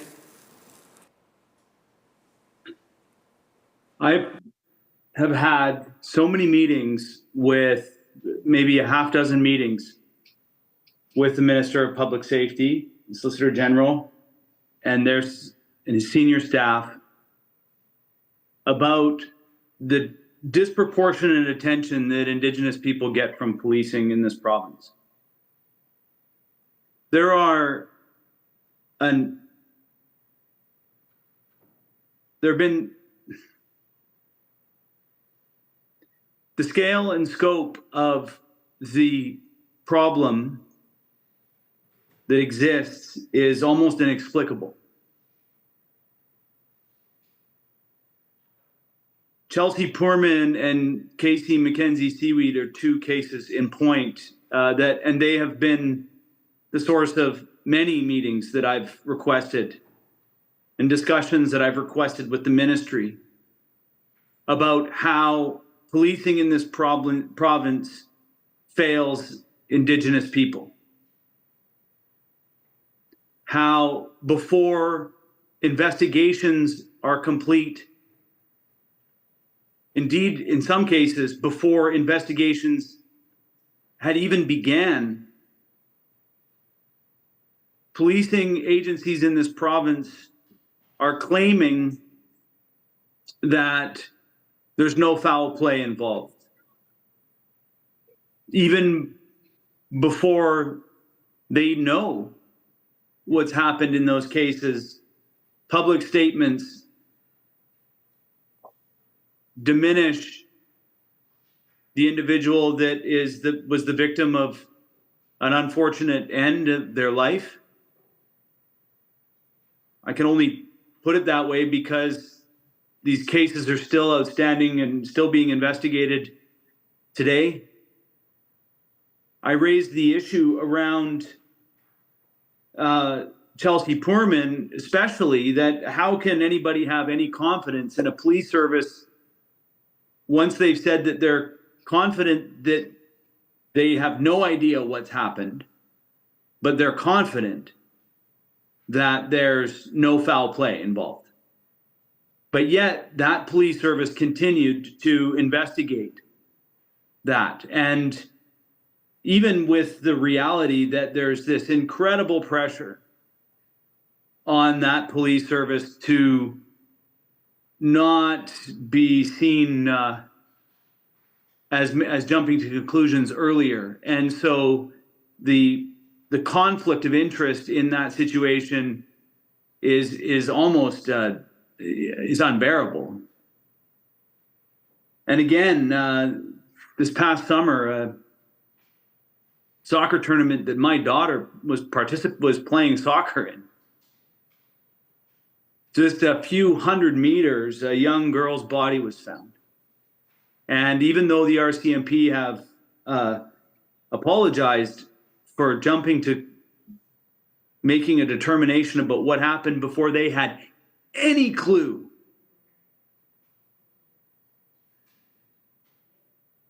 no foul play. So I get it that the minister has a period of time here in which he's got to respond to the legislation that's being created here.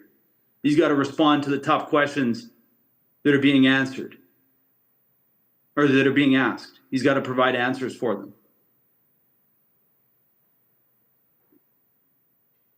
It is taking, and the minister knows this, an incredible toll on me to continue to have to be the person that is raising this.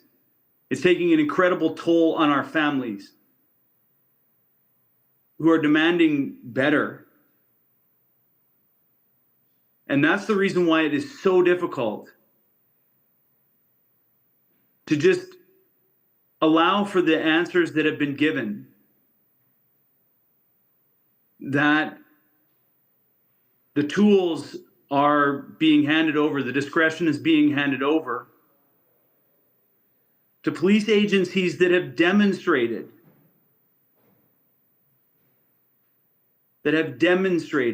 an inability to talk about systemic racism within their organizations.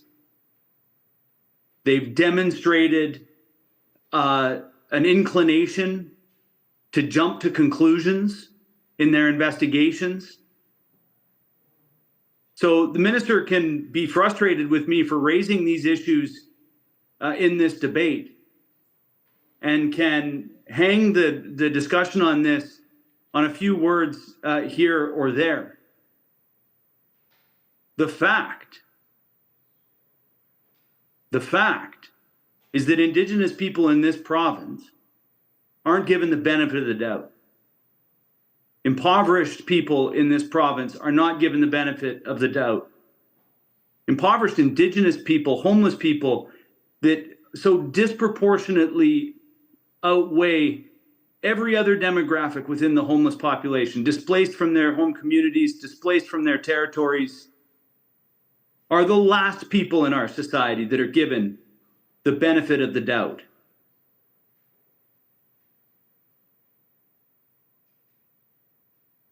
And so when a bill like this comes, that is the response or the result of a complete failure to deliver the social services that are needed for people to not be homeless, to not have just a basic form of shelter, an absolute just basic form of shelter. We can't deliver that. They have nowhere else to go.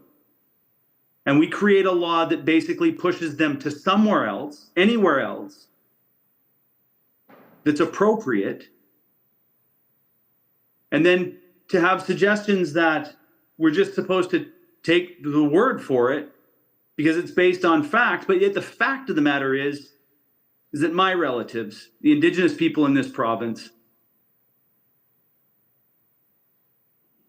there's all sorts of assumptions that are made in policing about us, Minister.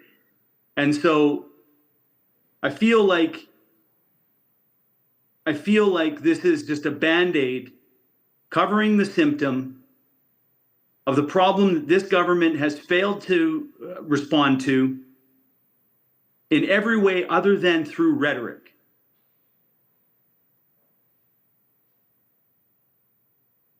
And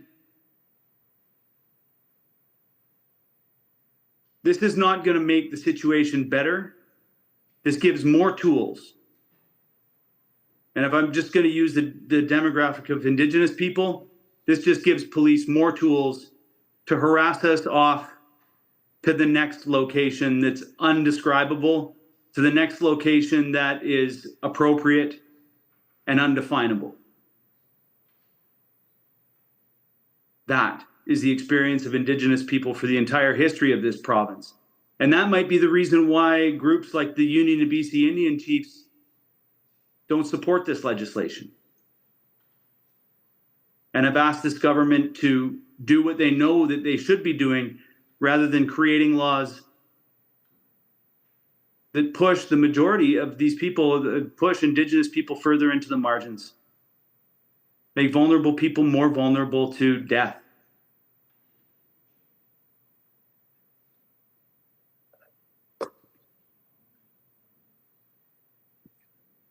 Clearly, this is the approach that we're going to be taking, and it saddens me that despite all of our commitments, this is the best we've got in British Columbia.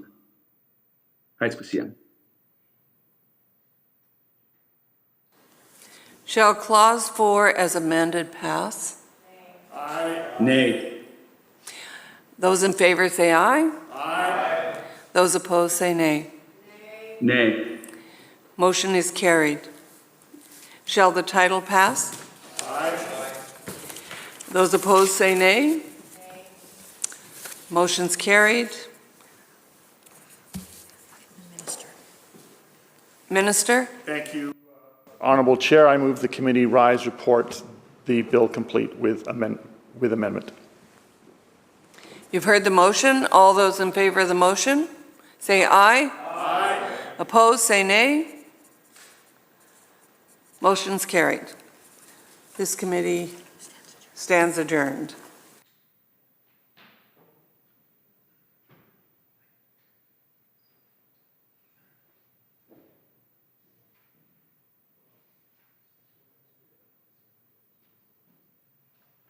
Committee Chair.